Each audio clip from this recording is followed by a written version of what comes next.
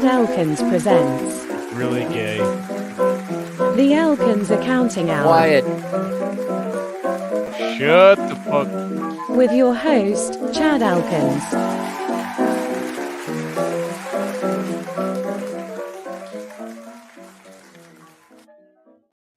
Gentlemen, You're totally demonetized.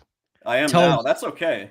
He's not. I hope everybody brought their calculators so we can do some nerd shit today. I got 2 sets of glasses. That's how old and how quickly my vision is gone, God. Vince. Well, This is one for the each far boyfriend. away. Like, I'm like, what is that? Oh, that's Vince penis. Let me get my really powerful prescription. These are reading glasses. You wish. You know, they make Your dick bifocals. comes into focus. It's They out of make focus. It's got a bifocals. blurry Why would you dick, want- and I why would- can't see it. Why would you want my dick in your focus? You fucking. Yeah. You know why? You know Assess why? That's right. the threat. I But can well- assess the threat actor. Aaron does make good breakfasts. I'm just saying. Gentlemen, happy tax day. A cheers to whoever's drinking right now. Hey, I'm drinking. This one's for Bull Rush, who waited to the last minute. Yeah, so full confession, I started drinking a little over an hour ago because I was just kind of like 5 p.m. Fuck it. Like whoever's like gonna contact me now can pretty much go fuck themselves. So I just decided to celebrate with you guys, and yeah, thanks for hanging out. How's everybody doing? Thanks for the invite. Yeah, Thank you. Good to be here. I'm doing good, man. I've been doing home improvements. I've turned into Tim the Toolman Taylor, and I'm like full on smarting up my home. It's becoming a hands-free operation around here. Oh, yeah? It's great. Oh yeah. What are you doing to your house, Rob? I'm upgrading everything so that it's either by like infrared motion sensitive, so lights turn on and off and I don't have to touch them. I talked He's installing the clapper everywhere, so he just walked in. Clapper. and this is pretty good coming from a guy sitting in the Lincoln chair with the cuck beard. There it is. Weird. There it is.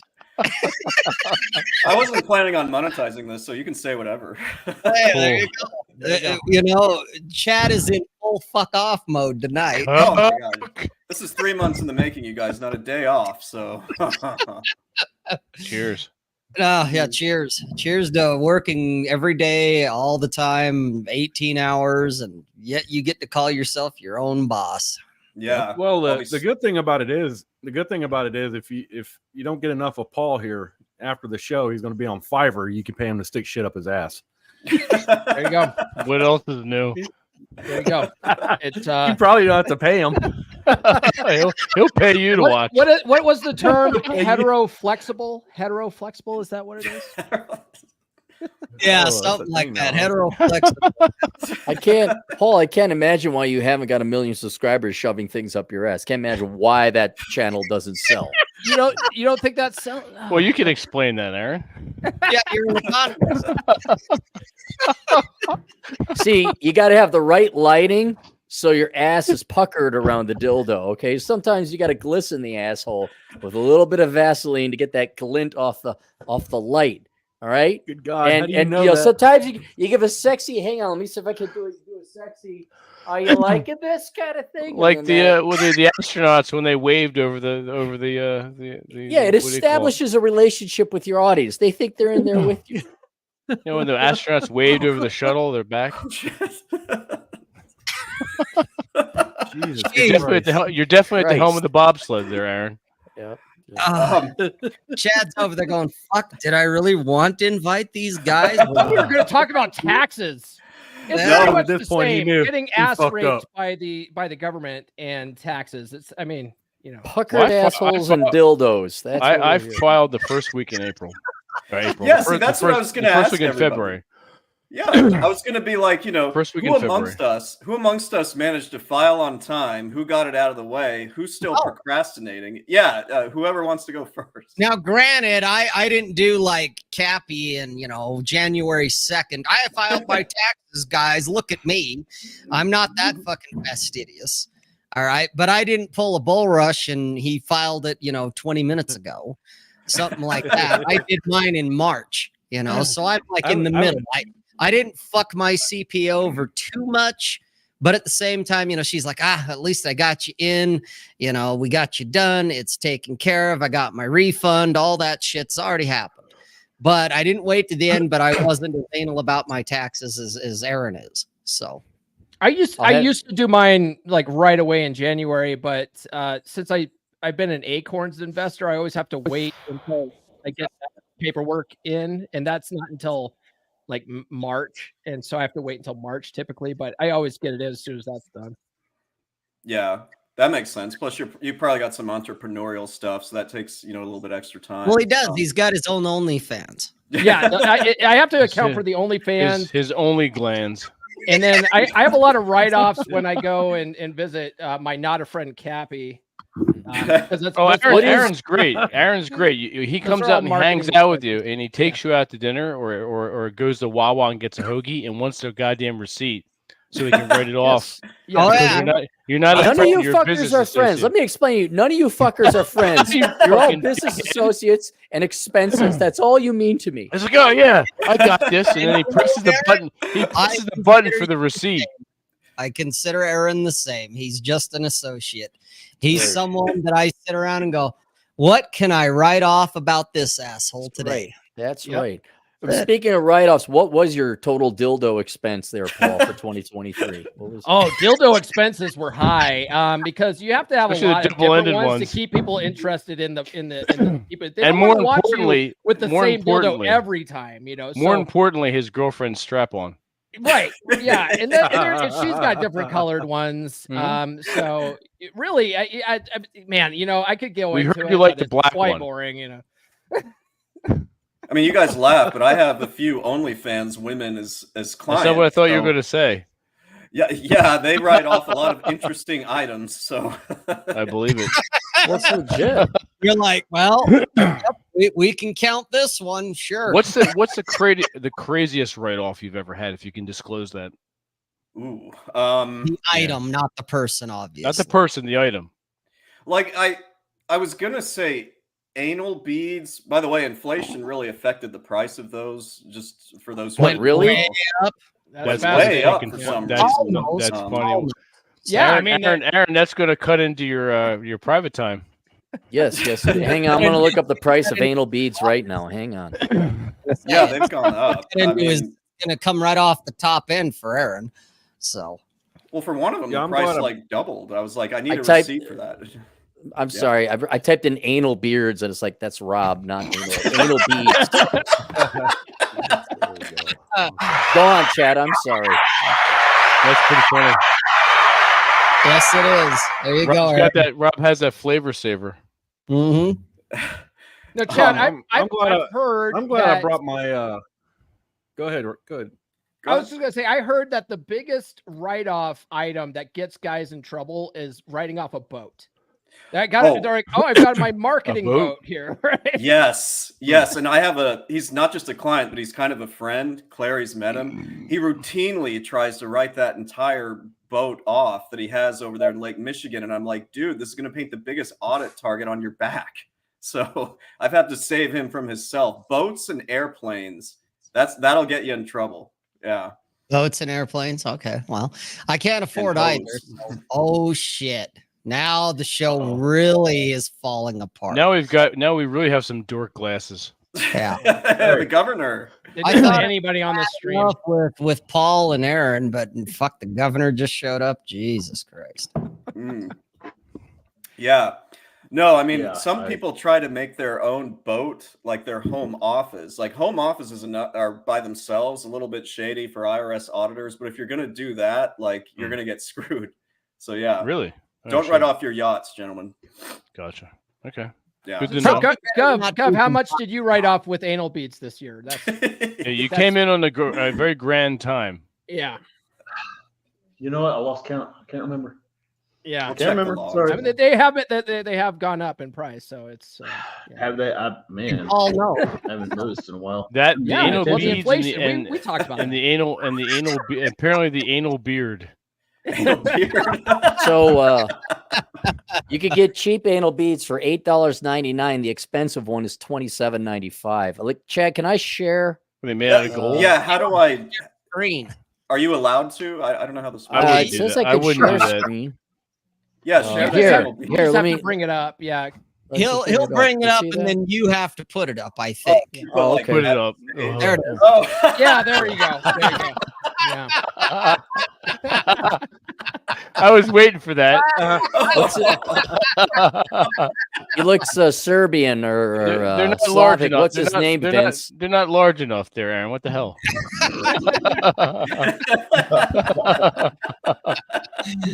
Is that your own private collection? Oh, you're gonna bring up the small beads, Cappy? Like, come on. Well, no, it's kind of a pain Right. in the ass. I got to take a screenshot and like here, Eden Pleasure Products, anal beads, flexible and safe for beginners. There you go, Gov. You can. It's beginners. Yeah, Let me get something to share for Aaron here. Shankla silicone anal beads with 10 balls, anal chain, butt 10 plug, balls. anal 10 sex, balls. yeah. Toys with balls. safe pull ring. Only 10. So it's like a level 10 there. All right, got it. Oh man. Ooh. I don't know, guys. A little inside info here because I have actually a few OnlyFans girls. Their revenues have been way down. I think fewer people are willing to give them the big bucks like they did at 2020, 2021, and 2022. So I don't know what that means. Maybe that's a leading indicator for a recession. No, I was gonna say COVID. Wouldn't that when we were locked up for? Yeah, was it that could have been that. 2020? Yeah. Mhm. I also think that's just plain old flood of market of competition. I mean, it's always been a flooded market. Yeah, I was surprised by that because a few of them, this is their full-time, job. So How many now they don't see it, but it does take a little bit of work. Like Vince, you've done a podcast regularly, and Rob, you should try it one of these days. But there is a fair amount of background. And how much time do they spend with setup and OnlyFans accounts and filming and editing, or is it all live? I mean, do you ever get an idea how many hours of work they week? I have no idea. I'm asking Chad because he's the one that works with them. No, well, I mean, first of all, pretty much all of them have boyfriends, and one of them has a husband. In case you think they're actually available, but no, I mean, it sounds to me like one of them finished school, but she was actually working even more hours from what she told me. But she was just telling me the proceeds that they're getting have gone way down. So I don't know what that means on a macro level, but yeah, the market seems to be flooded, like you said. When you get a chance, Chad, I got something for you to share. Oh yeah, how about now? See if it plays. No, it's not playing. It's not playing. Is there something I can do or no? Well, here's what we can do. I can send it to you, and then you can share it. Okay, cool. Yeah. You should be able to present a video file. Well, let me do it again. I did share the video file. Well, I'm not sure why it's not playing, but let's see here. Cancel. It looked like you were trying to play it from your machine, and then you shared the video player. It's possible, yeah. As opposed to uploading a video file. You must be an IT guy or something. I am a nerd, yeah. And the anal beads. It's Oh, you got everything going. You gotta branch out. Okay. You can't just be in one sector these days. Yeah, it looked like Clary, there. I haven't seen that. It's not letting me do it because it's only like 4 seconds. It's Aaron Clary. Let me email it to you. Okay, and then I'll see if I can get it to work. Yeah. It's totally worth it. Clary, I just wanted to see how the GF is doing. Is she celebrating like we are, or probably she's already flown back home. She is going to visit her fan club, which consists of about 48 nieces and nephews, and she bought a shirt, or they got her a shirt, and it says like "World's Greatest Aunt" or something. And now the kids all got cloth resistant paint, and they're going to put their hands in different color paint and put their handprints on the shirt. So she'll get that gift from the kids, and then visiting family, and then corporate event quarterly thing. And all that other, but yes, much happier because she finished her work, I think, last week, Friday. Oh, really? She's like, "That's it, I'm done," and all the whatever needed to be extended was extended, and then a little bit of touch up at quarter end, but that was it. Okay, all right, cool. Chad, it's on the way. Check your email. All right, let me see if I can get this played. It's Aaron doing a dick sucking motion. There's Again? so It's- rare videos of that. I know it's pretty typical I was that gonna you do say, this. which video are you talking about? I think what we need to do Every is other hire someone from Fiverr to go through all of Aaron's clips And just pull have, out- we can- yeah, I yeah, think we get yeah. AI doing It's- that now. Yeah. exactly, and then set it to music. All right, let me see if I can get this played here. It's like if it's a Windows media file, did you download this and edit it yourself, or is it? It's an somewhere on the- AVI file. Oh. I just happened to be watching There one it of is. your old videos from like 2016. I'm like, oh, that's funny. Let me clip that. Okay. So Okay, keep going. I'll get this in a second. Alright. Everyone here has like a bachelor's degree minimum. We can't get a video to play. I know. Right. It's like I got it right here. World the boomers. in spirit. AVI player. Average OnlyFans only makes 151 per month, which we kind of already knew because it's very skewed. Let's see, window. All right, let's try this. There you go. There we are. Man, There that's you an go. old video. That's it. The sound is better. You play the sound. Yeah, you gotta play the sound, Chad. Play the sound. Oh, You share the vi- I've shared it, but it didn't play the sound. Shoot. Right, because There it you go. doesn't default because StreamYard's retarded that way. So Yeah. end the share.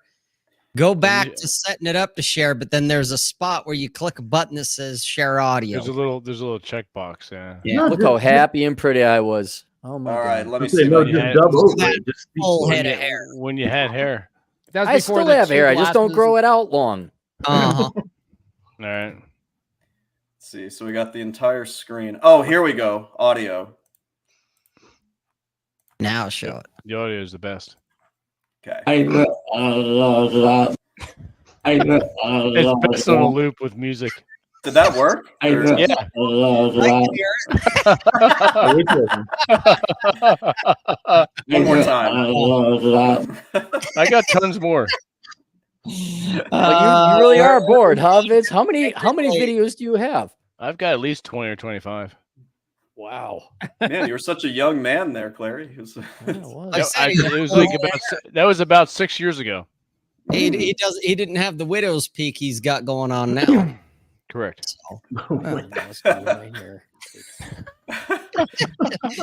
Chad, you got that careless whisper that Rob and Jack played a couple times. I haven't, but I've noticed you've been playing it a few I've been times on playing it. yours. Yeah. Yes, this. I love this. I love that so much. It's just so. It's beautiful and pathetic at the same time. That's the story of most people's lives. That's their theme music. What are the lyrics anyway? Who cares? Yeah, who gives a shit? There we go. That's Oh, enough. we got somebody else just came in here. Hey, Aaron, did you- Bacon. Aaron, Bacon. Aaron, did you check your Instagram? Oh, No, hang on. Let me grab my phony I phone. just tagged you. Bacon. What's I was happening? gonna say stop describing my dating life of beautiful and pathetic, but now here we are. Bacon? It's been a while, you dirty bastard.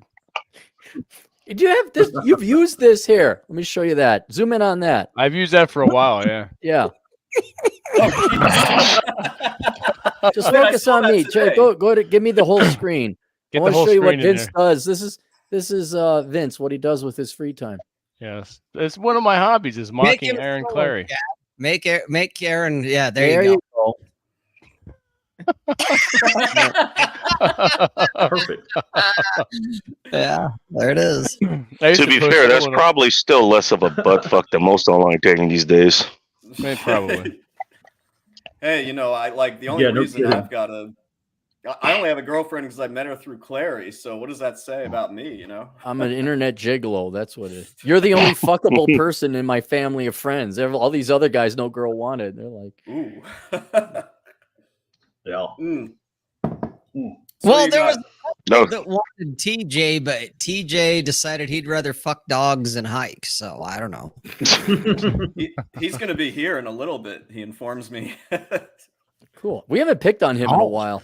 Like not live. And or in his person. Yeah, no. So you, I haven't seen him in a minute. I want to find out everybody who has not filed their taxes yet. Well, like we can't see Bull, but I have a feeling almost everybody has here. But who hasn't filed their taxes yet? Bull Rush. Everyone filed the taxes? Yep. We're all Next week in responsible February. I haven't adults. filed What mine the yet. fuck? Wow. What the fuck? Did it on I day one. haven't, as soon as I I haven't got my filed yet. paperwork. Yeah, Bull, you haven't filed yet. Okay. So I was gonna say, No. just you haven't done it yet. If you're gonna owe money, technically you're supposed to get that paid by midnight tonight, and then you got to file an extension. Yeah, it's so not happening. it's not happening. Oh, okay. That's not happening. TurboTax will let you do That's it. not happening. Yeah, that's what I'm using. It's not happening. I'd say I'd offer to help you when we're done here, but I plan on not even being able to stand after that. So Right? You're not. Yeah, it might do more harm than good. Don't help him. Yeah. He won't learn his lesson that way. Hey, Chad, did you tell these guys about your story about how you did a bunch of taxes drunk at a bar like a week ago? oh yeah, so I Yeah, did. these guys got to hear that. Yeah. So I went into my favorite bar here on Wednesday of last week because I was going to do. There's two bartenders, one of which is on OnlyFans that needed me to do their returns. So I took care of theirs, and like all these other people started coming up to me, and they're like, "Oh, it looks like you're doing taxes. Can you do mine?" And you know, half these motherfuckers like lived around the block, so they like walked home, brought their 1 or 2 W-2s. You know, I'd be doing this, and it's like I was getting free shot after free shot while this was going on. Holy shit. And so I promised. Yeah, it was really cool. Although I didn't feel great the next day when I had a lot of work to do. But yeah, so I did that, and I promised them and myself. It's like I'm not going to hit send until tomorrow because I'm definitely going to need to thoroughly review all of these, you know, when I'm not drunk and nice and sober. And so, yeah, I was kind of impressed with my ability to do all that while I was hammered. And yeah, I didn't really make any mistakes. That would not have been the case if I had been engaging in my preferred vice. And I'll just leave it at that. Yeah, we'll leave it there. Yeah. Hey, here's a question for you though, Chad, because talk about entrepreneurial, you know, I'm doing taxes in a bar. Okay. So you're getting free shots as part of your payment.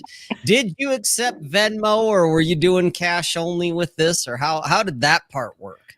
That's actually a good question because I told them, you know, Venmo, Zelle, PayPal, all that stuff. But pretty much everybody I dealt with was just giving me cash, you know, because there was a service now history. here's the next question. I'm Yeah. not going to ask you what your specific fee is because it's going to be different in Texas. It's going to be different in Illinois. It's going to be different in Utah. It's going to be different for every CPA. Yeah. But whatever you told them, whether they Venmoed it or they fucking pulled money out of their pocket and counted it out, did they pay you what you said? Yes. Without exception. Without. Excellent. You know, a lot of them didn't have any money. So and Clara, you're going to hate this. You're going to hate me saying this because you've taught me so well. Yes, I offered him a bunch of discounts because it was like literally 1 W-2 for most of these. So I was look, there's a lot to be said for prep time. You're already there. You got a line out the door. They're buying you drinks. You got the food. You're having a good time. I would do a discount at that point in time. Yeah, it just made sense because, I mean, these are people that should have been using TurboTax, but they're just like, this dude's sitting here, so I'll collect whatever fee, get the free beer and free shots, and it was worth it. Yeah. No, I love it. I love it. The perks of being a CPA. I can work while I'm in the bar drinking. No kidding. That's so cool. It made me miss how this used to be more of an in-person business. Like I love being location independent, fairly virtual, but I miss that whole I have you right in front of me, I can talk to you type deal. Yeah. So there's something to be said for that. Yeah. Oh, dude, my CPA, she moved across the country. She's in Florida now. Whoa. She was here. Like she moved a year ago. Her and her husband decided, fuck Utah. We're gonna go hang out in Florida and live on a boat. Literally, they have a boat. Wow. You mentioned the boat earlier. It's not a yacht. It's nothing that fucking fancy, but they have a boat. Okay. And so they live right off the beach, and it's not like in Miami or Fort Lauderdale or anywhere, you know, exciting. They live practically in the swamp. It's still in civilization, but it's because her husband, he's Ted Kaczynski dialed down to 8. All right. I know the guy, you know, I've rode motorcycles with this dude. And yeah, he's I want to live in a cabin in the woods and write a manifesto. That's kind of how he is. All right. Where she's like, I want to live on the beach and I want to sip margaritas and pina coladas. Well, they compromised. They don't live exactly on the beach, but they don't live out deep in the woods either, but they're kind of on the border of both. But her and I, when, you know, because I'm a boomer like Aaron here and probably like Paul, I would go when she was here, I would hand walk in, you know, sneaker net, walk in with my W-2s and my 1099s and all my other bullshit. And then we'd sit down and laugh and shoot the shit and have a shot. And she'd do my taxes and figure it all out. And out the door I'd go. Well, when they decided to move, I was like, oh, so am I going to have to find someone else now? And she's like, oh, no. I can do this virtually, just like you. And so we have last year, we've done it virtually. I reach out to her on fucking Zoom and I've got her contact and I'm like, hey, I need to set up an appointment because it's that time again. And she has me upload the files to her and I do all that. And we shoot the shit on the camera and we have a drink while we're, you know, talking shit while she's figuring it out. But at the same time, it's not like you said, it's like, man, because she's like, oh God, I miss you guys. You know, I miss you. Yeah. I fucking miss you. You know, it was fun sitting around drinking. We're doing shots of tequila while you're doing my fucking taxes in your office, you know, because she'd do that shit. She was fucking wild that way. I spent pretty much the Is Rob done with his story? Oh, you want me to show? Oh, something? no. I just wondered if Rob was done with his story. I was falling asleep. Rob, Did you fall asleep? There we go. Well, no, Rob, I spent the vast majority of the last 3 months in Texas, and 95% of my clientele is up here in Chicago. So yeah, there's a little bit that gets lost in the fully virtual thing.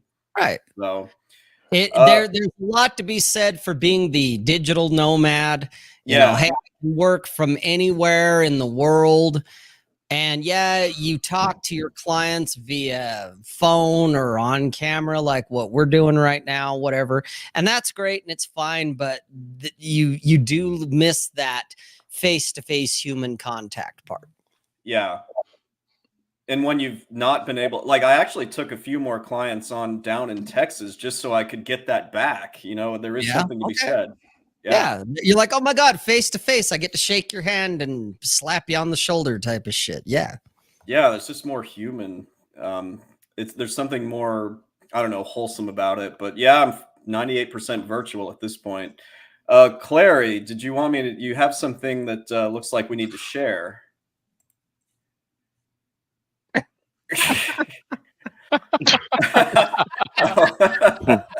Wow. Oh, and you're mocking me what I do with my time, you fucking dipshit. Do this here. I'm double dipping. I'm not even sure where to look for shit like that. So I know, right? Aaron's got all the good photos. Well, TJ says he'll be here in a little while, so we'll have to reshare that one when he gets here. Chinocchio over here. Yeah.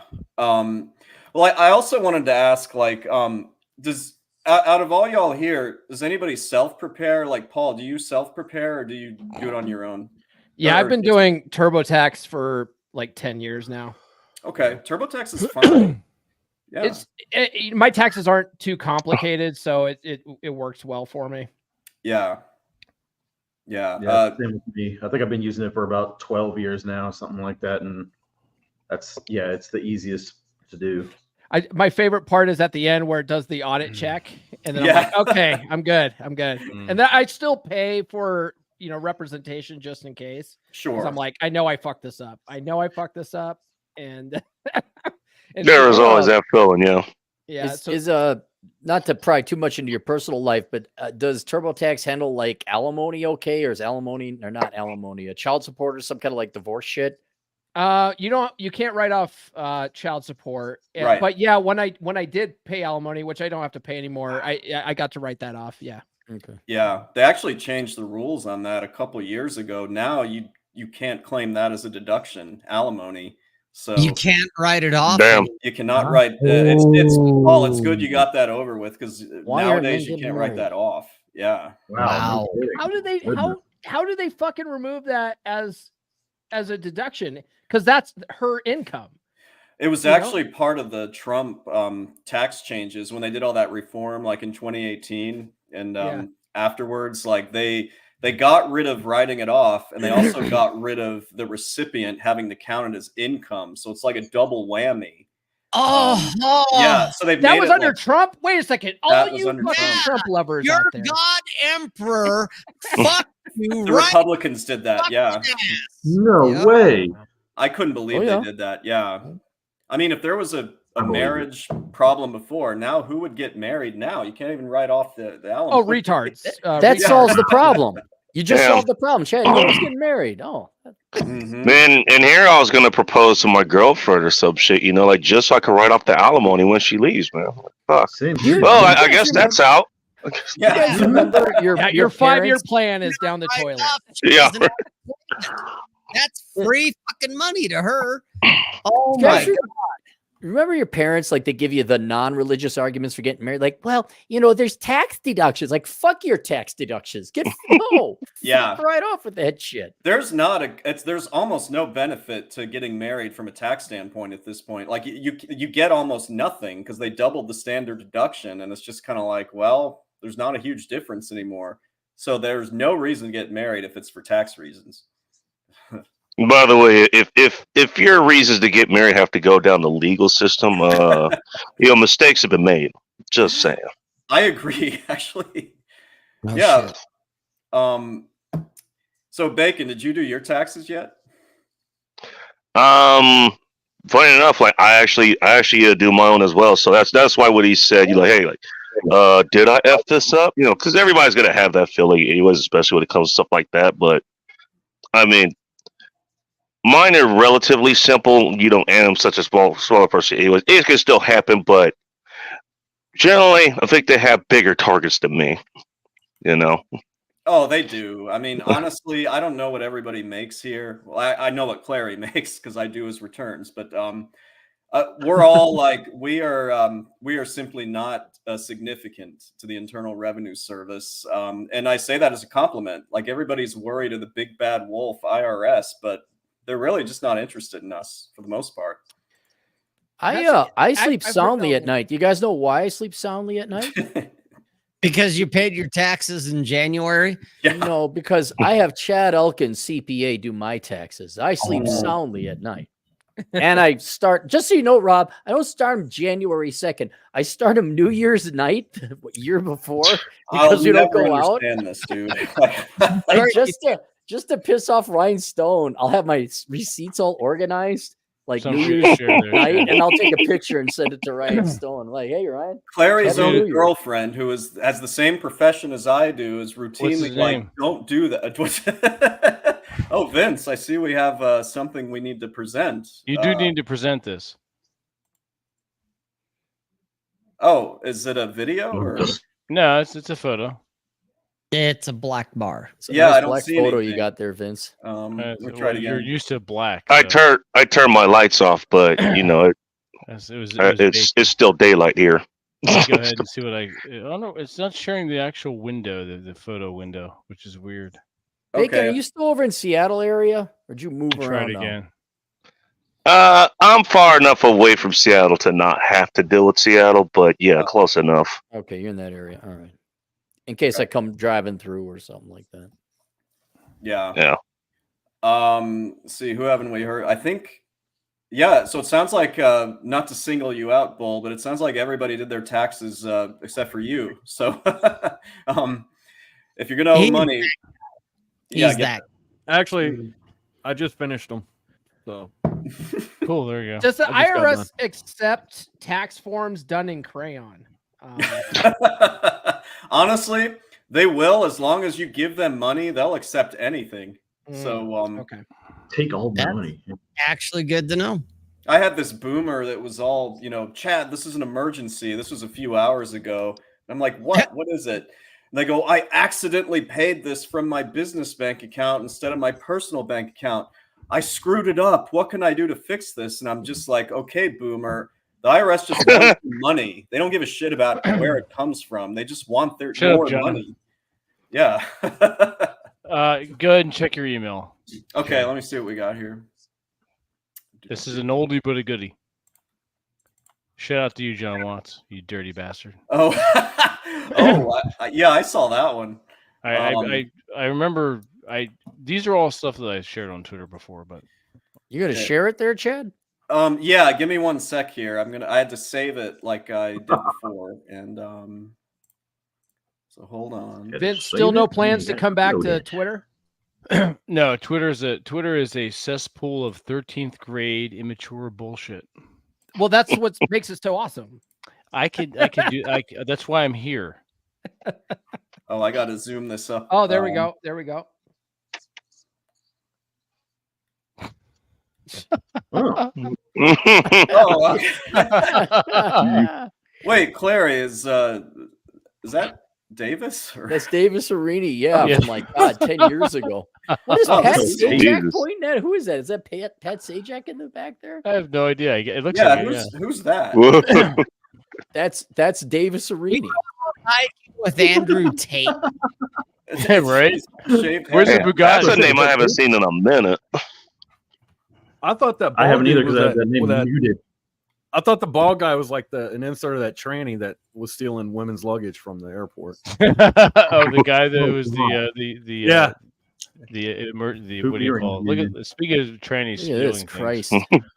It just got red in here. Is definitely red is for tranny hunter. Chad has been messaging me for an hour saying the show was dying and would I please hunt come for red save tranny. it. I was like, save us, Nick. We need you. If I had known this was gonna be Queer Eye for the Straight God, it never showed up. You would love it. And yet here you are. Now it's Hollywood Squares. It is Hollywood Squares. Nick, have you already filed your taxes yet, or are you one of those extenders? What, you guys really pay taxes? That's a thing? I thought you were just fucking with me. Well, if you work with me, maybe you'll pay taxes. No, I'm just kidding. But we figured out everybody has except for Bull. So we want to see. I did. I did mine weeks ago. Okay, cool. Yeah. I realize now that Nick has entered the chat that the layout, the Hollywood Squares we got going on here, the Brady Bunch, Paul's I was about to say Brady Bunch. Dang it. Yep. Pivot man. Oh no. Look at this morose motherfucker right here. Come on, man. Looks like someone shit in his cornflakes. Morose. I thought I'd give him the floor, He looks like I'm he the just happiest woke guy up. here. Yeah, no, I'm very happy right now. I promise you. This is April. The end of April 15th is a very festive occurrence for me. It's like year. Christmas. Yeah, it really is. Right. Like I'm going to be a total degenerate for the rest of the week. It's fantastic. Yeah. Rest of the week. Attaboy. I would say month, but my girlfriend gets into town Friday night, so I kind of got to clean up by then. What You mean you're not? That's not an excuse. She should be a degenerator with you. What's your work week going to go down to there, Chad? It's going to be, I know you're doing 70, 80 hours this week, but what do you go down to? 15, 20? Like 5. I mean, really? My thing is, I'm not going to do any real work until August at the earliest. Like maybe there's some people that need a rush job, which would lead to a higher fee, of course. But shit, like the only reason we do this is because we get our, Mays and Junes and most of July. So just chill and do whatever the hell we want. I guess we're kind of like teachers. What it sounds like. Mm-hmm. Give teachers that economic value. I got to go back though. Chad's over here going, yeah, I got to clean up by Friday because the GF showed up. No, Chad, no. Trust me on this. Okay, because the belly dancer and I, we had this fucking roadblock. We had this fucking, divot in the road here about 6 months ago. Okay. Your instinct, because you want to get laid and you don't want to rock the boat, all that shit. I get it, man. But I'm telling you, no, whatever asshole you are, that's what she needs to see every day. Because then if she don't like it, it's on her. Okay. Because the belly dancer and I, we've been doing our thing and I was being me. And all of a sudden it was fine until it wasn't. And then she's like, I got a problem. And I'm like, well, but it's really not. But I was like, so what's the problem? And she said it. And I go, well, that's a you problem because I've been the same motherfucker you've been dating for 2 years. Okay. I haven't changed. I'm the asshole who drinks and runs his mouth. And yep, I say and do stupid shit when I drink. I say and do stupid shit when I don't drink. It's like, so nothing's changed for me. What happened? And so she had to go, oh, wait. Yeah, you're right. Okay. So no, Chad, if you're going to be a degenerate, dude, be a degenerate around her. Yeah. Let her see the ugly shit too, man, because either she'll tell you fuck off, which is it sucks, but there it is. Or she'll be like, I still love you. Your degeneracy is what attracted her in the first place. Don't let her change that. Exactly. Correct. Man, see, this is why I need if she can't handle you at your worst, she doesn't deserve you at your best. That's why what they always say. Goddamn right, Bacon.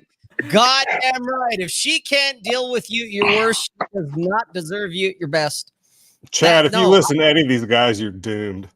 None of these guys know what the fuck they're talking about. Listen to a guy in aviators. Rob's up there slurring his words. Hey, Be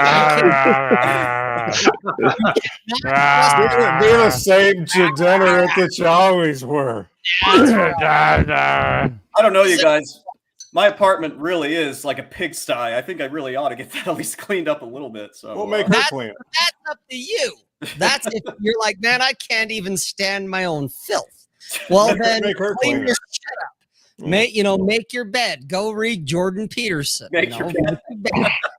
All right, but that's for that. Man, I can't even stand the stench of my own body. That's on you, not on Anal her. beard. If your girl doesn't just randomly volunteer to come by and do your laundry for you, like, why are you even keeping her around, bro? Nice. Hey, are you winning, son? To quote Aaron, it's good enough for the girls that we date. So there it is. That's why I need y'all on here. I mean, this is a tax and accounting channel. I need more of this wisdom, honestly. So apparently you need 3 trimesters of taxes. Then you can have us on about every 4 months and go, God damn it, guys. I'm not a teacher anymore. I got email, Chad. Oh, what do we got now?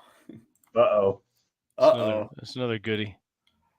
Okay. It's a bit of a nerd one. Some of you guys will get it. Let's see what we got here. I'm not sure if Vince is trying to call us out or not. We're all nerds.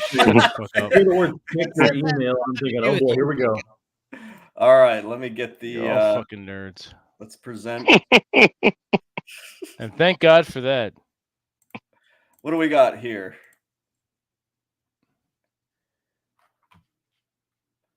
There are older and fouler things than orcs in the deep places of the world.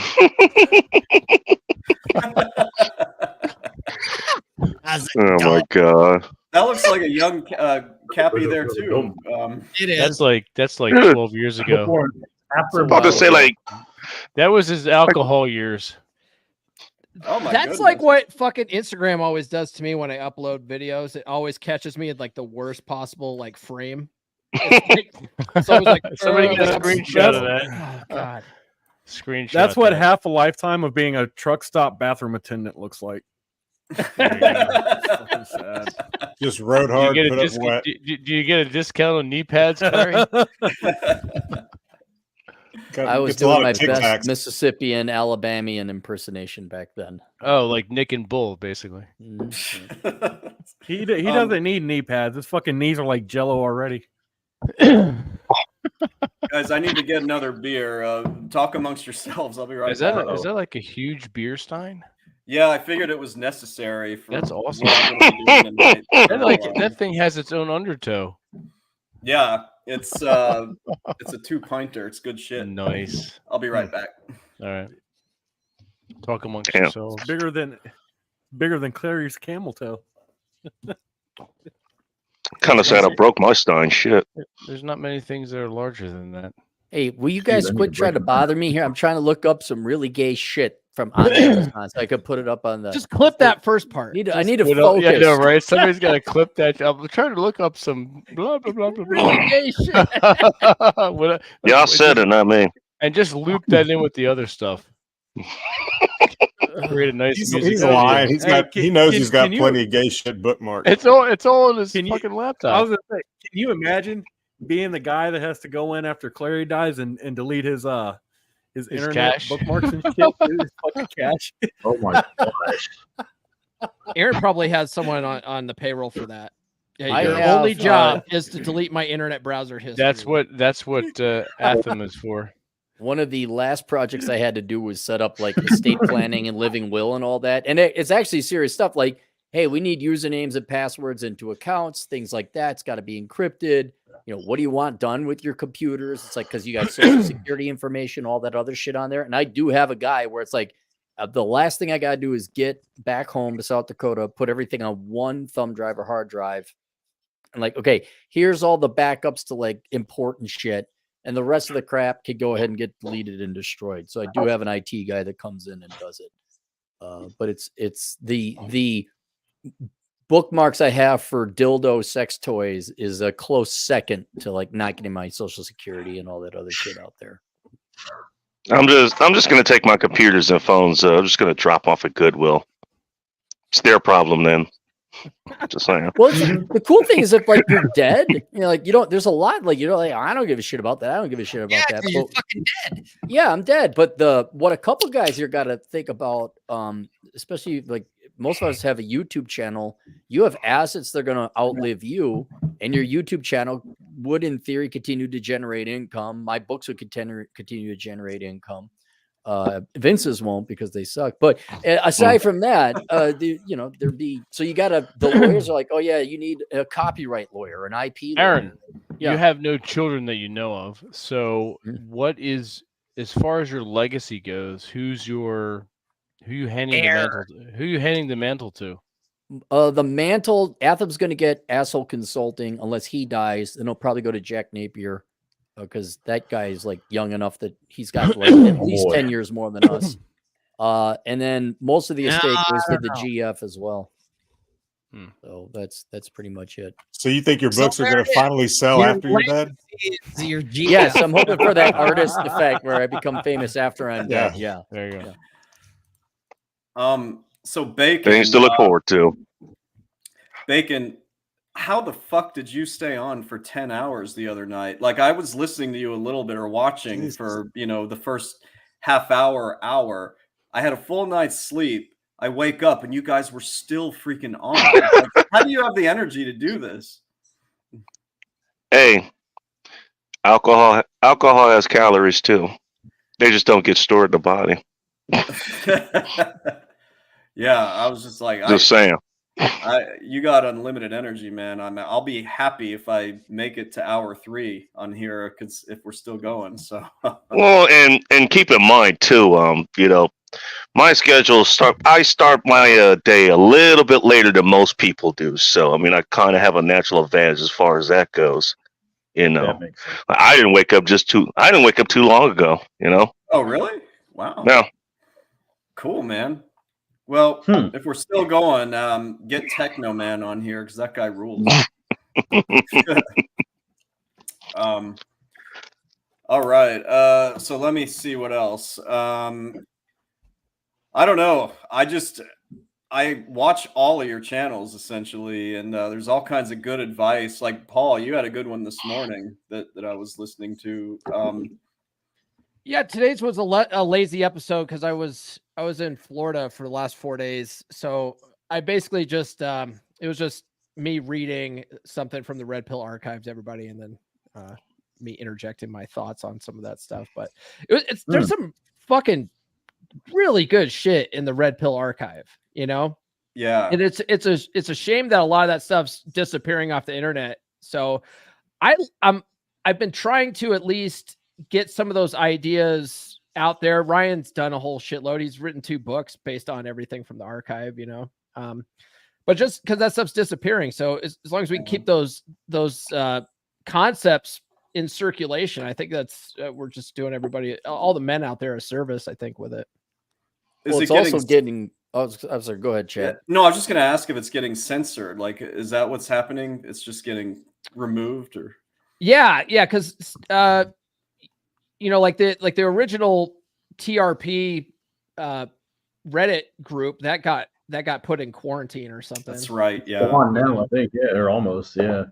And Ryan was telling me that some people have gone back and actually deleted their old posts. Like they don't want their shit out there. So, you know, Ryan's had, like in his book, he had to reconstruct certain things that he remembered, because I don't know, Ryan's got a fucking photographic memory or something. So he went back and sort of reconstructed some of that for his book, because he knew where to look for it and it was just gone. Mm-hmm. He had to go to like archive.org and find old things that were stored that way too. So yeah, it's just a shame. Like no one wants that stuff because it goes against the narrative, you know? Yeah. We don't think like the what I've seen is people going from the blog to the YouTube or the video era where kids aren't going to read, Reddit posts and shit like that. Unless you're at work. So I think that, bringing it to YouTube is actually a good thing, or video or Rumble or some more modern platform. But that's why I backed up all my blog posts on books, is for such a thing like that. And there's even now, I guess, people who they got a good voice, or they'll just do a digital AI voice and read fucking articles from and their YouTube channels get a lot of hits. So I mean, it's just translating the Bible into a different language, I guess.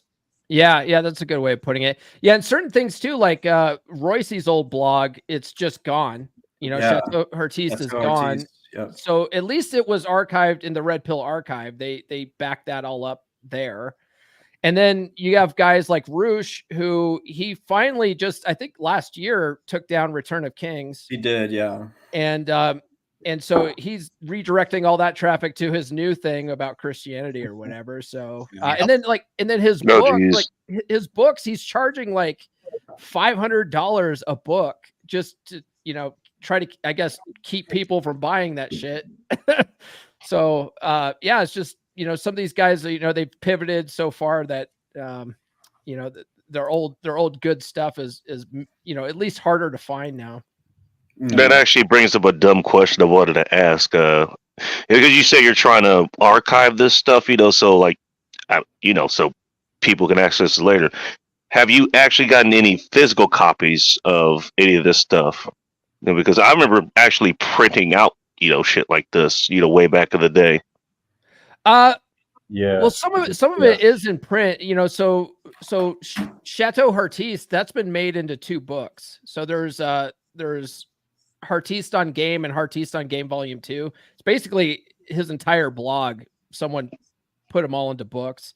The Book of Puck has been made into 3 books now. There's 3 books of it worth of old Puck posts, so that's good. Jack read it, didn't he? Jack read, yeah. Jack has it on an audio version available on Gumroad. Everybody. I mean, I just checked my Kindle app. I visited Argentina in 2014, and I still have a copy of Bang Argentina, like on my Kindle here. If anybody wants it. Oh, is that Roosh? Roosh, yeah, Roosh wrote that. So I guess if you already purchased them, you still have them. Yeah, and some people have PDFs available, because I know like Thor gave me some Roosh PDFs of like Daybang and stuff like that. Saving it on thumb drives and stuff too. I mean, that's another way to do it as well. Yeah. Especially if you want to keep it digital. Yeah, as long as it's not online too much, where it can be deleted or edited. Mm-hmm. Yeah. Yeah. Yeah. So it's like you can find it. It's just not as accessible as it used to be. Mm-hmm. I think the ideas got out. There's really not until another generation or two goes by, but these ideas are out. It's not going to be, now that you have the internet, it's always going to be out there, and male sex drive will drive men to find it. So it won't be like the cup of Christ or whatever hidden for 2,000 years and Indiana Jones digs it up. I think these boys are fully aware of it now. Yeah. Mhm. Yeah. And there's always new people coming into the space. That's one thing I realized, because some people, they're like, well, Ryan already did a video about that. It's like, well, yeah, but there's always new people coming to the space. Ryan recycles a lot of his old shit too. I mean, yeah, that makes sense. I mean, we've said that like just in the martial arts community. It's like there's a lot of different ways to do things. There's only so many ways you could throw a punch. Yeah. You can keep recycling something and it'll be new to somebody else. Then you've got another student right there, basically. Well, Yeah. let me defend our entire little group here. We've been saying the shit Jordan Peterson said 5 years ago, and for some fucking reason he got popular off of it. It's like, you're like Bruce Willis, like, welcome to the party, pal. Where the fuck have you been?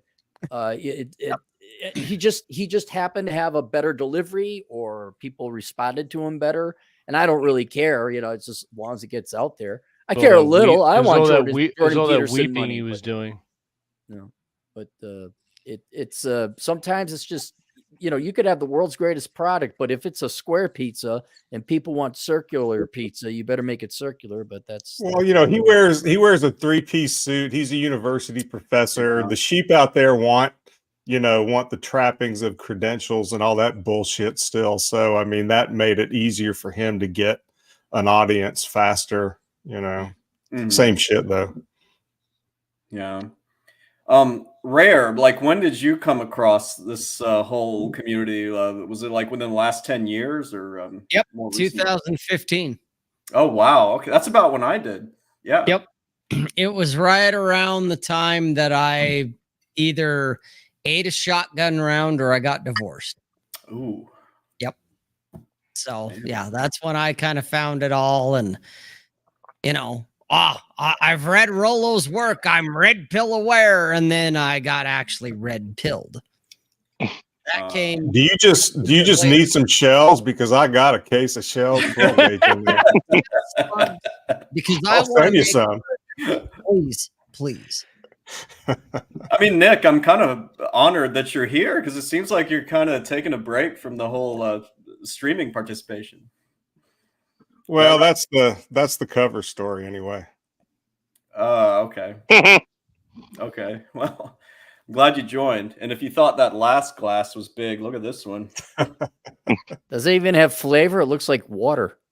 Yeah, this one's a American lager. It's only 4.9%. Because, like I said, I started drinking. Did you get your beer from Rob? Well, Rare drinks a one single type of beer, right? Yeah. He drinks. He mixes half Bud Light, half White Claw. Well, I don't take any of you seriously until y'all drink a bottle of Rumplemints. I'm sick of tired of this beer shit. If you guys ain't drinking Rumplemints, ass, shut up, peanut butter jar guy. We don't need to hear from you. Oh man. Yeah. So another thing I wanted to ask you guys was who was, if you even remember, who was the first person that you found or noticed or whatever, like from the space? Because mine was actually Clary's, way back in the day, and it was related to, like, I had female bosses that I couldn't seem to work well under, so I did some searching, and so it wasn't related to dating or anything, but that's actually how I kind of found it. Rollo. Real quick question. Does radio count? Yeah. Uh-huh. I'll be real quick. Tom Likas, my pops would put Tom Likas on when he would pick me up. He would pick me up from school. I picked him back up again once he started doing his quote unquote little internet project, and Aaron actually started, advertising on his channel, selling his books. Right. Yeah, that's right. That's like 12, 13 years ago. Yeah. Yeah. Yeah, I would say Tom Likas too. Although when I listened to Tom Likas, I was still married, and it didn't teach me anything. All I got out of it was I was just became resentful of my now ex-wife, and I was just like, "Fuck that bitch," you know. So it didn't help anything. And then when I actually wanted to start learning, and improving my situation, I think it was Dr. Robert Glover's "No More Mr. Nice Guy" is what I first. Yeah. Such a good book. Anyone else? I haven't heard that one in a while. Yeah. Well, I actually read No More Mr. Nice Guy shortly after it came out, I think, a long time ago. Yeah. And then I, for a totally different reason, because I was, because in my career, I was a tech guy for startups.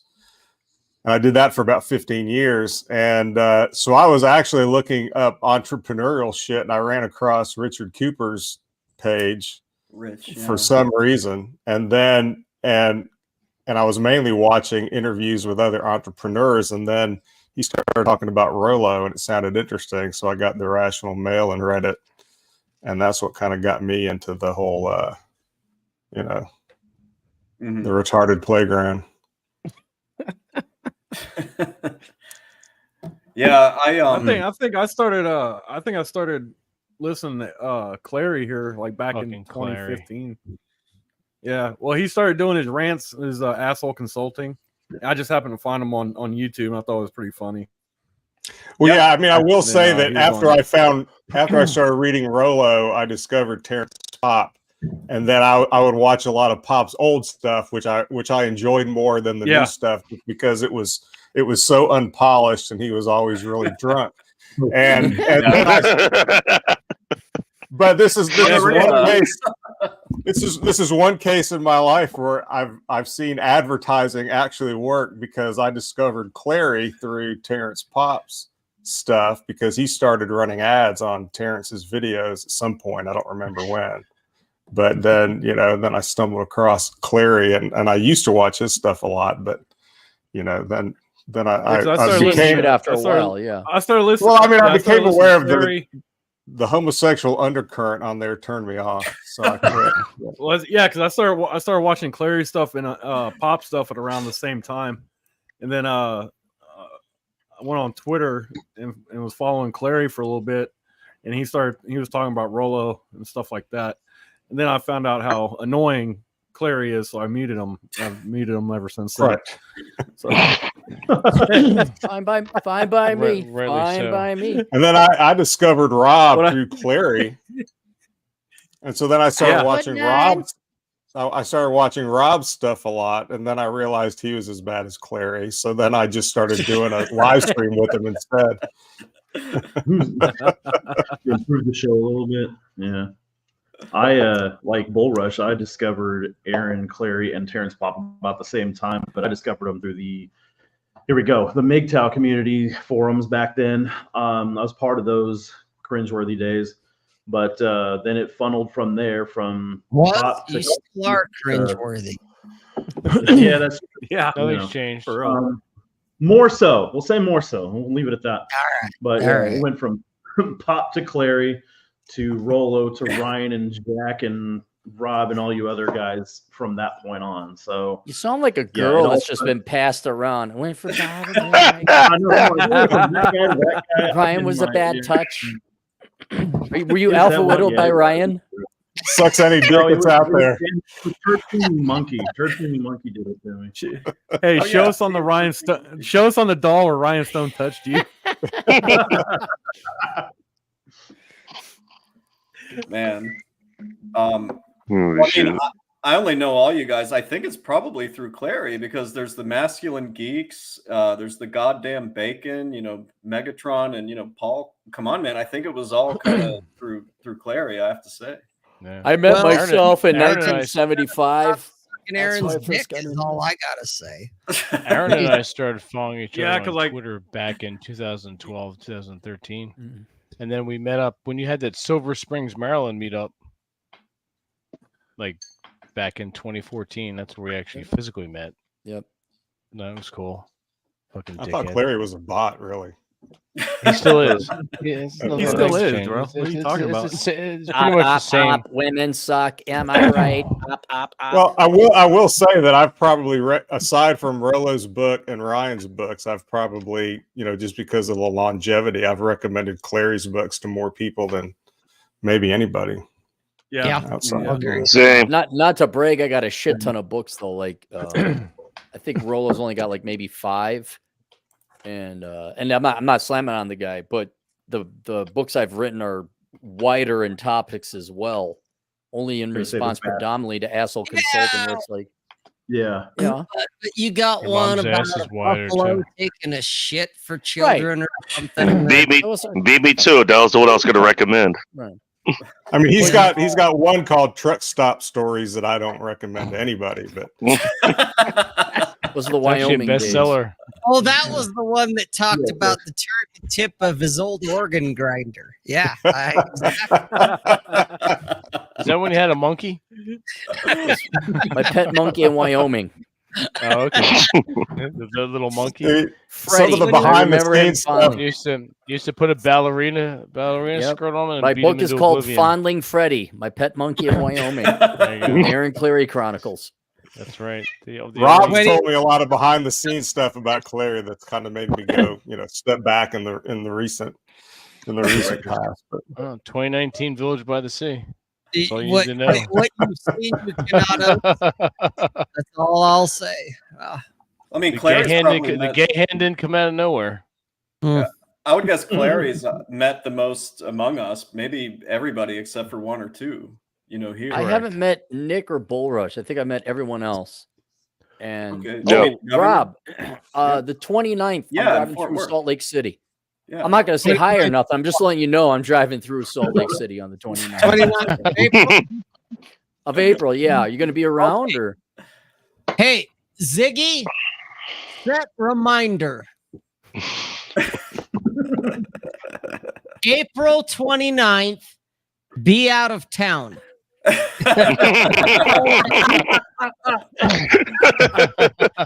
Anywhere. Doesn't matter where Be it's out of at. the state. Don't even be in the state. Fortress over there. Can I sleep Rob's on your gonna cat be in dandered Las couch? Vegas. Would that No, be okay? I No, I won't can't. be here. I won't be here. You're out of town. Okay. All right. I can't sleep with your I already pussies. All right. No, I already got shit to do. You have allergies anyway. I can set myself on fire. Literally.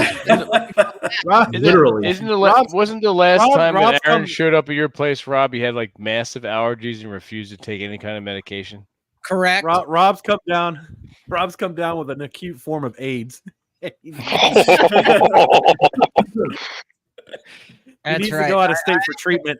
I have Again? the reminder set in Skynet now, so that I know that April 29th comes around. I'm not here. I got fire to do. I got shit to do. I'm going to Vegas while you're traveling to Salt Lake. What do you know? We're going We to be can meet. We're on the same road. We're on Highway you're cleaning- 15. you're Where cleaning out do you your- want to meet? Are you cleaning out your Rob's sock contracted. drawer that night? Rob's Going the wrong way, Herb. Rob's contracted an aggressive form of gonorrhea. This is the first time in history where gonorrhea is a good thing. Rob, if you're driving down on 15, I'll look for the truck of fat chicks chasing after you, and I don't know. for the trip, black dude chasing you. So they're there probably you going to stop at the same glory hole anyway.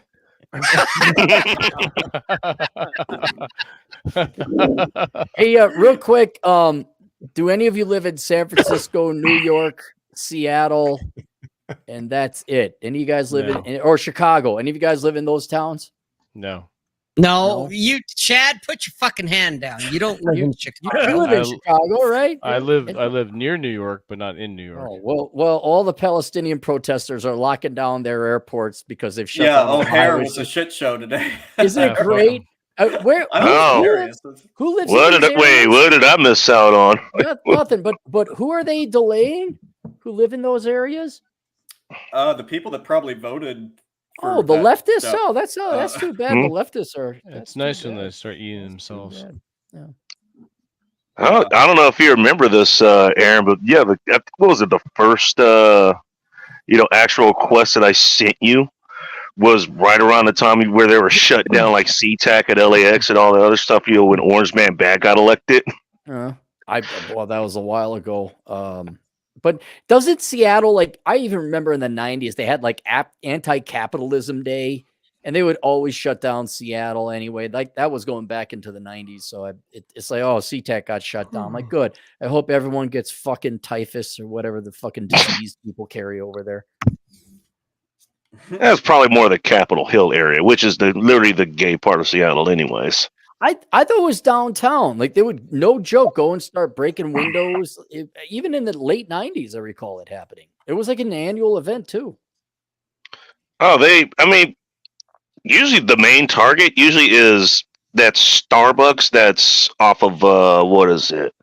It's off of none of us know. You could give us the exact address. None of us is going to know where that is. We're just going to know it's in Seattle. That's it. Oh, that's Starbucks. Yes. Yeah, basically the one that's not in Soto, like the big showy one. They have big giant glass windows, and like every May 1st or anytime there's like a random Tuesday and some black guy gets looked at the wrong way, they'll go and break their windows. Which I still find it funny. Is like, don't all you guys go to Starbucks to get coffee anyways?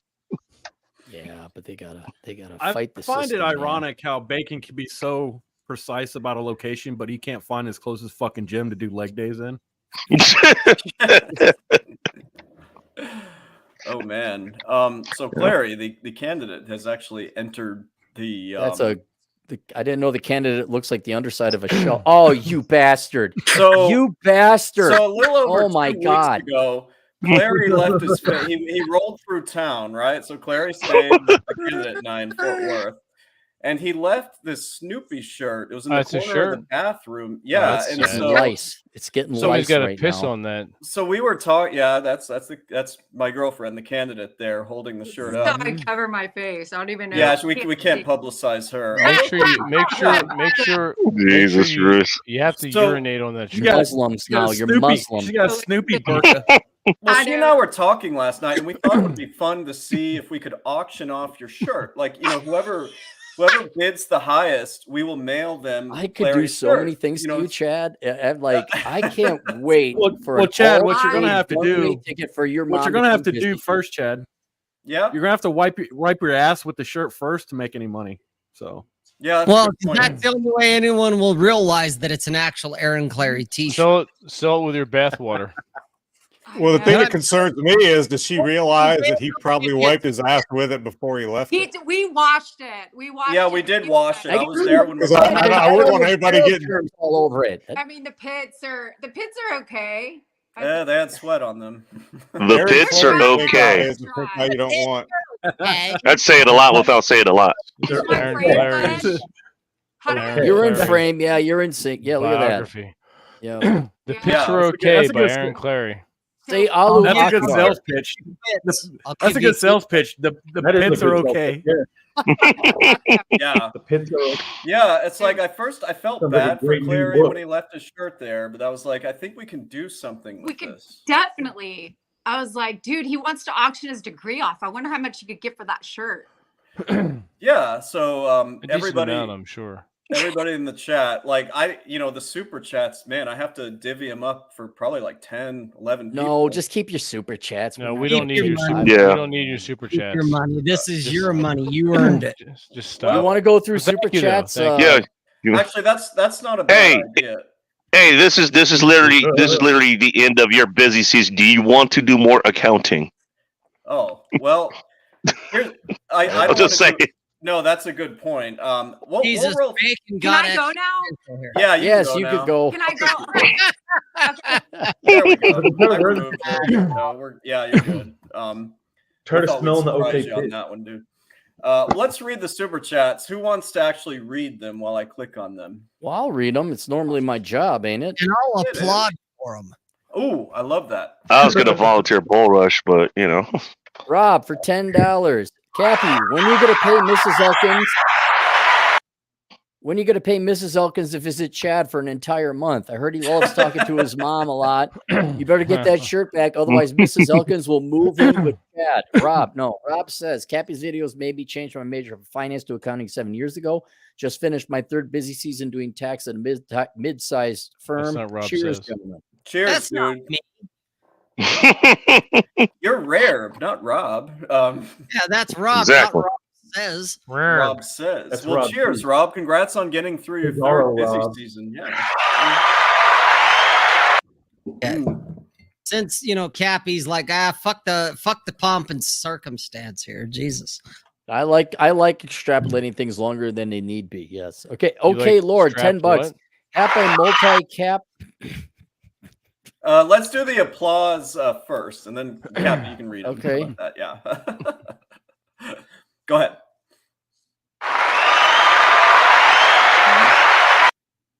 Happy multi-cappy tax day. Did you hear what happened to the IRS in Atlanta? Know what happened to the I IRS in didn't. Atlanta? Who wants to Google what happened to the IRS in Atlanta? I got this. Hold on. Athem's not here.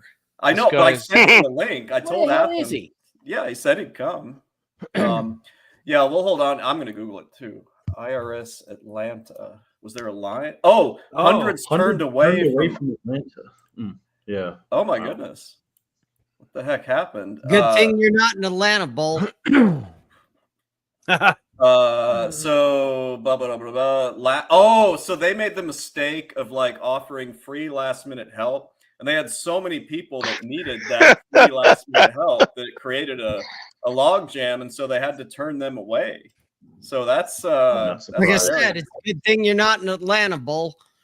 Yeah. Shit. Even our city was smart enough not to do that shit. Well, I hate to say this. I hate to say this because, I hate the union and I hate the union army, but the last smart thing Atlanta did was get burned down. So that's what you're dealing with. Amen. Yeah. Yeah. That sucks. Bob, Bob, $2. Hey, can you do my taxes? It depends on who you're talking to. I'm sure Nick and Bull would love to do your taxes. I'll do you. Governor. I'll do your taxes. Yeah, the I'll do governor it. would do it. Yeah, maybe Vince is up. Yeah, I'll try. I'm not doing. No, fuck that. Do your own taxes. That's what I always tell my clients. That's right. My fee is $5,000 per 50,000 in income. So you won't get paid.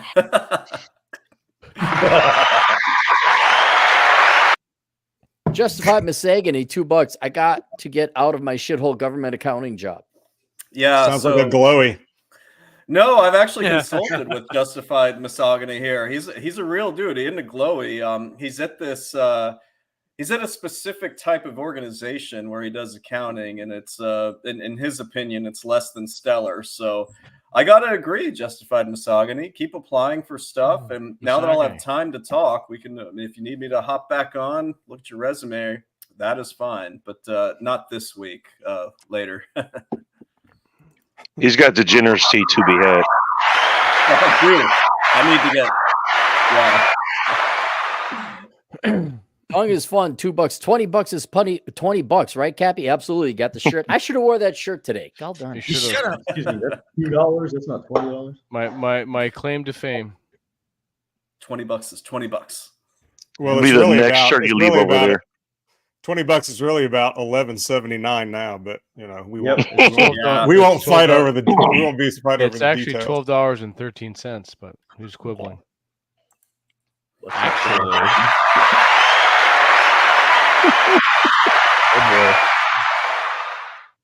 Cynic in Chief for $2. Cappy, I like Cox internet. As your internet is in Vegas, you still having problems out there with that? Yeah, no, it's Cox internet. They're shit. So I created a video so that we're having technical difficulties, and I play it to dinky music. But it just says today's shit internet brought to you by Cox Communications. So for anyone moving into the Vegas area, do not get Cox internet. They are absolute shit. Who's your provider in South Dakota? I will not say. Okay, it's not Cox then. It's not Cox. They don't have Cox. Up there. Motherfucker said shirt smells like Old Spice and dog saliva.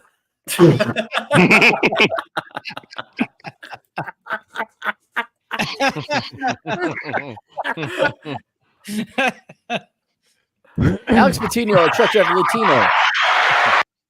Agent in the field for $5. In my case, it's cheaper to keep her Q. He might be talking about marriage. I don't know. Yeah. You're talking about alimony thing earlier. Or alimony. Yeah, Didn't the Marvin, alimony tax write-off thing. That's what that was. didn't Marvin Gaye have a song like that? Or no, his was "Here, My Dear." Like that's why he did the album. Keep it. Psych. Go, Aaron. Go. Oh, it's fun. $5. Jordan Peterson got popular, I think, because a lot of Christian guys cannot get the girls, and they still won't because T-Rash is out there. Well, yeah, and Christian men are pussies. Let's just be honest. Christian men are pussies. Yes. What the hell is a T-Rash? T-Rash is a metaphorical person who's like got his pants drooped below his legs. Is that another one of those trendy words that's really just fucking gay? No, it's a character who gets all the women, like he's a felon. It's not a trendy gay word. Stop saying it. Not a trendy gay word. It's like a Chad or a Pookie or an Aaron Clary. No, it's a trendy gay word. No. You can always tell when Vince's batteries and his dildo have died out. He gets really graphic. I told you need to replace him in a timely manner. I ain't your gimp. There you are. Nick McGimp. Ray John, 2 Canadian, largest gathering of Gaits besides faggots. A bundle of sticks. Faggots. Yeah. Paggins. Say faggots. Pajit. Wait, they call us Indian? Pajeets. Yep. Hello? Gaggle of MiG-15s. Lending library.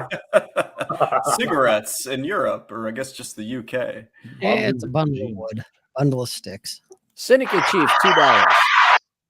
$20 for the Snoopy shirt, washed and deodorized.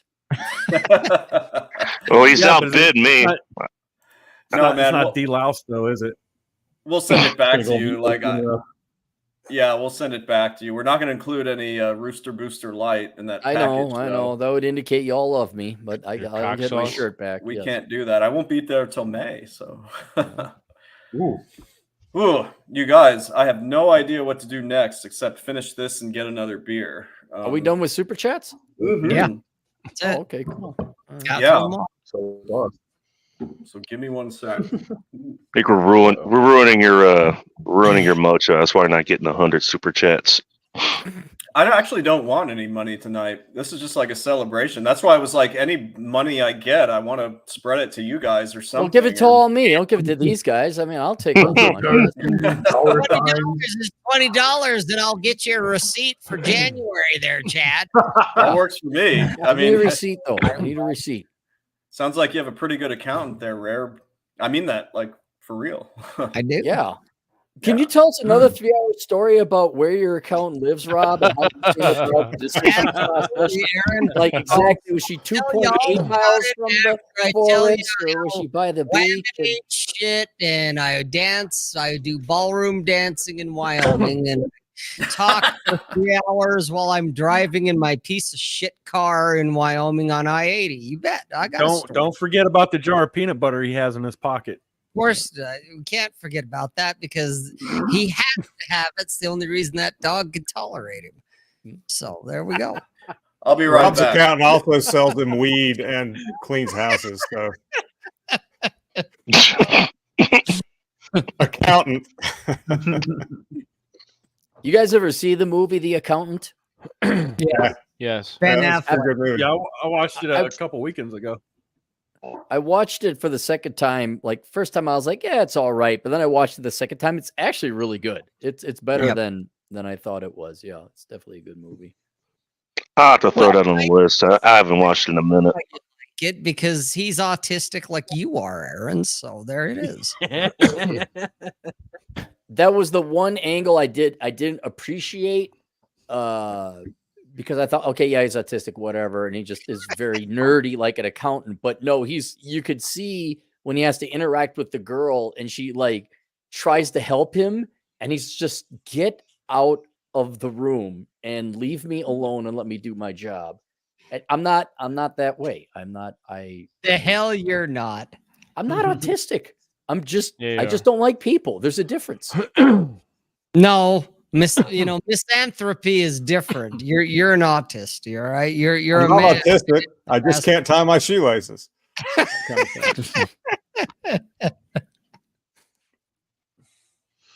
I don't like tying my shoes anyway, so I think I like to stand on as far as that goes. You have shoes. Velcro. That's got Velcro No, shoes. I have boots where they have like the little lugs or whatever. You just lace them up that way. Yeah. How do they fit around your tiny little legs, though? See, that's where the Velcro comes in. You skipped leg day again, so we already know. You see these fat guys pushing over the ancient rocks over at the Lake Mead National Forest, or not forest, National Park? No. Yeah, it's the local news. These fat cousin fucking hicks, like I'm looking at them and they're like pushing over rocks like fucking teenage boys, but they're adults. And they got a picture of them. And I'm like, oh man, because there's like UFC fights you can have. Like, what if I got that fat fucker in the ring and just outlasted him a bit and then beat the motherfucking shit out of him? But I don't have, it's like, I don't know, child abuse, like destroying national parks. What are they doing it for? Why are they doing it? They're just being dipshits. There's video pictures of these two fucking fat guys. You know how there's like those ancient rock formations that I'm coming down. You like that? I like that a lot. Hear that one. Okay, give me 1 sec here. Go on, Clary. Well, I'm just saying there's these two fucking assholes, like legitimate assholes, like, oh, wouldn't it be fun to push over this rock that has this formation for millions of years? And so people got them on video. Their faces are a bit granulated, but they should be able to identify them. I thought you might like that one. You know what, Clary? The Rooster Booster Light. I don't understand why you like it, but we'll always get it for you because it seems to make you happy. It makes me happy. Is that like a local soda or something? It's a QT drink only. Yeah. I don't even know where to find that. It has this strawberry taste, which I don't know how you can handle that, man. Honestly, it's just like, oh. It reminds me of strawberry. Back in the 80s, you have strawberry soda on a hot day, and it's got a full complement of vitamin C and some caffeine. You got your full complement of vitamin D. So Red Hawk's going to join us as soon as H&R Block releases him. And, Red Hawk, this is the leftover beer. He rolled through town a few weeks ago. Yeah, this is one of the leftover beer. You kept the bottle. Chad, I want to wish you congratulations. I'm going to get going to get myself some dinner. Okay, cool, man. Thanks for hanging around. Thanks for having me on. And I'll see all you guys. It's great to hang out with you and Nick. A faggot. See you, dude. All right. Good talk. Yeah. I know. I was feeling kind of bad. I think we were picking on Clary a little too much. But, there's no such thing as a little too much. With that, he just sent me $20 because $20 is $20. So, Chad, thank you for having me on, man. Vince, you and I, we need to talk. So yes, indeed. You and I will be catching up. Sounds good. Okay, guys, toodles, man. Thanks. Hey, all right. Thanks. It's been awesome. Yeah, man. Thanks for hanging around. Okay. What shall we talk about now? And then there were 6. Then there were. I'm just wondering if that comment in there is actually legit. I don't know who JRGO is.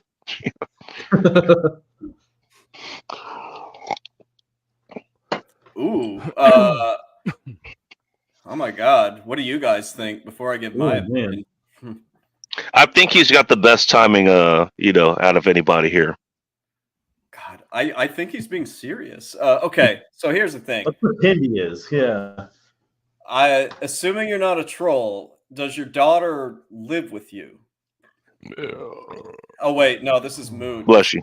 If she made more than 16,000, then it's probably unlikely that you're providing more than half of her support. So, that's the rule for who you can claim. Okay, well. Oh, you talking about like head of house or something? Well, okay. Jurgo, JRGO, does she live with you? Yes or no? That's the big question. I guess this is good. We'll have some kind of educational material on here besides awesome memes with Clary in them. Yeah. No, because like my girlfriend's couldn't claim her daughter this year on tax or last year on taxes because her daughter worked. Right. So she probably made like too much money for. Yeah, she made too much money. Yeah. Even though she Okay. lives with her still. Jurgo, do you happen? Okay. If you has your daughter already filed a tax return? This is actually a really important question. That is a good question. Yeah. Now I'm intrigued. Yeah. Yes. Okay. All right. This one's tricky. No. No. Okay. Yeah. Gotta know. Yeah. The rule. So the answer is probably yes. You can do it, but technically, you're supposed to be providing more than half of the dependent's support, and if she's living with you, then that's probably the case. But 16,000 is kind of a lot of money to, have for a dependent to earn on their own.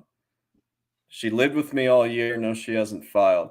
You know what? I think you can claim her as a dependent. Just make sure that she doesn't claim her own dependency when you do file. And Jurgo, I don't want to make you feel bad, but why are you waiting until now to do all this? I mean, yeah. I'm not trying to be a dick, but you're really cutting it close, assuming you're using. That does sound about right, though. Like, I want to say years and years ago in my late teenage, early adulthood, my mom was trying to figure out if she could claim me for that almost the same exact reason. And I believe she was able to, but then again, different times back then. So I don't even know for sure, but it sounds like a very familiar situation. Oh, Bull, I just got the message you sent me on Twitter. Man, I hate that Clary's already gone because this would have been a fun one. I'll put it up in a little bit. Yeah. So it's actually, what did you say? It's actually my cousin who's asking me this. Oh, that would have been funny if he said he was literally asking for a friend. Okay, Lord, that's actually a really funny comment about, are you in Atlanta? Oh, no, I thought it was damn. No, you're in California. Yeah, that's awfully close. I mean, that sounds like somebody who probably could support themselves and maybe providing more than half of their own support. Could you get away with it? Yes, but that's really pushing it. So I don't know about that one. Yeah. Risky. Yeah, I think it's a little risky. Yeah. I'm just thinking this is one of those people who they like emailed you like 2 or 3 days ago and was like, hey, can you help me out with this? Like this is free. Like, oh, Bacon. Even though I fired you 3 years ago.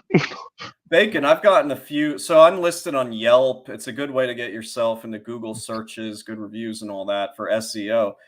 Since we've gone live, I've gotten like 3 people that have contacted me on Yelp. They're like, hey, can you do my return this evening? And I'm just like, what the fuck are you talking about? Like, everybody who's in my profession is drinking right now.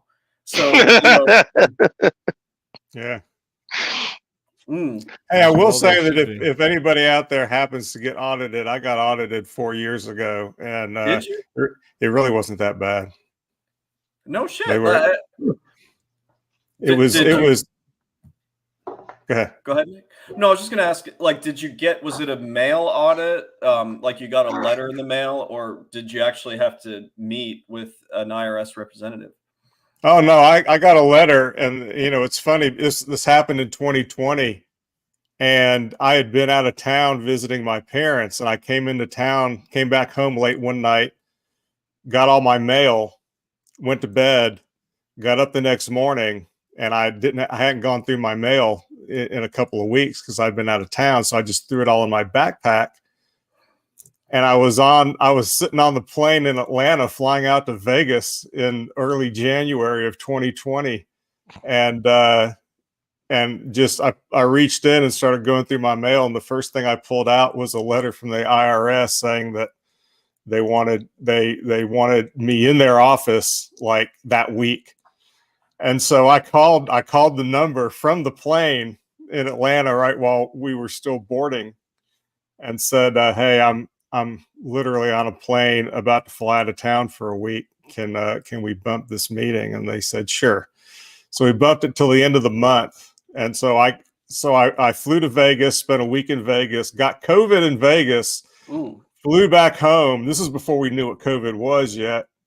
And then I was sick for a week, and then I got better. And then right as I was coming out of my COVID, I had to drive over to the IRS office and go through this whole thing. So I did. And, I mean, it wasn't fun, but it wasn't horrible. And, it was obvious that I wasn't like maliciously trying to do anything crazy. I just, I had done some things that they questioned and didn't think were legitimate deductions and stuff. And they were sizable. So we just talked through that, agreed on, stuff. And that was really it. So, I mean, it wasn't horrible in my case, but it was also, it was sins of omission, not sins of commission on my part. I think that had a lot to do with it.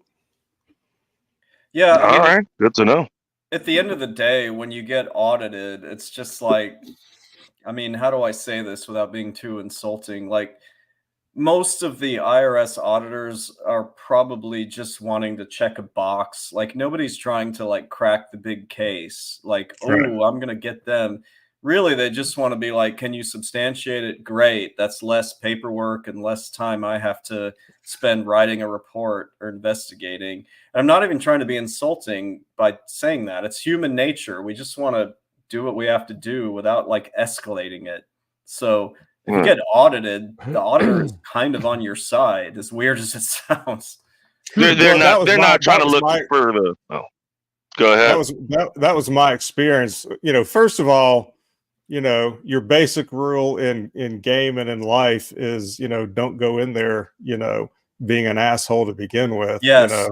If you've got to do that, just, pay your lawyer to be the asshole later on, but you don't need to aggravate the situation. So I went in there, with my characteristically spectacular attitude, which made, a lot of difference. And then we talked through the whole thing, and I still think they were wrong, but I just, did the math in my head that the amount I would have to pay them versus the amount I would have to pay a tax attorney to get me out of it was probably going to be about the same.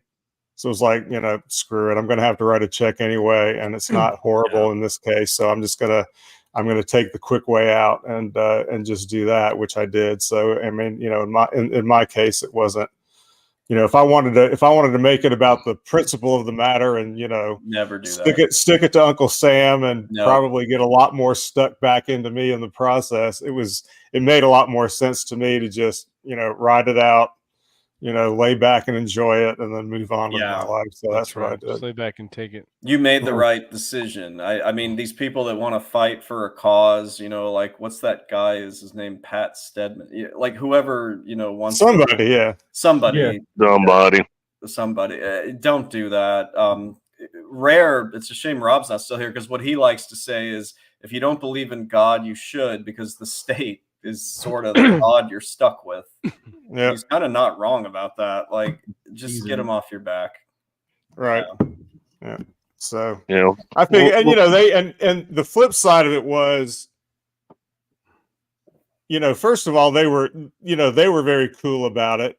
Part of the reason is they can afford to be, because if they want to, they have de facto unlimited resources to chew my ass into nothing. So, they don't, and it's not their money anyway, so they don't care. They're just, doing their thing, and they're just deciding whether it's worth their energy as well. So, the person I was working with, seemed very, professional and, not out to prove anything, just punch the clock and go home. Yeah. So it was like, we'll just see what this turns out to be. And, it turned out to be not horrible. And I was going to end up writing a check either way. So it was like, screw it, just get this done and I can get back to more important stuff. So.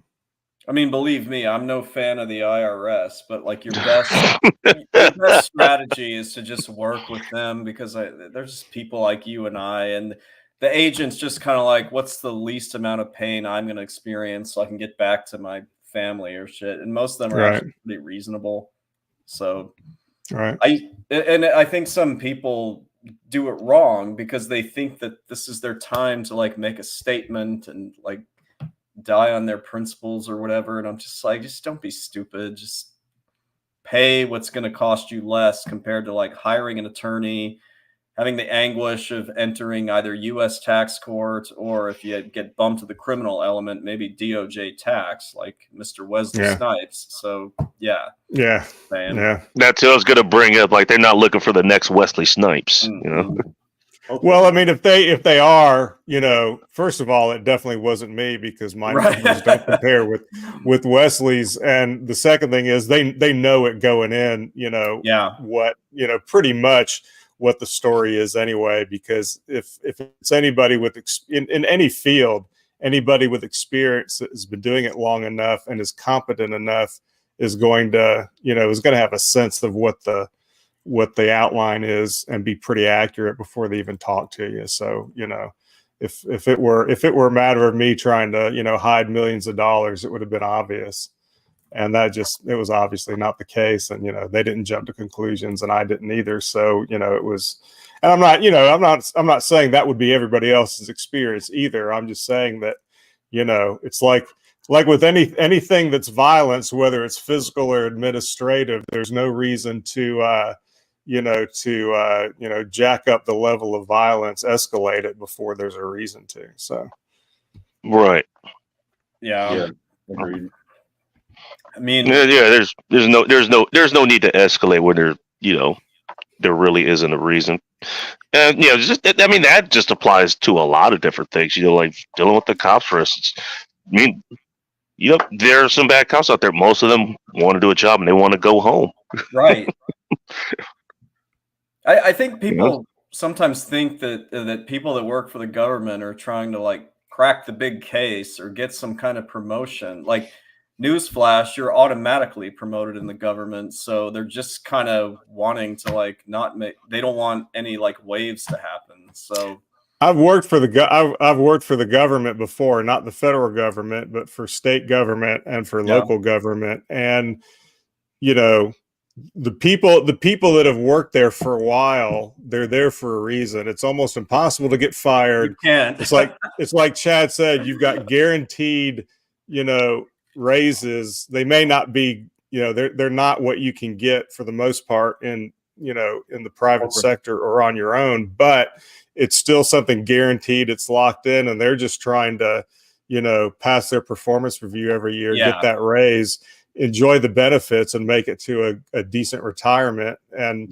just don't get in their way. Just let them have it, if you can, and then, there's some times when you can't, and you actually have to fight back. But even when you have to do that,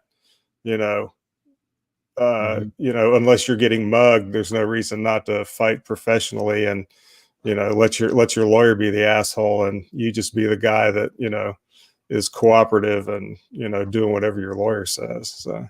Exactly. Yeah. Bull Rush, I just got the fun pictures you sent me on Twitter, and man, I wish I had these. Clary and Vince are gone, so well, yeah, it's too late. It's fine. No, I'll still show it because these were pretty good. So many, yeah. Take a look later and find out. So we got Andrew Tate. We got one more here. He's on. Oh his man, body or whatever. Tesla. Dude, Nick, and freaking Vince just left too. Damn, sorry about that, Nick. I don't know, Bacon, you're really good at doing the whole everybody talking at the same time thing. I had never had more than one other person on until now. So man, how do you do it? Oh, just sit back and watch. Yeah. Grab some here. Grab some popcorn. That fucking helps. Yeah, that's what I've always noticed. Yeah, that's what's good about that show. Yeah. Well, Bacon, if there's any way you can reach out to Techno Man, like, and try to get him, I don't think we'll ever be able to get him. Have you seen him lately? He showed up. He showed up for a little bit last Friday and did a bunch of Bacon mustache jokes, but I think he's been busy lately. Okay. You know, so like he's only been showed up for like an hour or so. You know, I mean, Okay. he's still alive and kicking. He's just busy. That's what I surmise. Okay, that's cool. I mean, when I hadn't seen him in forever, I was worried. So, yeah. He does get a kick. He does get a kick. You know, out of like you like it. I think I clipped something. I showed up and you were like, "Hey, where's that Tecmo man?" So I had to clip that and send it to him. Well, I mean, he had a Darth Vader, or wasn't Darth Vader. He had a, the costume, and I thought that was cool. So, yeah. You know, I mean, that's his shtick. He likes to kind of keep his identity hidden or whatever. I totally respect that. I mean, yeah. God, how's this shit getting to my head so much? This is only beer number 4. Oh man. Yeah, it looks like every beer is 36 ounces though. Yeah. I'm surprised you haven't cracked the seal yet. Dude, I have. Like, when I'm going to get another beer, I'm going to the bathroom first. It just goes right through you. I was gonna say, yeah, liquor does that. This stuff, I've drank through half of this already. And what is that? What beer is that? It's a moonshine waffles and syrup, Eggo waffles and syrup. This is actually waffles and syrup. Waffles and syrup. This is freaking good. Like, I don't drink part of a balanced breakfast. Oh yeah. Brunch in a jar, it calls itself. Oh yeah. What is that? Here's another one. It's called Eggo Nog. This was sold during Christmas. My girl Wow. bought this one right here, sipping cream. What's This the one's ABV on that, Governor? Let's see. It's not too much. I think it's 20%. Yeah, something like that. So 20%, 40 proof. There you go. All right. God, Yeah. man. That's the jelly jar liquor. Okay, guys. Yeah. It's not like crazy heavy, but it's pretty good. And I bought a second jar of it because it was that good. So I was like, yeah, I'm gonna tear through this. So I got that. Yeah, man. Yeah.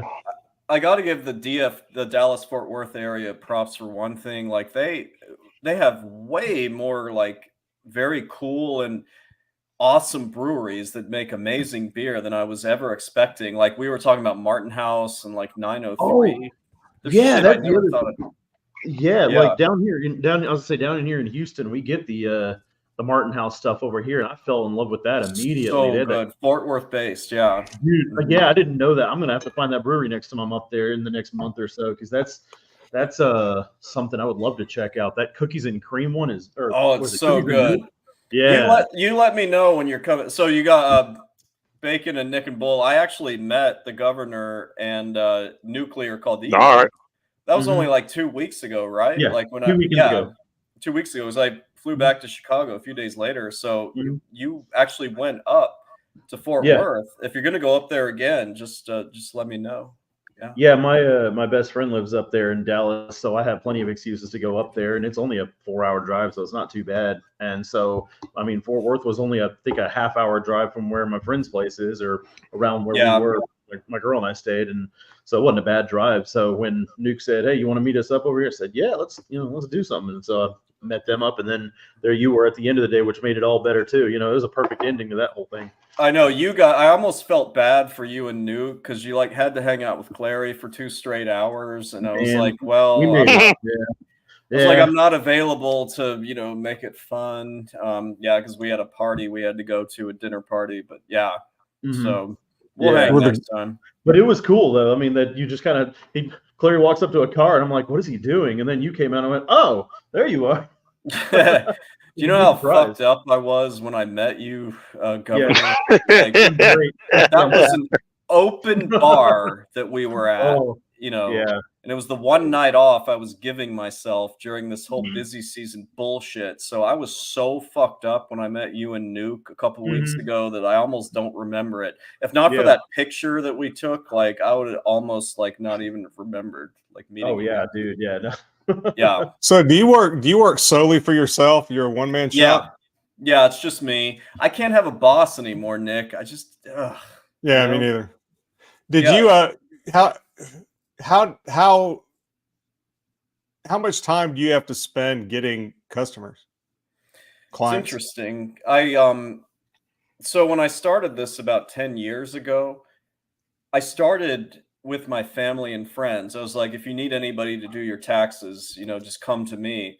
And kind of to my surprise, a lot of them were just like, yeah, we don't want to do it, you do it. So that was how I started.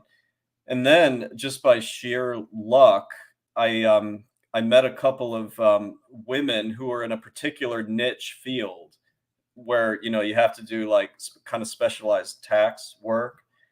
And so this particular niche, like they just like in this field, they like sing like a bird. They're like, we have somebody who can actually help us.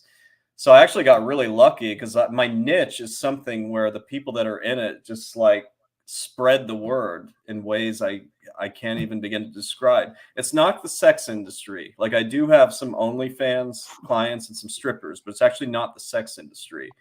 I was going to ask is if it's possible that they might be spreading something else. So that answers that question. The ones that work at the strip club about 2 miles west of here, yeah, they're definitely spreading something. But yeah. So Nick, it was sort of, I mean, I worked really hard, but in a way, I feel like I got a little bit lucky, just like my name kind of spreading in that particular like industry. Yeah.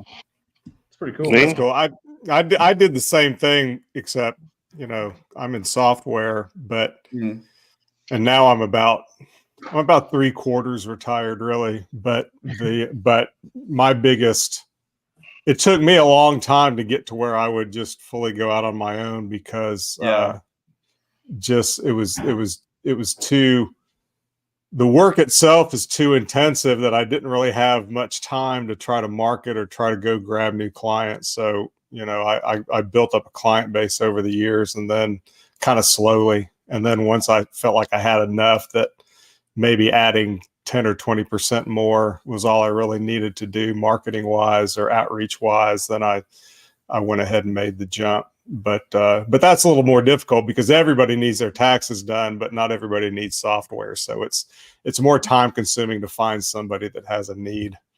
That's what I was going to say, was that in a way I had a bit of a cheat code because like no matter where you are in life, you need to do your taxes. So whether it's me or you do it yourself, you know, in a way there's not a whole lot of like marketing that goes with that. But, you know, if it is kind of like your situation where you need clients that don't necessarily have to have the service, I'll freely admit, I don't know how I would have like marketed to that.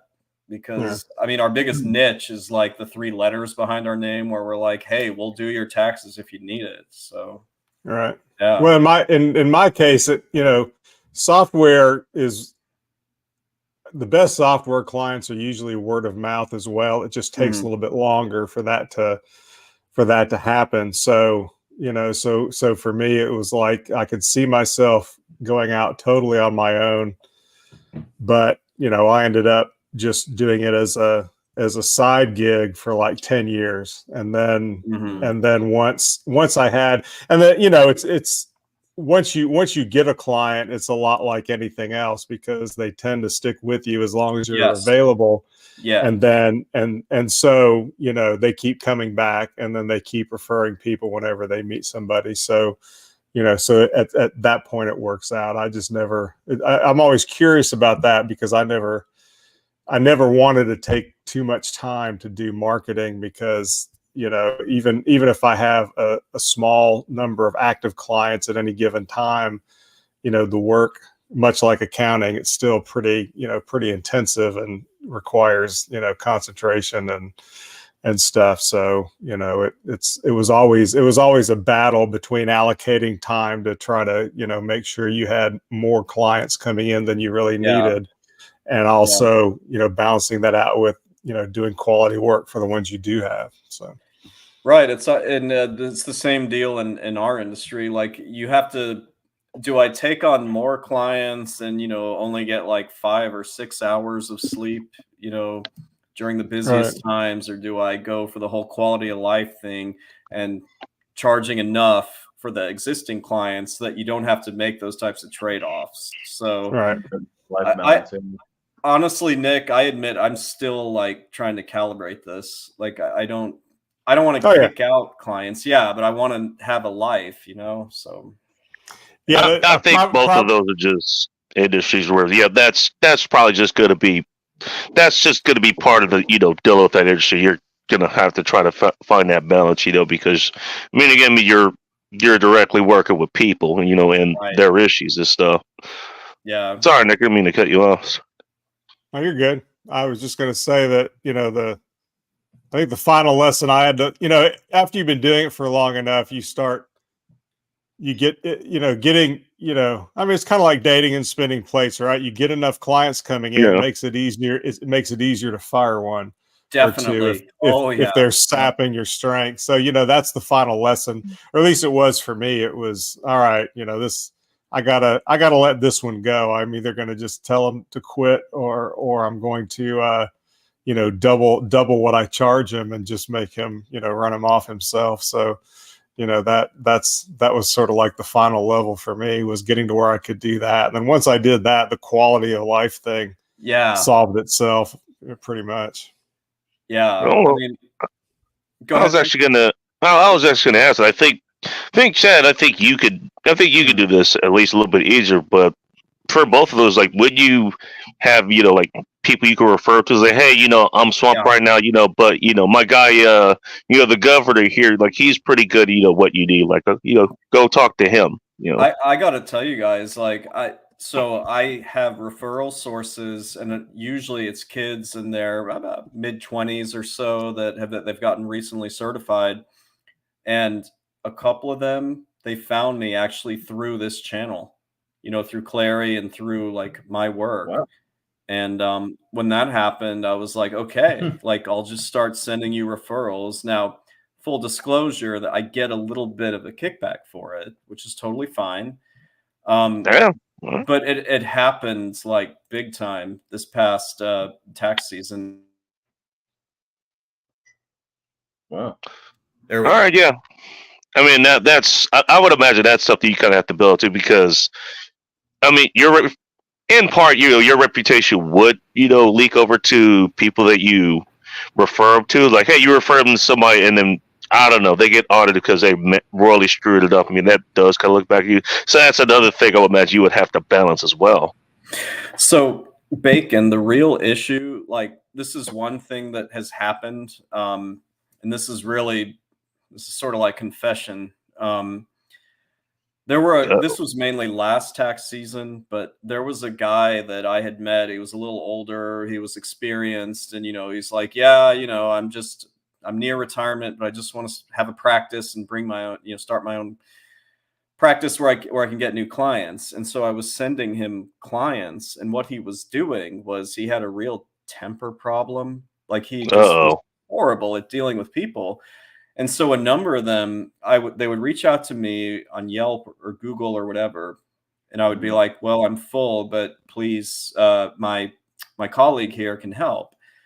This dude was so bad at customer service, and he was he was a spurg, like, he was not a people person, and he had a bad temper that I got like multiple people. That's a bad combo. No, it was a terrible combo. Like, I had several people, and this was like in February, this is last year, so it was early in the season, who were like, hey, so I connected with the guy that you referred me to, and and they would show me the shit that he was saying, which was wholly inappropriate.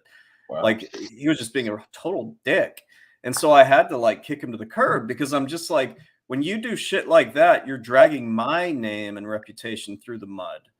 That's right. So it taught me to vet people a lot better this tax season. It was a lot better this tax season. But goddamn, like, your reputation, man, your reputation is everything in this industry and probably many others. Because when you fuck that up, like, you're screwed. Yeah, yeah, that's what I was saying. You know, like, I mean, yeah, I know there's other things you do aside from people's taxes, but I think that's one thing, you know, people don't think is like there is a lot more, you know, than just doing the job, you know? Yeah. Yeah. And so my rule is like, so I have, so Bacon, when I'm on this, when I normally in this show, I talk about like careers in accounting, like tax, you know, all that stuff. And so my rule is like, if I'm going to create this type of referral system, which again, I do get a piece of, I get some, you know, referral fees, but it's like, I have to talk with you at length, kind of like what we're doing now, whether it's in person, because these guys live in Chicago. It's like, I need to make sure you're a normal human being. It's not as much about your qualifications to do the job as like you have the temperament, you're not a spurg, and you're not a total like embarrassment. Because I'm telling you, I really fucked up last tax season with that. That could have taken me down. So, you know what? Hey, you learned your lesson, though. You know, I learned that lesson bigly, as they say. bigly. Oh my god, I haven't heard that in forever. Me too. Me neither. Yeah, I don't know why I thought that. Jesus. Some way back machine. Well, Bacon, you don't have to share this, but I get the impression there's an entrepreneurial element to what you do. Is that right? Or I essentially work for myself, yes, and I do have to work with people, but I mean, kind of like you, I can pick and choose, like, you know, where I want to go, you know, and I'm actually, you know, not to say too much, I'm in the process of figuring that out right now, you know. Okay. Governor, is there anything entrepreneurial that you do, you know, with your day to day? Well, no, I've been considering some ideas. I've thought about some. I have done some before. Back in the past, I'll put it this way. I went into a survival mode, if you will, and I needed to make some money quick. And I went with an old workplace that I used to go to. It was a university, and there are a lot of like international students that they needed rides to the back home and to school. So I thought, you know what, I'm going to make my own like Uber type of company, but make my own money without having to pay Uber fees. And I did that for quite a while, actually, until I got a much better paying job after that. But it worked really well. I was bringing in some really good business, and I was able to like pay half of my truck off with it, stuff like that. So it brought in some pretty decent money. But I mean, yeah, I put a lot of miles on my truck, but it still kept me going. It still kept me surviving. And I found out how to bring in money and bring in more people, because word of mouth was just spreading to everybody there, especially all the international students.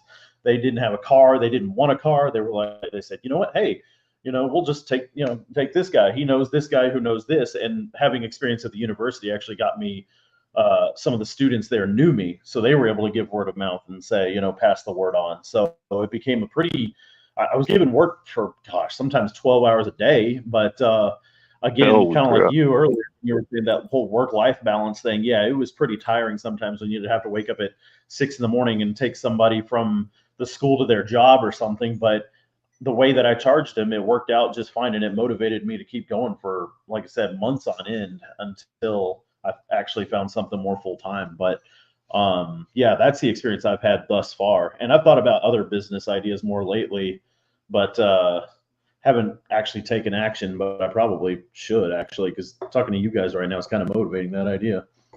Well, I mean, if you're happy where you are outside of that, you know, you don't have to. You know? Right. And like the job I have right now is really cool. But you know, I always like the idea of doing my own thing as well at the same time, even if it's the independence, I guess, I enjoy as well, being able to do it, not having to answer to anybody except for the people that pay me, basically. That's always been a nice feeling. So even if I was doing something for just a couple extra hours a day, it would still be at least satisfying, I guess. But it's an idea that's in the works. Okay, cool. Yeah. Bull, you don't have to get too specific, but is there anything you do that has an element of entrepreneurship or anything like that? Or... Not right now. You know what, man? There are so many headaches and stresses involved with shit like that I think you're living the dream, frankly. Well, no, I mean, because my job, I work from home, so Yeah, I don't have to get up and travel anywhere. And I've had this kind of job for like the past 10 years. Mm-hmm. Wow. And probably about the last probably eight years. Mm-hmm. So I just get up and get a cup of coffee and I just go to my office and start working. I pretty much make my own hours and stuff. That's really that's nice. what I do.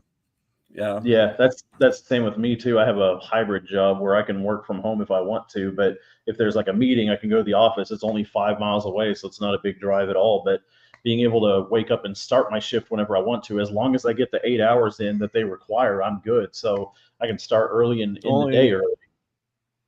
Yeah, the only thing that fucked me was because last year I made too much goddamn money, I guess. Oh, you got fucked on that, or what? Like you got kind of fucked in a tax sense, or just like an overall general sense? Well, in a tax sense, because I made more money last year than I've ever made, because a couple of years ago I went into contract mode where I worked for hospitals and stuff as a contractor, and you can make a lot more money that way. Mm-hmm. And the thing was, because what happened was COVID knocked out, because I do hospital coding. Oh, as part of okay. Yeah, I do inpatient hospital coding. So what happened was back in because of COVID, it retired a bunch of experienced coders. I've been doing this for about 10 years, and having 10 years of experience as a coder is really good. Yeah. And what happened was COVID knocked out a bunch of the old coders and stuff. They retired, so a lot of them just didn't come back. So now, since COVID's over, they're struggling to find coders with sufficient experience and stuff for these large hospitals. And if you're a contract coder like me, you can pretty much name your price as far as hourly wage goes. And I did, but it bit me in the ass, because I guess it bumped me up into a tax bracket that, well, I've never been in that I have a tax bracket before, but I didn't account for it. So yeah, and that happens occasionally. I'm gonna have to figure out this year how I can not owe as much money. Definition of more money, more problems. Pretty much. Although Puff Daddy or Diddy has other problems nowadays. Yeah, no kidding. Oh, yeah. No, Bull, I'm being serious. I might actually have to get like a tax person this year. No, I was just going to say, Bull, like, I'm going to take the next week or so off, but if you do want to chat, just let me know. I'm happy to help, honestly. And that really goes for anyone listening to this. Bacon, the governor, like, if you need any advice, I'm happy to provide it. So, yeah. I just don't like having to owe Appreciate money. it. Yeah. Sucks. My favorite is the people that, like, I do the clients where they like double what they made from the year before. They made it. They were successful. They did what you need them to do in that niche I was telling you about. And then they're just outraged that they have to actually pay a little bit of taxes on it. I'm just kind of like, first of all, you guys are the ones voting this in the city I live in. And second, what makes you so special that you should be exempt from that? Hey man, just tell them those extra taxes going out. It's going to the little guy. I think the thing about it is, I think that the problem of it is that, like, you work your ass off to acquire, experience in a certain field or your job and stuff like that. And you get to a certain point, then all of a sudden, like, then you get hit with taxes and stuff. It makes you feel almost like what are you working so hard for? Yeah, it's going to knock out. It's like people sticking their hand in your pocket after you've done all this work, and it's like, it's not a good feeling. I actually went through that too, and I guess it's a little bit like, if you do what I do, it's a little bit easier to like find the equilibrium point, but you have to sort of find out where the crossover is, where making a little bit more money is not worth it because of the taxes. So exactly, you sort of have to calibrate it. Who do we have here? You gotta be kidding me. Atham, what's up, dude? What's going on, guys? Atham, how you been, man? Well, pretty well. Just doing some interview prep. I got an interview on Wednesday. Sweet. Was this that job you were Nice. telling us about? Yeah, that one. Cool, man. We had. Go I ahead. do actually do some prep. I don't wing it. So we had Clary and. Fair enough. Cheers. What does that say? A giant.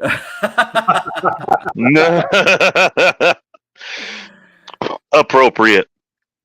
Yeah, Athen, we had all these memes earlier that were making fun of like Clary and Vince pretty much exclusively. So it was kind of fun. But you know, Clary fucked off to have dinner, and I think Vince had to go. So well, they're old man.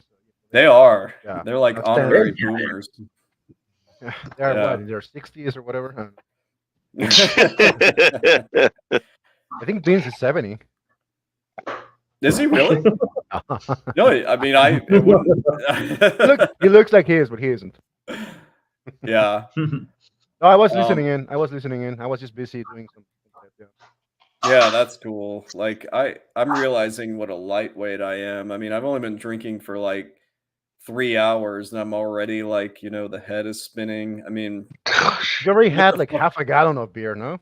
Those beers well, yeah, I left the cans here. Plus, there was one more. Like and you know what I like to do on this channel is actually talk about the beers Oh, you got a Bell's Two Hearted? Shit, that's a very Midwest beer. Yeah. Look at what Adam, check this out. I got the Light-Hearted. Oh, shit. Nice. I kind of had to because I was getting too fucked up way earlier in the day than I was supposed to. Because I have another one in the fridge that I wanted to try, but it's one of the long ones, and it's triple IPA, 10%. I was like, no. Yeah, that's the shit.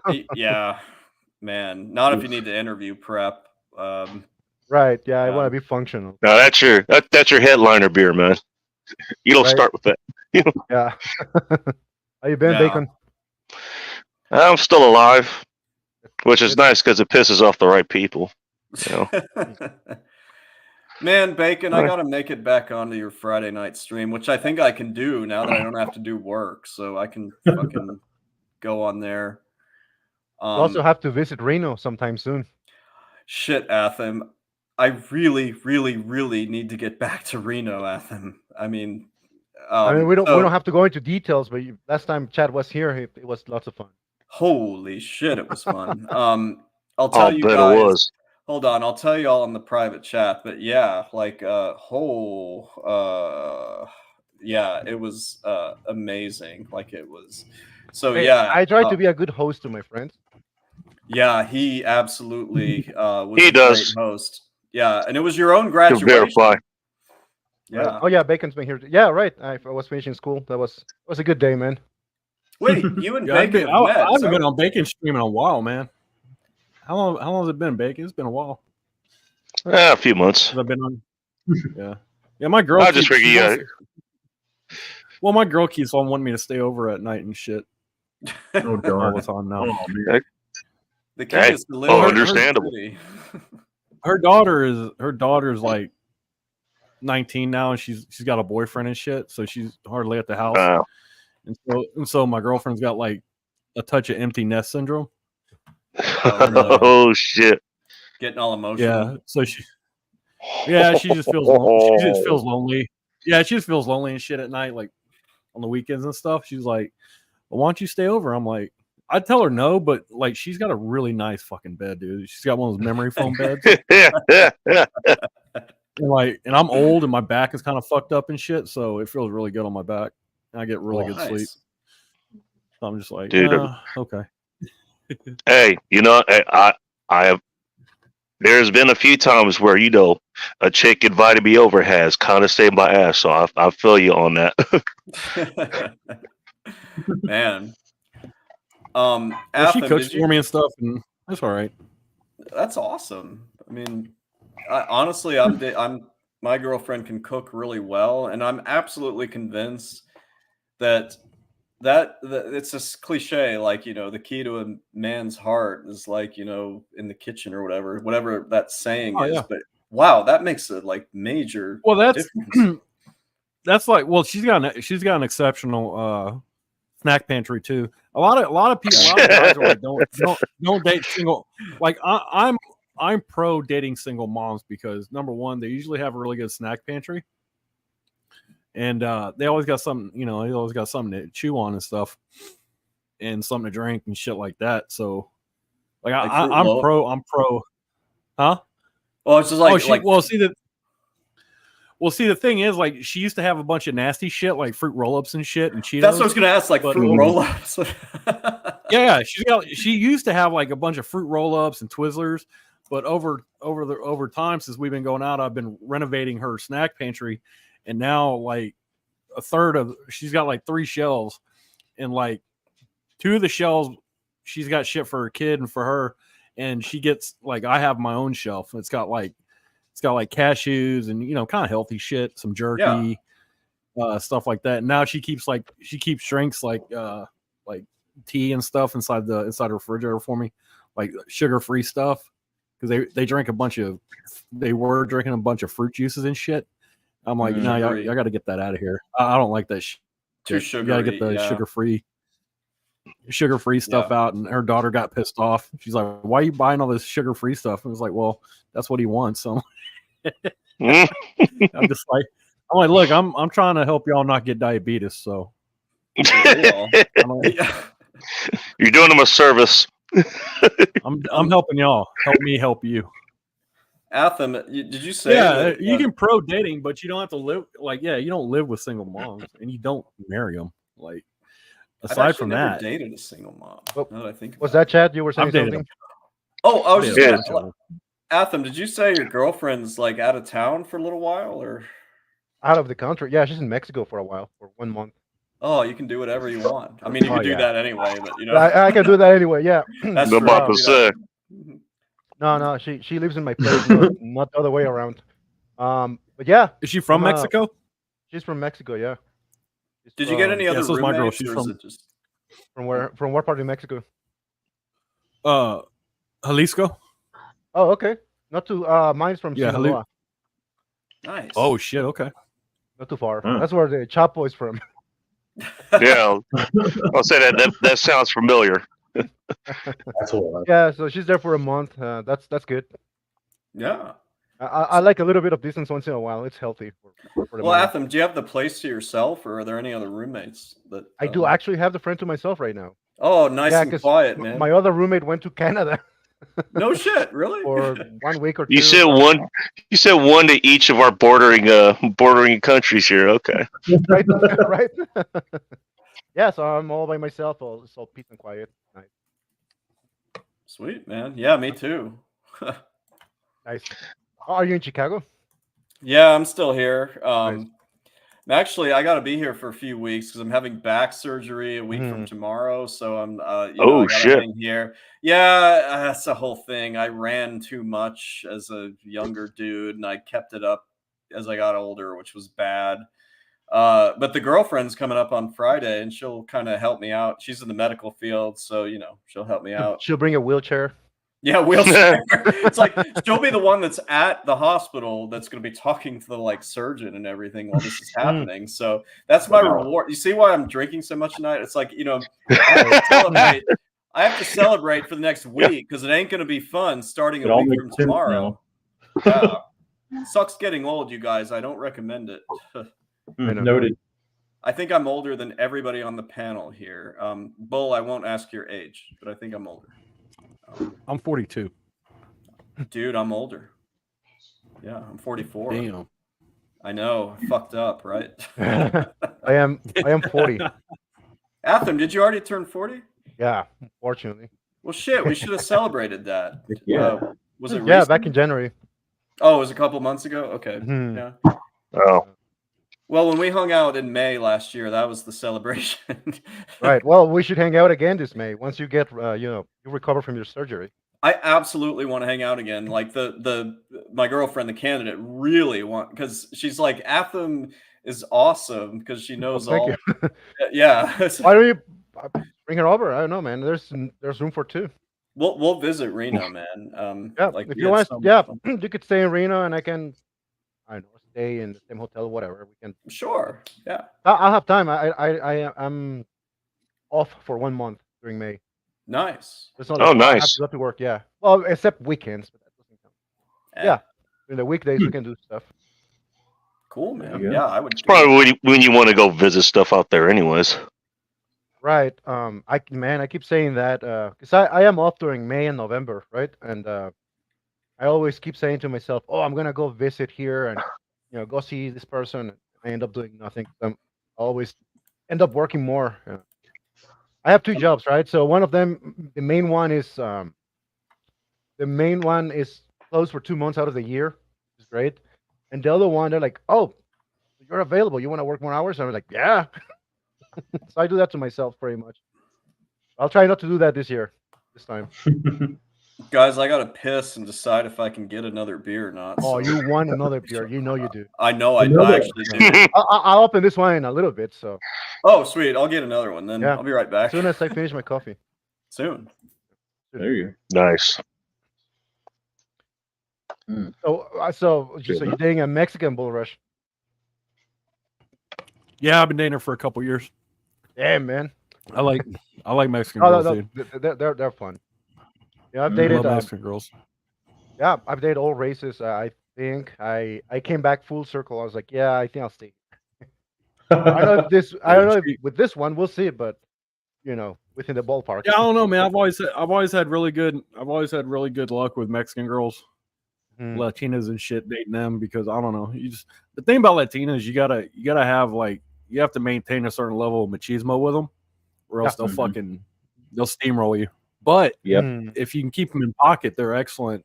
They're really good girls, man. Like, they'll fucking cook for you. Like, my girl, she washes my clothes every weekend, folds them up, gives them back to me. She makes my bed. Same with mine. Same with mine. She does most of the stuff around here at home. Of course I do what the man is supposed to do, but yeah, it's great. Division of labor, baby. Yeah, like she'll have you're not wrong. Like she has a wasp nest outside her house. Last weekend she's like, "Hey, can you kill that for me?" I'm like, "Yeah." And so I just went out there and fucking smash that shit up, dude. She don't want to fuck with that stuff. Oh no, I know. It can get really ugly really fast if you don't take care of it soon enough. Yep. I was gonna ask, what did you do? Douse it in gas or something? Like, no, I went to the Home Depot and grabbed some wasp spray and just sprayed that shit down really good. Okay. And she'll I mean, I cook, but I do barbecue and shit outside on the grill. And so I don't cook that much inside. She makes me go outside and cook. So that's a different kind of cooking. Hey, that's what's cool. up, guys? Hey, Nuke, how's it going, man? Good. Just taking some piano lessons, so I am free again. How you guys doing? Doing pretty well. I'm quite a few beers into this whole thing. And you deserve it. Well, I was telling the governor earlier, Nuke, when I met y'all, it was like 2.5 weeks ago. Like, I feel bad because I was so hammered because we were at like an open... I couldn't even tell. Yeah. Oh my God. We were in an open bar situation. So we were just like, I met Nuke real quick before we left for the party we went to. And then when I met you and Megatron, I was so far gone that it was just... Yeah, no, I say I could tell, but no, you really couldn't. I mean, you were pretty well held together. So yeah, it was good. It was, like I said, still a good, fun surprise at the end of that day. That made this quarter of the year for sure for me. That was fun. I mean, are you sure? What's that? You had to hang out with Clary for like 2 or 3 hours straight. I mean, that couldn't have been. Hey, Nuke was there to build my spirits back up afterwards. It's all good. Did you guys should have seen Cappy's face when the waitress got his drink order wrong. Of course, yeah. Of course you did. No, Jesus. It's like a nuclear explosion. He wanted a Diet Coke, and she brings him a Coke, and he's like, "Is this a Coke?" He's like, "What'd you get me?" A Coke. He's like, "Oh, I want a Diet Coke." Yeah. I got a story about we were trying to find a place to eat too, and that one place was too loud or something. He was walking in there. He's like, "Nah, it's too loud. Let's go to the next place." We were at Athem's graduation like May of last year, and we were at this Mexican restaurant, and everybody's having a grand old time. There's like they had a mariachi band, right? Like it was just it was we're playing live. So of course they did. Yeah, so much fun. And after a while, there's this one single dude like that looks angry walking around the restaurant looking for the waitress. And I'll give you guys one guess as to who that was. And then we tried to get ice cream after that, and like the line was so long that we ended up going into CVS and getting whatever ice cream. Yeah, it was F it, I'll settle for Haagen-Dazs. No, you know why that place is busy like that? Because it's actually pretty fucking good. Cold Stone, right? Cold Stone, Like, yeah. Cold Stone, good. amazing. Awesome. They just opened one around the corner from me. Me and my girl have been there at least several times, and they haven't been open. But good for you, man. No, they're great. Yeah. So yeah, I mean, and the line was going fast. So like, I understand when you don't want to wait like 20 minutes. Yeah, I get that. But 5 minutes. Yeah. We're in the parking lot anyway. You know. It took him longer to walk across the street to go to CVS and buy a stupid ice cream for $8. You know, I told him that. I was like, let's just wait in line. Who cares? Where do we have to be? Yeah, come on, man. Yeah. Anyway. Well, anyway, Nuke.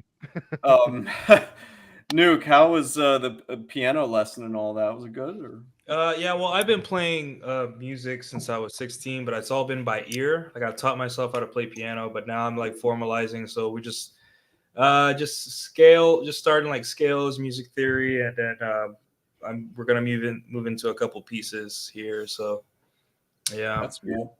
Yeah, it's good for your brain. I feel like as I get older, this will help with the mental decline and get me mentally healthy for at least 5 years until before I die. You know, after that, it's just like you'll be lucky if you can even take a shit by yourself at that point. Yeah. I mean, you know, you're not wrong. I mean, I've seen some musicians. I actually went to a sort of a concert. You know, like these people, like they're in their 70s and they're still sharp as hell. You know. Yeah. I mean, doing stuff like that does help. I do have a question. I've got to get out of here in a minute, but I actually do have a question. So you say you self-taught yourself, and now you're moving to like more formal side of basically your instrument, piano. How has that process been? You know, like, do you find it a little bit more natural, to kind of do it? Like, is the structure a little bit harder? Like, how was that? It's learning. It's like learning to write with your opposite hand. Mm-hmm. You know the letters. You know where your hand's supposed to go, but your brain is like, slow down. What are you doing? Let's do it the way we've always done it, the easy way. But I know that if I learned and I formalize my training, it's going to get to the point where I can look at any piece and learn it within a day. And that's the point. Like I can learn. Yeah. Like this morning I was practicing. Have you guys seen Oppenheimer? Yeah, I saw that. Long movie, but good movie. Yeah. The main theme, it's like a violin that goes up and then down. Yeah. I could learn that. It took me like 30 minutes to kind of get a hang of but do I really want to use my brain for memorization or use it to interpret? Right. There's a difference between learning phrases and understanding a language, and music is a language. Like it is formal. It is a language. Right. So once you learn the language, then you can, you're able to understand people and understand signs and stuff like that, rather than just memorizing like 10 phrases or something like that. So that's like the difference. So, Makes sense. Yeah, it's true. Learning it's like if you're right-handed, it's learning to write with your left hand, and you just go slow at the beginning, and then you go up faster, and then eventually your brain allows you or is comfortable with you writing with the opposite hand. It's interesting how it works too, because it's like you're having to play both bass and treble clef, bass with left hand, treble with right, and then it's like you got to intermingle the two, and sometimes that was the thing that always threw me off in piano. I'm like, dang it, okay, I gotta.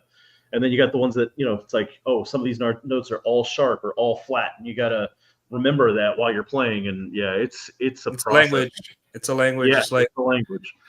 But it's cool. Yeah, learn the language. That reminds me when I used to teach pistol shooting introductory courses.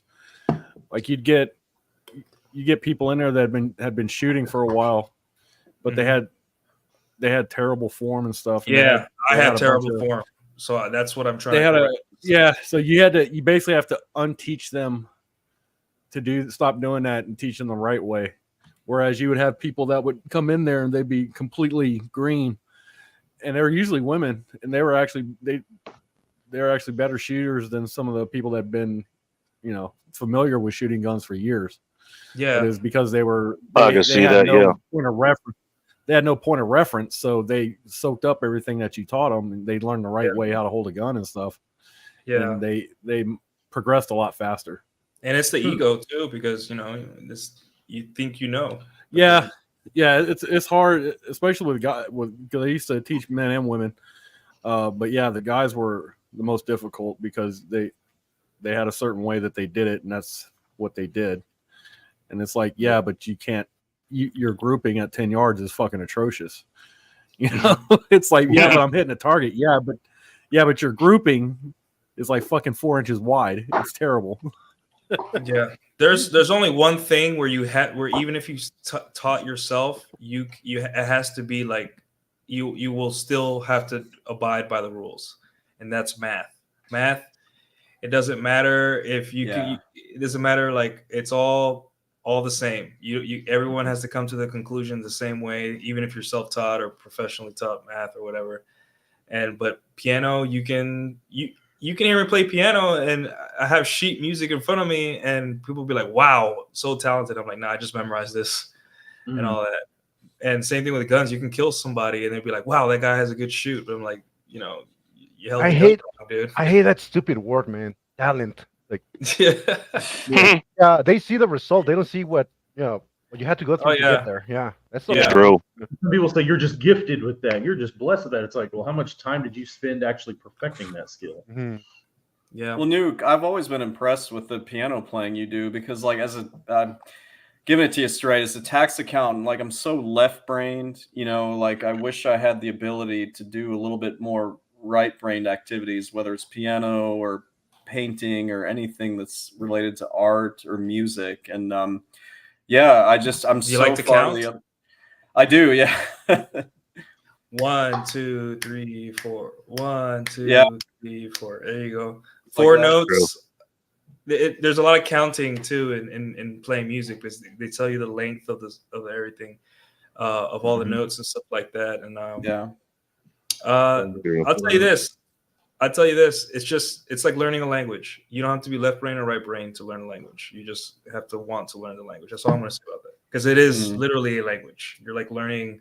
It's a new language. You're learning how to interpret sound through written symbols. So the creativity part, like you may never want to write a song your whole life, but you can play Beethoven. It's already written for you. You just got to play it. So, but it's just learning a language. Basically, that's it.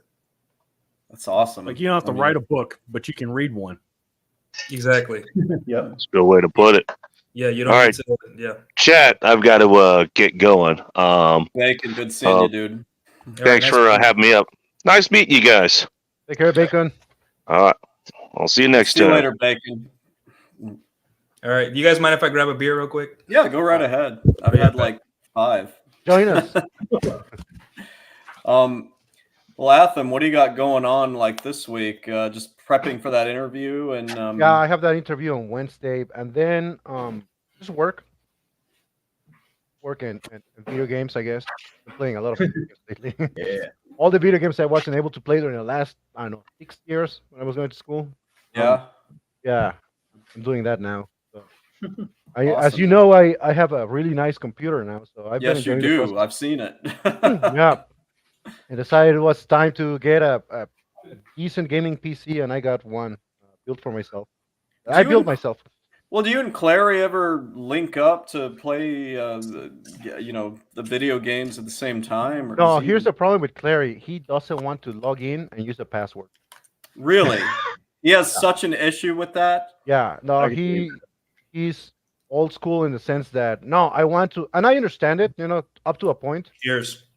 Cheers, man. Cheers, Noob. Cheers. We got Red Hawk coming in a minute or two here. Hell yeah, my buddy Red Hawk. Finally flown away from work. That's good. Yeah, so Clary's like, why should I give him my password, my email? Bob's like, dude, just so you log in so you can play with me. But he doesn't see it that way. He's that paranoid. I'm gonna have to give him some shit about that. He's not paranoid. He's just one of his streams earlier, he did that too, where he was having to look up a drink or something and ask for his age. He's like, "No, I'm not giving you my age. Never mind." I'm like, "Oh my God. It's just want to know if you're 21 or older. That's it. When I visited him, so it was June when he first moved into his new place in South Dakota. I was taking a few pictures, and he was like, "Don't send those to anybody because they have metadata in them, and they'll be able to find out where I live." And I'm just like, "Dude, it's a picture. I mean, you're not wrong. Who's going to actually do that? You know." Depending on the phone that you have, you can be pinpointed no matter what. Your information is out there regardless. No, it's pretty hard. He has a point in that. Yeah, I agree with him. You know, if I was Clary, I wouldn't like people to know where I live. You know? Oh no, I understand that, but I was literally taking a picture to send it to my girlfriend. Like I was like, you know, this is where he is. So I was just like, all right, I'll not send her any pictures. Oh, I guess he's just old school. I mean, I remember back in the day, you know, the StarCraft days back in 1999, you could play with your friends and freaking log in. You just had to put the IP address and you could all link up, you know. Yep, LAN game. Yeah, you didn't need a username, a password, an email address. You didn't need. Dude, I wasted many an hour. I wasted many an hour on StarCraft LAN games. Oh bro. man, that was What race did you play? I did Protoss. Nice. I was Terran. Terran all the way, baby. What are you guys talking about, Protoss? Sir. Well, I like to do the pylons. I used to do cannon runs on bases. Nice. Bunker rush, baby. Build me a string. If you were Zerg, you're a sociopath. Yeah, if you were Zerg, you're a sociopath. Yeah, I never liked Zerg. Dude, Zerg. Well, Zerg kind of struggled in the beginning, but if they got to the end game, at least as a Terran player, there's nothing you could do. Anyway, Nuke, what beer do you got there? Is that the? Oh, Yingling. Yeah. I got tired of killing younglings, so I'm killing Yinglings now. Yinglings. Fuck yeah, dude. Cheers.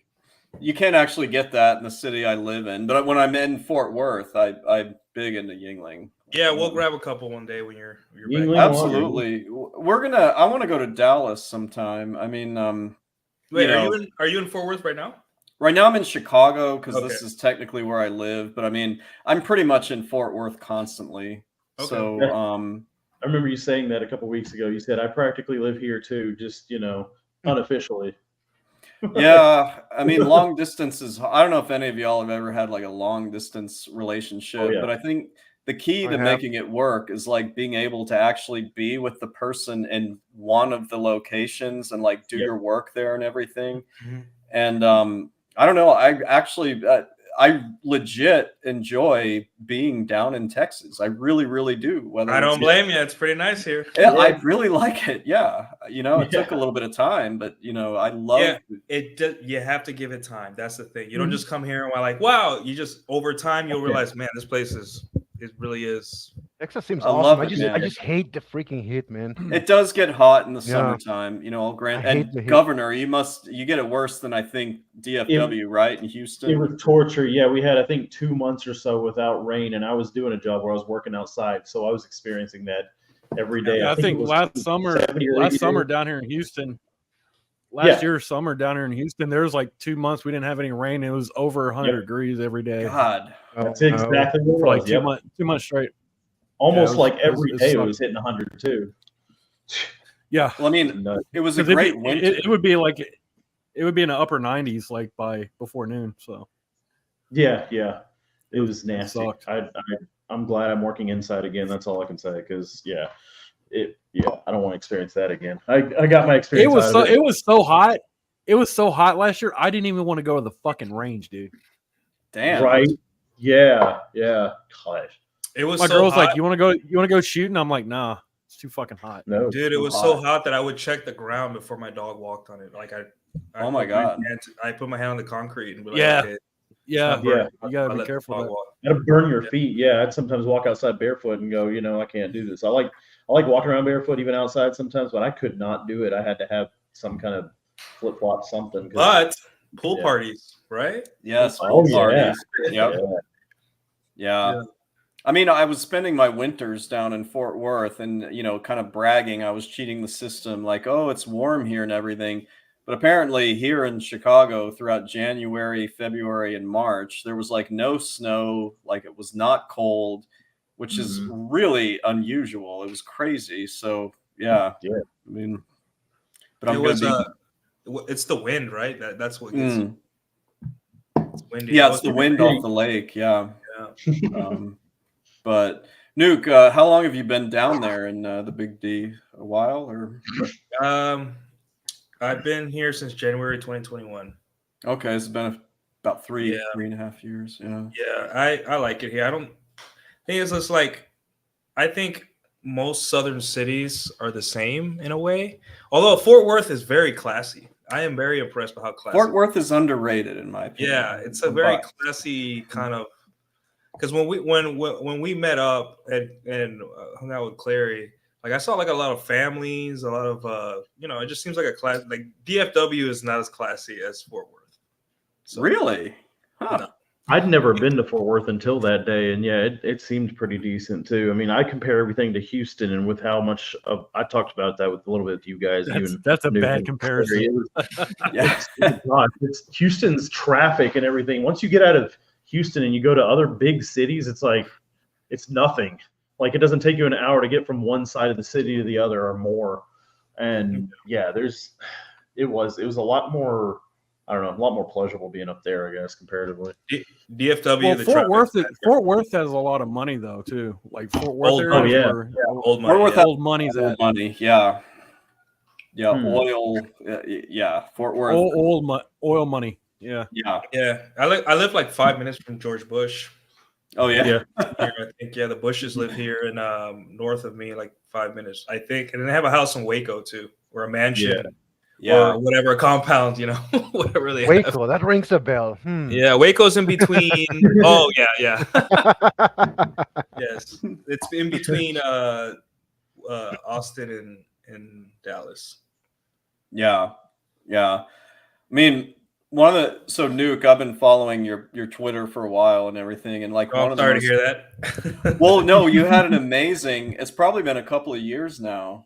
You know what I'm talking about. You had it like your observations. Oh yeah, dating thread. Yeah, that was pretty amazing. It was almost like mind blowing. Yeah, I'm writing a book on it now.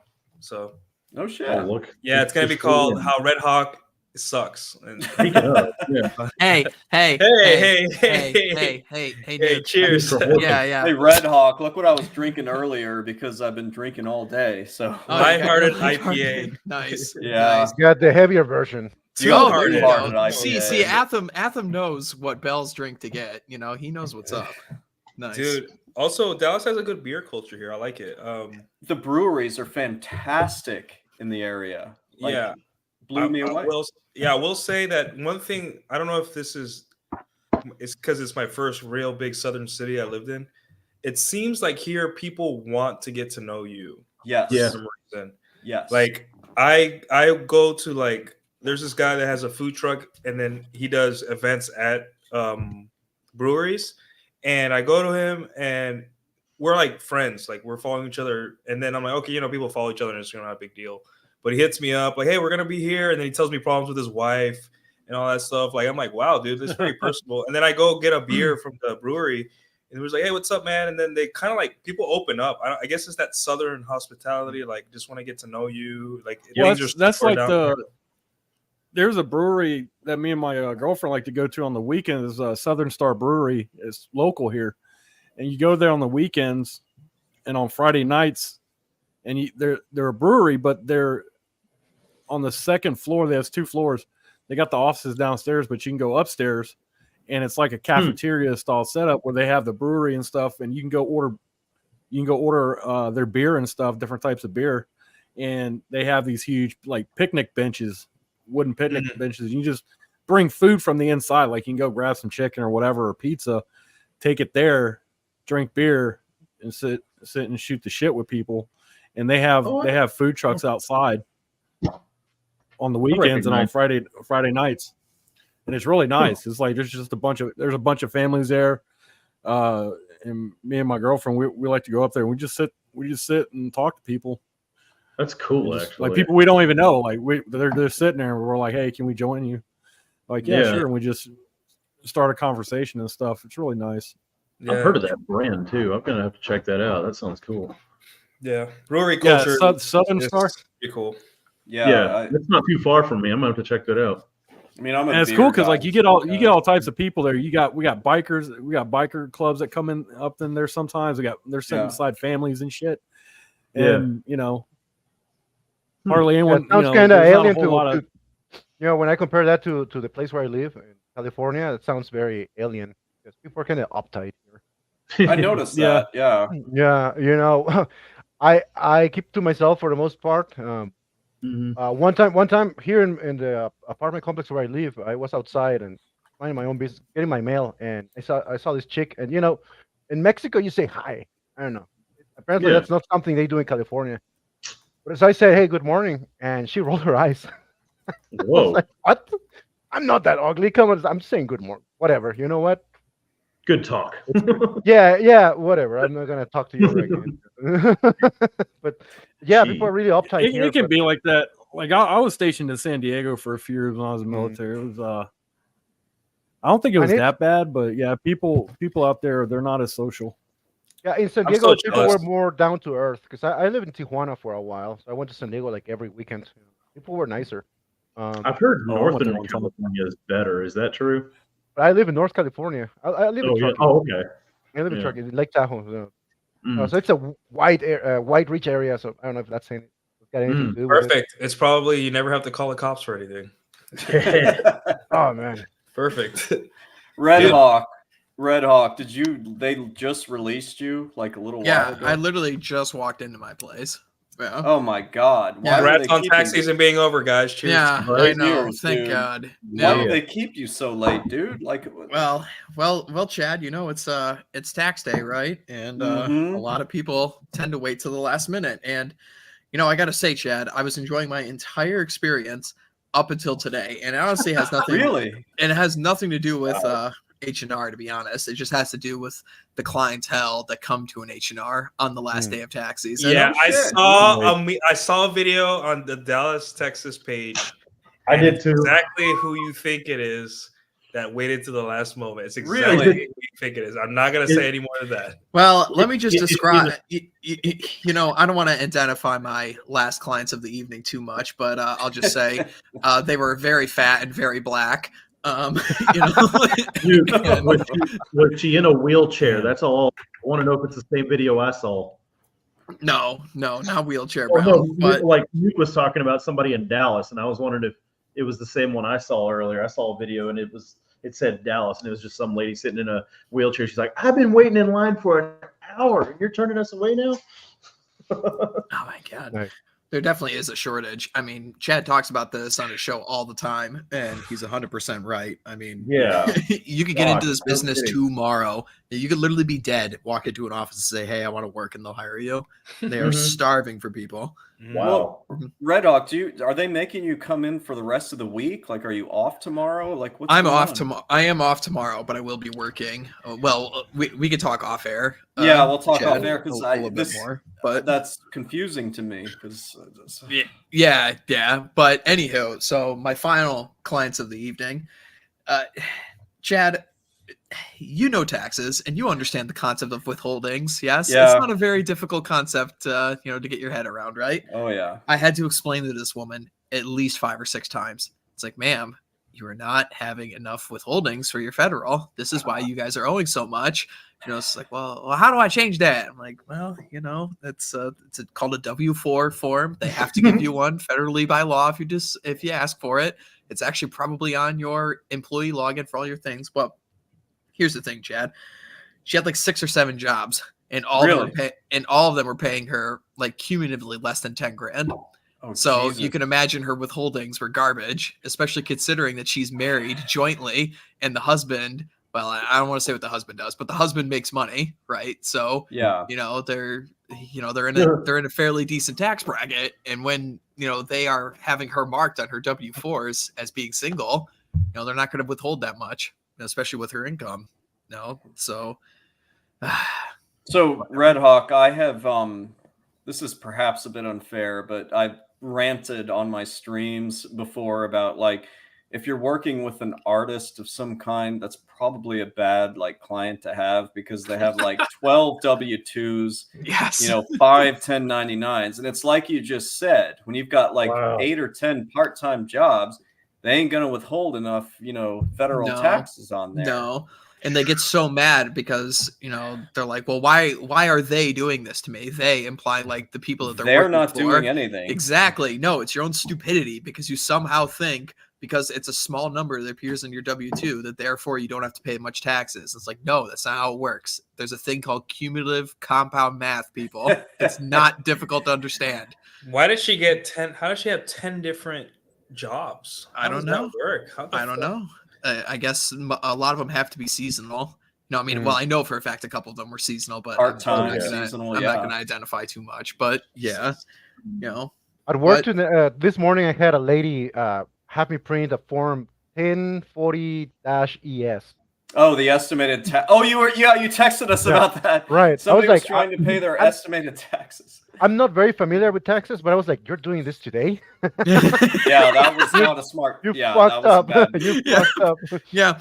Well, Yeah. I mean, well, Chad, I know your experience is different now because, you're working for yourself and have more control of your client base, but I was really not under the impression of how bad the clientele was going to be today that came in. There was not a single person that had an easy return. Nobody. Oh, no. They were all complex as fuck. Every Right. one of them didn't know what was going on. They had no answers for themselves. It was like pulling teeth all fucking day. And I was there for 13 hours. When It you rolled sucked. through town, probably about a month ago, I should have warned you about this. Like typically I was going to say the last week, but it's actually really bad the last day of like tax season.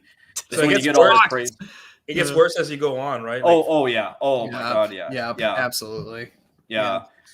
So, Red Hawk, we're going to do a whole stream on this in the future. But the only question I have is like, I mean, would you do this again, or was this like your one and only? No, I business would. decision? I would totally do this again, and I You'd do it probably will. again? And I probably will do this again next year because Okay. I'm gonna be moving, and it's gonna be a really easy job for me to pick up somewhere else. And Yeah. they did not turn me off enough. They treated me very well. There was zero, and I mean zero corporate bullshit. None. Good. So that was really nice. It was just show up, go to work. That's it. They never yelled at me for my dress code. I'm supposed to wear a tie. I never wore a single fucking tie the entire tax season. Never yelled at me for that. Left me alone. I was on my phone like half the fucking time listening to podcasts while I'm crunching numbers. Nobody cared. I would totally recommend guys should work there. Go. They're just happy you showed up, dude. Like I'm telling you, it's Right. They need rough. people. They're not going to piss you off. No. Yeah. Mhm. There's nothing better than having an employer that says, as long as you do your job, I don't give a fuck. As long as That's the best. why I love Yeah. perfect. My That's main how gig- that's how it should be, honestly. I work at night at my main gig, and that's what when they hired me, they said, "I don't care if you play video games, read books, or watch movies. Be here. Do what you're supposed to do and Man, be that's here." why- That's That's why I work from. That's why I work from home, man. Fuck that shit. what got me through school, because I was able to work on homework. I saw a post by some stupid girl on Twitter. Surprise. And it says that like manual.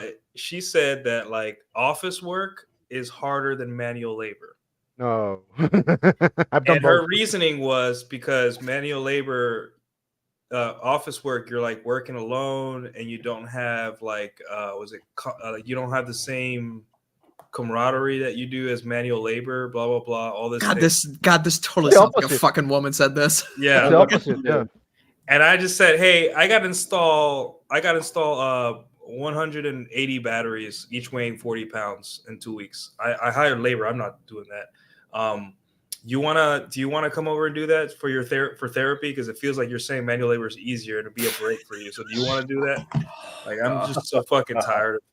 Like, both are hard in different ways, right? But let's be honest. No one's lining up to go construct houses or No. like One that shit, is- it sucks. I was gonna say, having been through both manual and like office work. One is obviously more mentally taxing, and one is more physically taxing. I guess if you can't stand people, it's more mentally taxing at least. But office work is breezy work. Like I've done, like, gosh, I mean, manual working outside and doing physical work. they tend to give you some stuff like, oh yeah, we'll pay for your food, or we'll pay for, something or other to, make up for it. And they try to have a good camaraderie, but it's not always the case for that. And at least you're in a nice, cool environment in an office for the most part. At least you should be. The thing is with manual labor, she also said, "Oh, you're getting a workout from lifting bricks or something like that." I'm just like, you're getting spine damage over here. Yeah, you're getting legs. I'm gonna raise my hand here. I can show my fucking CT scans on my lower back to prove that. Exactly. There you go. And you know how we as men, we can never kind of fathom how much attention and good treatment women get, because we'll never understand. Like, we think they just get like a door open for them, and then maybe they have like lots of like matches on Tinder. But trust me, it's probably 10 times more than what we think. They can never fathom how much work it takes to keep this infrastructure going. They will never be able to understand. I have no idea. Yeah, because one day I saw on Twitter that there was this guy cutting down a tree, right? A lumberjack. And cutting down trees is a fucking dangerous job. Like it's a job that has a high. It's like the number one job that kills people every year. Yeah, it's one of the most dangerous jobs in the world, man. Yeah, it's one of the most dangerous jobs in the world. And there's this thing that trees do, that if you cut them a certain way, they're supposed to fall, and they're supposed to predict where the tree will fall, right? It's all calculated out. But sometimes trees just fall. They fall into themselves, and once they fall into themselves, they can fall any which way. So if that happens as a lumberjack, you got to run for your life. Like, you literally run, motherfucker, because they can fall on you and you're dead. And you saw the video where that happened. The guy was like, oh shit. He probably was well trained, and he ran for his life. I think he survived. I think.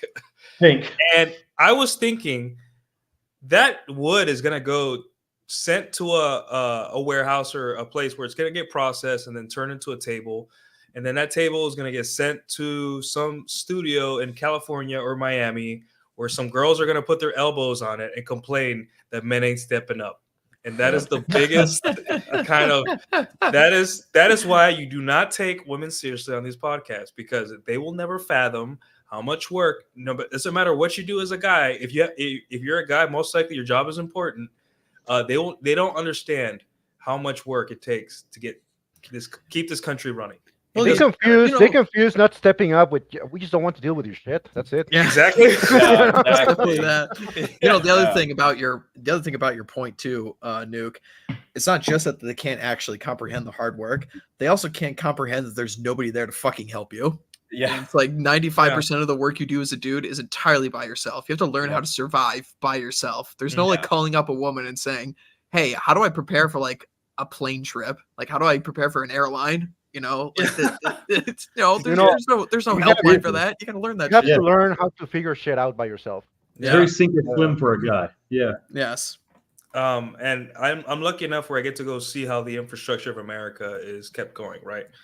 When I was in the military, I realized, wow, there's a lot of billions of dollars being invested into the military so we can get keep our oil cheap, and so people can get their Amazon packages on time and all that stuff. Great. And then I'm a field service engineer, so I go to IT rooms. Every single place on earth needs an IT room almost at this point, right? Everything from Bass Pro, from a Bass Pro place to where we're like sorting luggage at an airport, right? So I get to see all these behind the scenes of all these important industries, right? And speaking of important industries, there it is. This is for Atham, and he's not a dick. He's a deek. I want to accommodate his Mexican accent.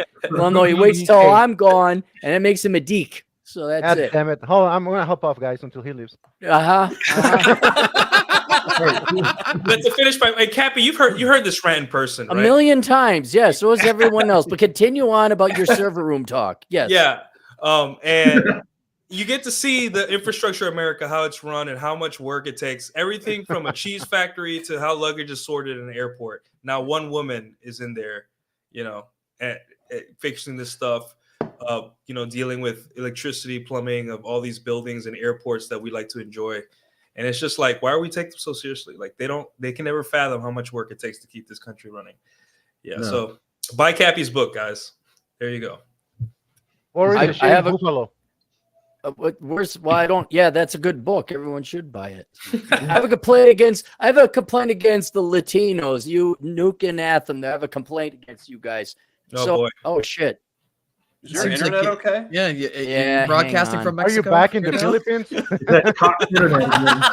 Speaking of server rooms and IT.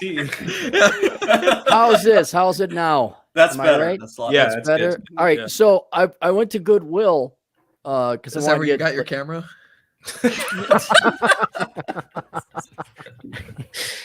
I want to get a damn shirt, right? Like a nice, because it's getting warmer out. And then I'm going through all the men's shirts, and I'm there, and I'm the only white guy in the aisle. It's all mostly predominantly Latinos, and it's all short guys. But there ain't no clothes, and the only clothes that exist are like really small, in which case it's boys. But then like size 46 or something, and I figured it out. It's all the Latinos who are my size taking all the good clothes. That's what it is. Clary,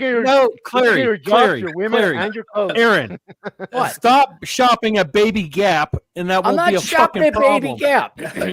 I honest to God, now I know why all the good clothes are picked over, because I was like, oh dang. And it's only like the larger, like some guy loses weight or I don't know, dies of a heart attack and he's a size 46. Yeah, you could get all the big fat guy clothes you ever wanted.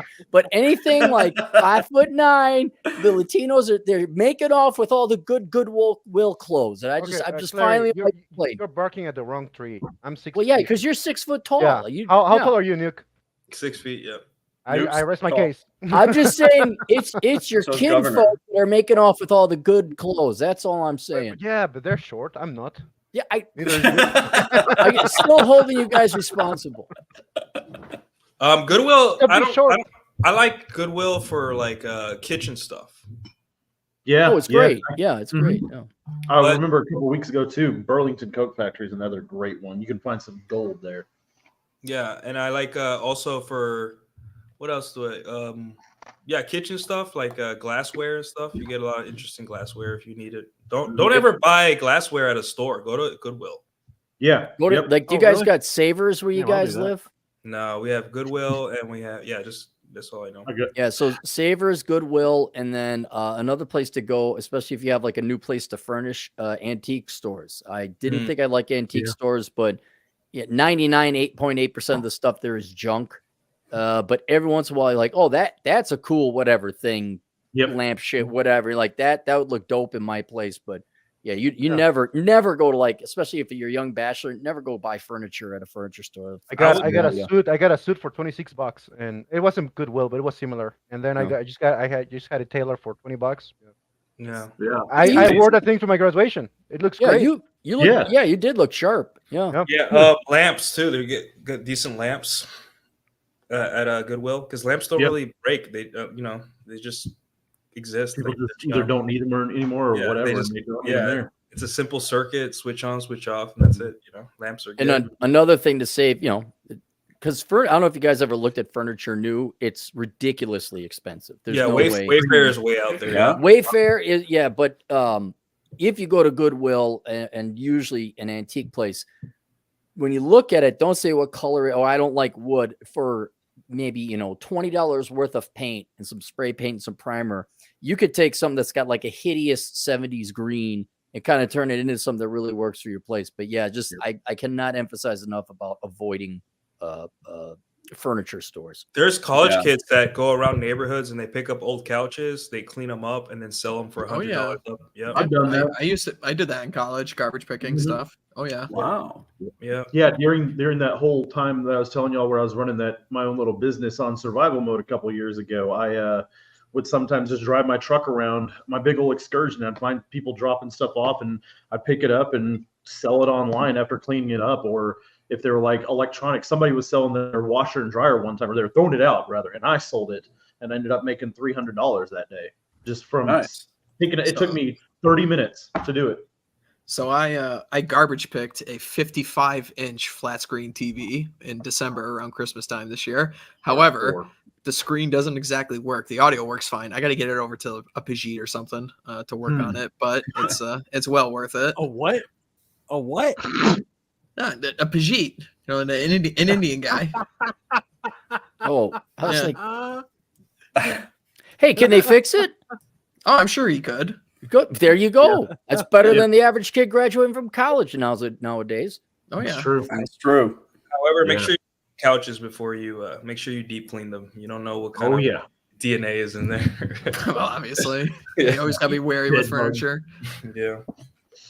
Another thing is you have like these reuse it shops. I don't know if you guys ever go there, if you ever work on construction, where they're tearing down a house, but they'll keep the, like the crown molding or the lumber and appliances. If you can get your you'll save thousands of dollars just getting appliances there. Well, I'm sure there's gonna be a demand for those to only increase, because now they have like these stupid like Samsung refrigerators, and you can't even work on them. You need to be an electrician to even fix things. I mean, just got a simple motherboard stuff. Yeah, exactly. Like your fridge doesn't need to connect to Wi-Fi. No. Yeah, my air fryer connects to Wi-Fi. I'm like, why? What to say to your air fryer? What? Yeah. For what reason? For it's like Bluetooth. Actually, it's Bluetooth, but like, why do I? It's even worse. I don't get it. Like, you know what it is? I'm being deadly serious. It's all these MBAs. I think they know everything better because they have an MBA, like from, let's say, Notre Dame, and they think they're so smart and they know how to run a business. Like, those fuckers got to go away. I've said it a long time ago. You're right. The only thing I could ever think of that could use one and it's useful to have is like either your AC unit or your oven if you're wanting to preheat it on your way home, something like that. It's convenient, but your fridge, your air fryer, your freaking toaster, you don't need Wi-Fi on that stuff. Like, how are you going to put anything in your toaster that runs on Wi-Fi? And also, your phone doesn't have that much memory to download an app for every single fucking thing. Yeah, that's a good point too. That's a good point too. I'm sure you're gonna mention they all want you to pay a monthly fee for the service. Yeah. Did you guys see that Microsoft is going to do that with Windows? Are they for sure going to do that monthly? Okay, I guess I'll break out the Linux machine. Fuck Microsoft. Thank God. Yeah, they're going to start Thank God charging for Windows. SteamOS. Yeah. All right. Well, listen, I just want to say hi that Athem's a dick, and that's all. That's the only reason I came. I'll see you guys later. Dude. Thanks for hanging out. All right, bye, Cappy. Anyways, back to the real men talking. Yes. Let's get back to the... Cappy doesn't pass the 6-foot test. He's not even a man. No. Neither do I. But you're the host. You get exactly. I'm the host. No, so what I wanted to ask Red Hawk, like, so we'll do our whole stream on this, I know, but I'm excited. I've been taking notes. Well, okay, so I'll keep this vague because I don't want to like spoil anything. Is there anything that happened in the last like 4 or 5 weeks since we hung out that would change anything we discussed back then? Not really. It was kind of just repeats of all the previous stuff that I told you about. Like, there were a couple more goofball stories. There were a couple more interesting clients that came in. I will say this, as we got further into the tax season, you get more and more procrastinators. Yes, you do. And you know, guys on the panel here, which of the two genders do you think likes to procrastinate more, men or women? Depends on what, but I'm going to say in terms of taxes, women like to procrastinate more. Yes. The women like to procrastinate, and they were coming in later in the season. And you know what? A couple of them were really fucking hot, and it was a delight. You know, as they got closer to tax day, did they get hotter? It kind of like, well, let me say this. In my case, yes. Yeah. Like the ratio, I would still say like numerically, there were more unattractive women than attractive ones, but you know, they were doing a better job of making that ratio even later in the season, because there were some absolute smoke shows that came in my office, man. Wow. But I mean, no, you're right, Red Hawk. Like I was talking about the niche that I have. It's always the ones that don't necessarily have to have that career that can honestly like get on maybe perhaps an online career. That I noticed are always the last like 1 or 2 weeks before the deadline. And that's when they get me all their shit. I think they're used to like, you know, having life catered to them. That's always been my theory. Oh, exactly. I believe that. Yeah. But I don't know, man. I really think you could provide a lot of very valuable insight. And that's why I'm excited to do that show with you. We'll call it like 2 or 3 weeks whenever we feel like doing it. But like, yeah, you are my like you're my boots on the ground as far as that goes. Yeah. I mean, I can't thank honestly, because it was you and Cappy on these shows that put this program like on my radar that it was even a good idea, and I enjoyed it. So I'll be doing it again. My worry is that, from the feedback I get, it is kind of a good path to recommend, but I know that nothing is perfect. So if there's bad things, not the shit that we were laughing about, like when you rolled here for last time, but I want to make sure basically, if I'm going to give advice, I want to make sure I'm not giving like really bad advice as far as working there. I'm a bit paranoid about it. Yeah, no, we'll go into like the good, the bad, and the ugly, on that stream we do. But just as of right now, yeah, very, very much a tentative yes. So okay, good. Well, gentlemen, I'm still gonna keep going strong here because I still have half a beer and I'm not ready to pass out yet. So yeah, me neither. I'm still on drink number one. Let me help you out. In honor of Aaron, I guess some gayness is warranted. So I'm gonna drink a mango cart. Oh, that looks good, man. Nice. Oh, it's actually good, yeah. So what's cheers. the ABV on that? Cheers. It's not very high. Only 8. I'll find out. Yeah, right. 9.99. Oh shit. No, it's 4%. Oh, okay. That's all I'm drinking. Like I've been drinking Hawk. I've been drinking for like 5 or 6 hours even before I got on here. Yeah. So you have all your clients pretty well trained at this point. Like you're not pulling any of this shit on April 15th. Like I'm done. I had to write plenty of nasty gram emails today. I was like, okay, Really? you just emailed me at noon on April 15th and you think I'm actually going to do your return. And so I didn't say it that mean, but I was like, hit me up, in mid or late May when I'll actually pretend to be giving a shit about working. And I'm not saying that to be a dick, but when you have like all the time in the world to get me your one W-2, you don't get to like hit me up, at noon today. Do you mind sharing with us, Chad, how many returns you did this year? Oh, absolutely. Let me check real quick. It goes down every year because I'm trying to charge more for like doing less returns. Yeah. So the exact number to date, 800. 176. Man, that's not a lot. Come on. 176 returns? Yeah. I fucking did more than you. How? Of course you did, because you're at H&R and I'm doing mostly corporate returns. Oh yeah, I guess that's true. When you're doing corporate returns, you have to charge a little bit more because they are a little bit more complex. But like shit, man, if you had asked me this question 5 years ago, I would have said 300 and something. Wow. Yeah, that's right. A lot. So it's all That about is a lowering lot. the amount you do for higher fees. And Yeah. I don't want to sound less work, more money. Yeah. Honestly, yeah, isn't that the American way? Like, try to do less work for more money without being a douchebag about it. How many did you do, Hawk? At the start of today, and I pushed maybe like 15 through today, and a couple of them are probably 15. Yeah, today. Dude. Yeah, but the entire season I did probably around like 160, something like that. But today I pushed a bunch through, and some of them are about to get rejected. Of course they're going to get rejected because so that's going to take the number down. You're, without trying to be too insulting here, if you're going to H&R Block to get your taxes done, you might not, necessarily be in the highest, we'll just call it socioeconomic situation. No, there were very few genuine rich people that came into my office.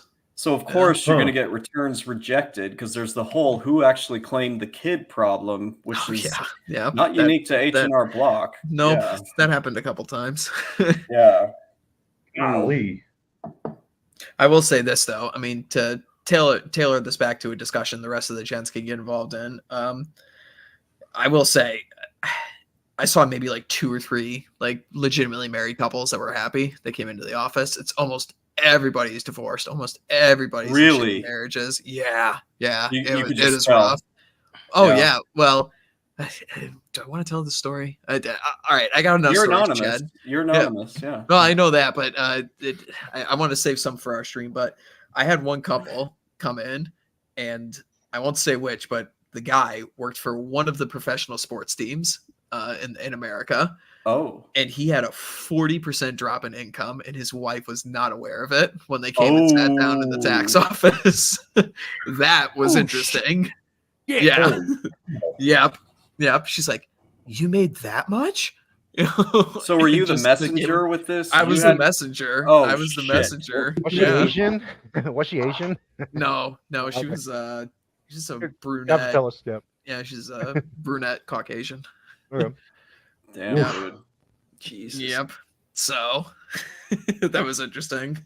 Well, this is one thing I can tell y'all, because just more big picture, I don't know what's going on in this country, but I do know like the dividing line between the haves and have-nots continues to sort of increase, to the point where I'm actually I feel sort of bad for some of my clients, because like a lot of people are getting squeezed out in a lot of different like fields. And I don't know if you would see this at all, Chad, given the like kind of clients you have, but I had a lot of cases this year where, particularly young kids, this would be important for young guys in the audience here, they were getting screwed over by all these like guys they were working for, because they were putting them on 1099 miscellaneous, which falls under Schedule C if you make enough money.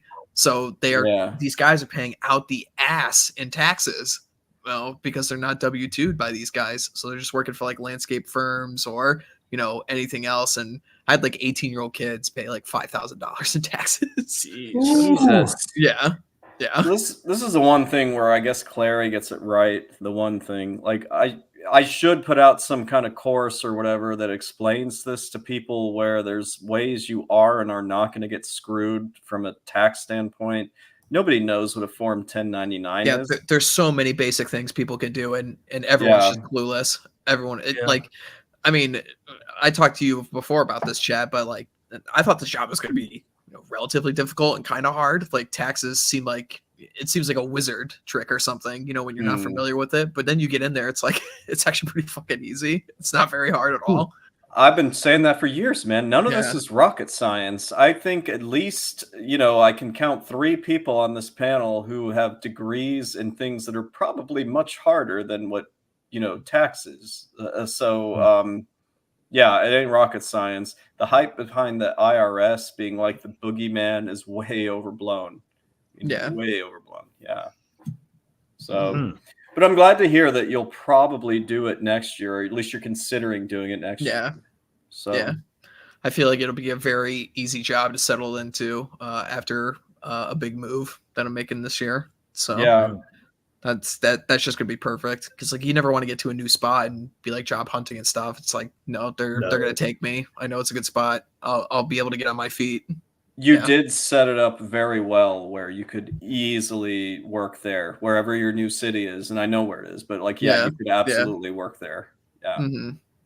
Holy shit! You did 270? Wow. Damn, Crab. Were these all Good for you. 1040s? Yeah, that's a lot of returns. Yeah, that is a lot. Jeez. It's like me 5 years ago. Holy shit. So you said there's a lot of like divorced people and all that stuff. Does that affect your taxes a lot as a person?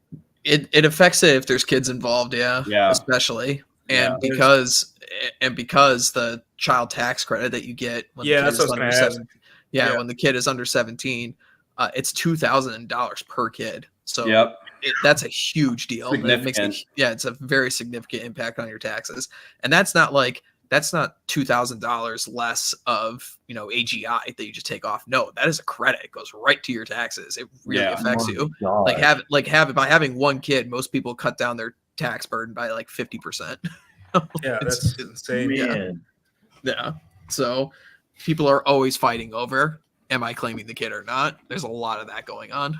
Yeah, it's the whole who gets a kid thing. Yeah, like back when I had a physical office space, I would be in the unenviable position of having couples sitting on the couch in my office about to get a divorce, or they were officially divorced, but we would need them there. And the whole I'm claiming the kid, no, I am, was a real issue. Yeah, so a lot of people fight over that, and it is the IRS me and my wife very. did? Oh, go ahead, Bull. Me and my ex-wife did. We just alternated the kid. Like 1 year I would claim her, and the next year she would claim her. That's the best way to do it. And usually there's when you get divorced, that's usually what they set up for you, but not everybody knows this. So it becomes a fight about. Well, here's the other thing. I applaud Bull Rush for his very forward thinking and rationality in this. However, he is not the average American. And there are so many people that come into the office. They're like, oh, I think I claimed the kid last year. I think it's my turn to claim. No, he said I could do it this year. No. Yeah, that's absurd. Oh my. It's like people can't even think back to like 1 year. It's a fucking joke. Yeah, I just think it's got to be messy when there's kids involved and divorce and all that. It gets that much messy. I'll tell you what, it's as messy as you make it. Okay. It's as messy as you want to make it. If I mean, it just depends on your spouse, man. Like if you want to take the high road with shit, especially when it comes to the kids and stuff like that,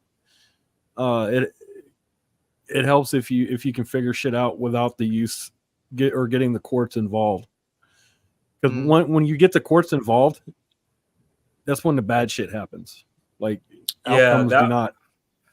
Yeah, I think for me, if I ever get married, it's gonna be like I'm gonna look for like, I mean, you can never tell, but the best case scenario would be like, hey, I don't, things might not work out great, that happens, but just a person that's good enough to understand that it's not about us, it's the kids, and not use the kids as leverage to just, I don't understand why it's always been this kind of like, I want to destroy this person and make sure they never, are happy ever again because we didn't work out, but whatever, Well, you're not a woman. That's why you think that way. Yeah, exactly. Yeah, that's a good point. Yeah. But I see these guys sometimes with their kids and they come into the office and you just think to yourself, man, these kids got no chance. They're done. Mm-hmm. Well, I see these women on Twitter that post their kids and use their kids for clout, right? And I'm just like, there's going to be a landmark case in a couple years here where a kid's going to sue his parents for hundreds of thousands of dollars because he exposed their whole life on social media when they didn't ask. There's going to be something like that because, I'm so glad that my mom, obviously, I don't care a picture here and there that she posts on Facebook, which she's never has, but like I wouldn't care, right? But like blatantly exposing me to people on Twitter or on YouTube, to make the point. Yeah, we're not famous. Like if we were famous and had famous people money, I'd be like, yeah, we're famous, great. But like we're an average middle class family. Why are you using me as a marketing tool?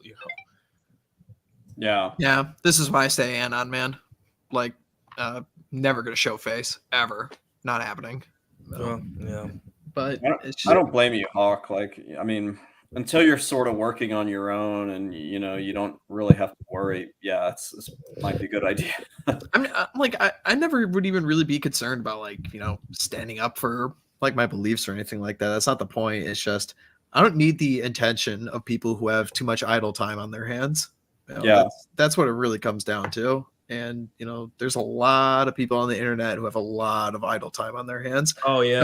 I mean, look what they did to look what they fucking did to Shia LaBeouf when he put up that stupid Trump flag saying he will not divide us. The autists on 4chan mapped out the stars in the sky because there's a 24-hour camera pointing up at this flag. Mapped out the stars in the sky and triangulated the position, then went and stole the flag. They use planes and stuff. Like they use the planes. Yeah. Just because they compared like the flight path of the planes against the fucking timing. Yeah, and they stuff. triangulated it. So and FAA reports and stuff, and they try and use the stars and a fucking compass and triangulated. Yeah, that's some top level Spurg shit right there, dude. For real, yeah. I never want to catch the attention of those people. Here's the thing: that's just the civilian Spurgs. You imagine the Spurgs that the government and military have working for them. I was about to say. Yeah. And you think your phone you're not being tracked? Yeah, that's what I was saying earlier. Yeah, that's what I was saying earlier. You're getting tracked no matter what you have. I mean, if you don't want to be tracked, I don't have a phone on you. It's different. Hold on. It's one thing to be tracked, but it's different depending on who's tracking you, right? It's like Okay, Yeah. the government has Yeah, all it my the government has all my information in the world. Okay, well, I Yeah. mean, I'm not a threat to the government at the moment, but I mean, Okay. obviously that's subject to change. But there are an endless army of spurgs on the internet who could do anything with your stuff. And you know, while there's a percentage of the government looking into you, you know, it's not necessarily a guarantee, but it is a fucking guarantee spurgs will look into you. So yeah, guaranteed. There's that guy on Instagram and TikTok that can find any location on earth if you show him a picture. I was thinking about that guy too. Yeah. Yeah, that guy. Yeah. That's kind of scary. You know, there's just, and Mhm. he's probably autistic or some kind of. He's on the spectrum for sure. I've tested this a couple times now, even on like Google Lens. If you have a picture somebody sent you about where they are, and you put it onto Google Lens, or I think there's another thing like Google Draw where you can draw the screen and like get the picture. In other words, it will show you like matching results on Google and on Maps where that is exactly. And it's worked more than a few times. It's quite fascinating, almost scary. I got recognized here in my neighborhood the other day. Mhm. Really? Yeah, I got stopped. I was walking my dog and I got stopped. Shit. But luckily the guy was pretty cool. He was like a chill dude. Like he was just smoking a cigarette outside of the on a corner, and he lived there too. So I was like, okay, that's cool. But yeah, you know, I see Rolo what he has to deal with, right? Mhm. And it's just like I don't give a shit if they go after me, but what about like my family? You know, like my brother and all that. And sometimes I think I did say my dog's real name or my dog's name online. Even with that, they could probably find you because there's some kind of record or some kind of, you know, vet record or something. I'm just gonna start calling it Shiba now. Well, all they have to do is like look up my dog breed and adoption record. You know, something they have. Something yeah, they wanted to. Yeah, so that's a good point too. So it's like there's just people on the internet that have way too much time, and also it's just they don't have a life. Like the internet's all they have. You know, like they don't go out to do anything. I mean, look, they can if your dog's got a chip in it, they can just get a thing and read the chip information off the dog. Not very hard to do, by the way. Yeah, I know. Yeah, my dog has a chip in it. Yeah, my dog's chipped, so you have to. My dog's chipped too. So like, no, it's not, guys. Shh. Yeah. I mean, it's a little easier for me because I pretty much everybody here says way more interesting things to say on, you know, on their channels and thing. I'm just talking about like being how do you have your own tax practice and taxes? Like, I don't have much interesting to say. I just complain about women. But that's pretty interesting. That's enough. Yeah, I mean, that's enough to attract the attention of every woman on the planet, apparently. Yeah. My God, they swarm your Twitter account like a nest of bees, Nuke. I've noticed that. Just so this Nuke, well, just give it like 10 years. You'll be in my position. You're just like you'll read shit that girls say on the internet, and you'll just like, yeah, the redheaded girl meme. That's nice. Yeah. Also, no, you just pat them on the head. You know the Filipina chick? Yeah. That crazy Michaela. I have her on Instagram. Yep. Oh. And she got caught. Really?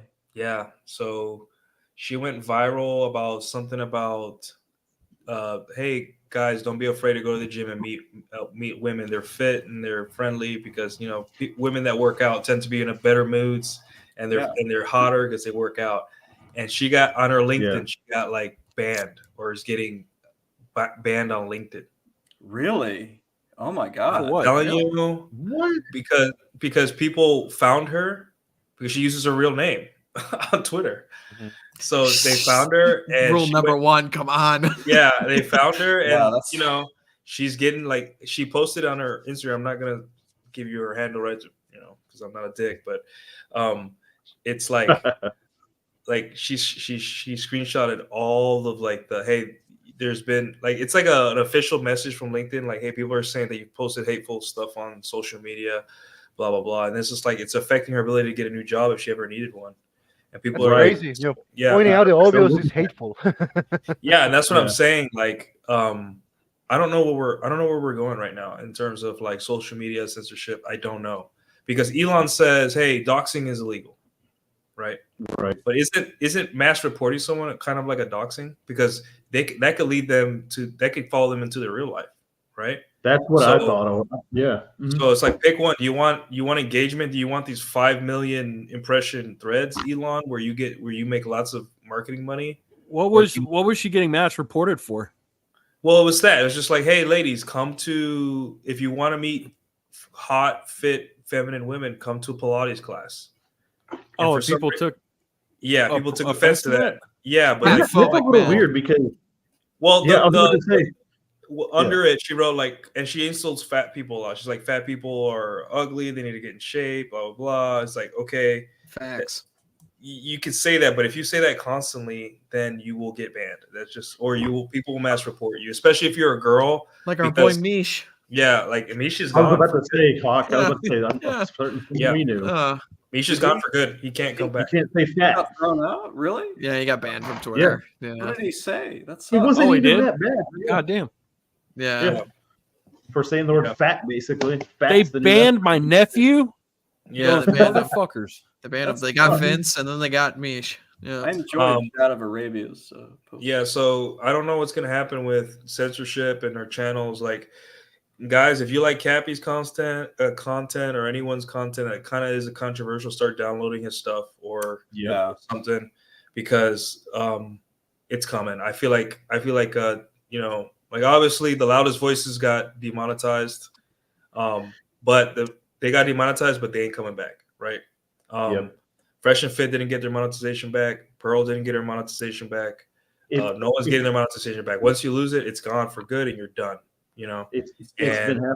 Yeah, I was going to say real quick too. It's gonna be real bad this year anyway because it's a election year. I disagree. Yeah. I disagree wholeheartedly. I will come across the other side here, and I've been saying this for several months now. A Trump victory is 100% inevitable. You can take it to the bank, and not because he's actually that popular or anything like this. Just because this is basically what the regime has to do at this point in order to keep people invested in the system. All right. And they've been making moves about this for the last 7 to 8 months. They were instituting laws in Congress that prevent the president from pulling out of NATO unilaterally without congressional approval. They've been putting in all these other this is what they do. This is what they do. It's never secret. It's always out in the open because they think everyone's stupid. They don't need to hide shit, and also because they're cocky. But yeah, I do not think censorship is going to be remotely as bad this year. I mean, Twitter's basically 4chan now. Yeah. As long as you are relatively decent about it and don't directly insult people. I do not think the censorship is going to be that bad, and I expect a total Trump victory. Unfortunately, he's not going to be able to do anything. Not that he would, not when he would. But, they're going to do it. He gets people thinking about. He gets people to think about alternatives, which is what he's useful for. Yeah, and causing a bit of chaos just because he got elected, and that's what I'm looking forward to. Yes, my prediction is going to be a very ineffective presidency. Like he's going to be spending so much time fighting impeachments and fighting, he's going to be fighting liberals more than he is fixing the country. I think that's what it's going to turn out to, because the liberals, I think, are emboldened now. They know they can win. I don't think after the second Trump victory the Biden victory, I think no one was expecting that. Was anyone expecting Biden to win? We were laughing. I was laughing about it during the primaries. I was going, this dude's such a joke. I almost want to see him win the primary. And when he did, I went, oh shoot. How? Yeah. It was. I think we were so burnt out from COVID that no one really cared about whether Biden could win or not. They're gonna throw Joe under the bus, and it's gonna be the excuse for them to finally pull out of Ukraine. I mean, the Ukrainians been losing that war for over 2.5 years. It was never going to be a possibility that they were ever going to win, ever. And now everyone's basically coming up to the conclusion that Russia's going to win. It's inevitable. So how are we going to have an exit strategy? They just fired Victoria Nuland. They're going to fire Blinken and a couple other people. They're looking to reset and go back to the Middle East because our favorite group is in trouble again. Yeah, so, we got to help them. You should care too. You should care a lot about other conflicts, 1,000-year-old blood feuds in other countries. Oh yeah. It affects so Yeah. heavily. Here's a picture of a baby that's been, that's burnt up. Here, now you have to care because if you don't, you're a bad person. Like, great, dude. A single person, that's I care about one baby overseas more than we do, homeless people. The only fucking baby I care about is my baby girl. Good My answer. kid. Correct answer, Bull. The one I care about. Exactly. That's what you're supposed to care about, not somebody hundreds of thousands or thousands of miles away. It's not your problem. Like, I think everyone's burnt out from us getting in foreign wars. I mean, it sounds cold blooded. It sounds cold blooded, but it's really not because there's nothing I can do about it. Right. Nothing I can affect. Exactly. And even if you could, why would you? No, like seriously, it's not your fucking responsibility. No. You got a little shit on our plate. Nope. Everyone can mark their calendars now. Come back to this video in 6 months. I honestly don't give a shit about who wins. Like, I think whoever wins the presidency, the losers are going to be the people anyway. We're going to get fucked either way. Well, let's be honest. You think, I'm surprised Biden even got this far. Like, yeah, me too. That's what I said. That's what I'm saying. I'm surprised he got through the primary. He was so barely stand up. Yeah, the debate is coming. Like, what, next week is the debate? Is it? Are they actually going to do a debate? Yeah, no, there's no way. Trump. I think Trump just announced it on his Instagram. I think he just did. Let me check. Is he going to actually come out of his basement this time? Biden. Yeah. I care more about who my local sheriff is and who's on my PTA, my kids' PTA board than I do who the president is. That's a good you absolutely point too. should. Very good. Yeah, you absolutely should, and most people should. Those are actually elections. Those are actually elections I participate in. Yeah, the thing is like the good thing about Trump is that he just gets people thinking about alternatives. I mean, who cares about his policies? The president really doesn't affect much in policy anyway. I mean, the atmosphere of the country was certainly more fun under Trump. It just seemed like people were excited to work again, and things worked a little bit better. So at least there was a quality of life difference. But as it relates to like the big things in American politics, no, it's like George Carlin said, it's a big club and you ain't in it. We ain't in it. Yeah. So it doesn't fucking matter really which side is in charge because they're basically the same fucking thing. And not from like a gay libertarian way saying, oh my God, both the parties are terrible. It's like, no, it's just that the both of them, the people who are in charge of them, agree on literally everything. And the small, like AOCs of the world or Rand Pauls of the world don't make a single change in their parties because they're not the people in charge. The only people that matter in politics are the people who actually decide things. All this other bullshit about like you going out and voting or what's public opinion like. No, it's bullshit. It's the people who are in charge, and you want to get your people in charge and stomp the boot on the other people's people. That's the whole point. Huh. I agree with you, man. It's kind of depressing, and I want to get excited about what could happen, later this year, but ultimately, is that really going to improve things? No, but this is also what kind of makes it interesting because you see it for what it is. You see that it's professional wrestling, which means it's actually kind of easy to predict what people will do. Yeah, it's like you go to a baseball game and you know the game well enough. Like what pitch is supposed to be thrown next and where it's supposed to be located. Yeah. And to like the untrained eye, you're just calling the pitches, and people are like, "What the fuck?" So, they think you're a wizard or something. It's just kind of it's kind of like if you have experience dating girls, you know how they're going to respond to shit, and once you figure out how they're going to respond, then you know how to adapt from there. So it's kind of a black pill on the surface, but it's really not because you know how the game is being played. So you can adapt to the situation, and we're not in such a bad way in this country that we don't have the ability to adapt. The smart people will adapt, and it's the ones that are not willing to adapt that'll get crushed under the wheel. Yeah, great. Excellent, Bull. Totally agree. Yeah. Well, another thing is just like we need to put ourselves in the shoes, which is the worst thing people do and politicians do. Put yourself in the shoes of people that are like 18 to 30. Let's say that. Think about what COVID did to their mentality about this country, right? Like they lost jobs, they lost family members, they couldn't see their family members die in peace. You know, like Rollo's an example. He couldn't see his mom die because of COVID policies, right? Yeah.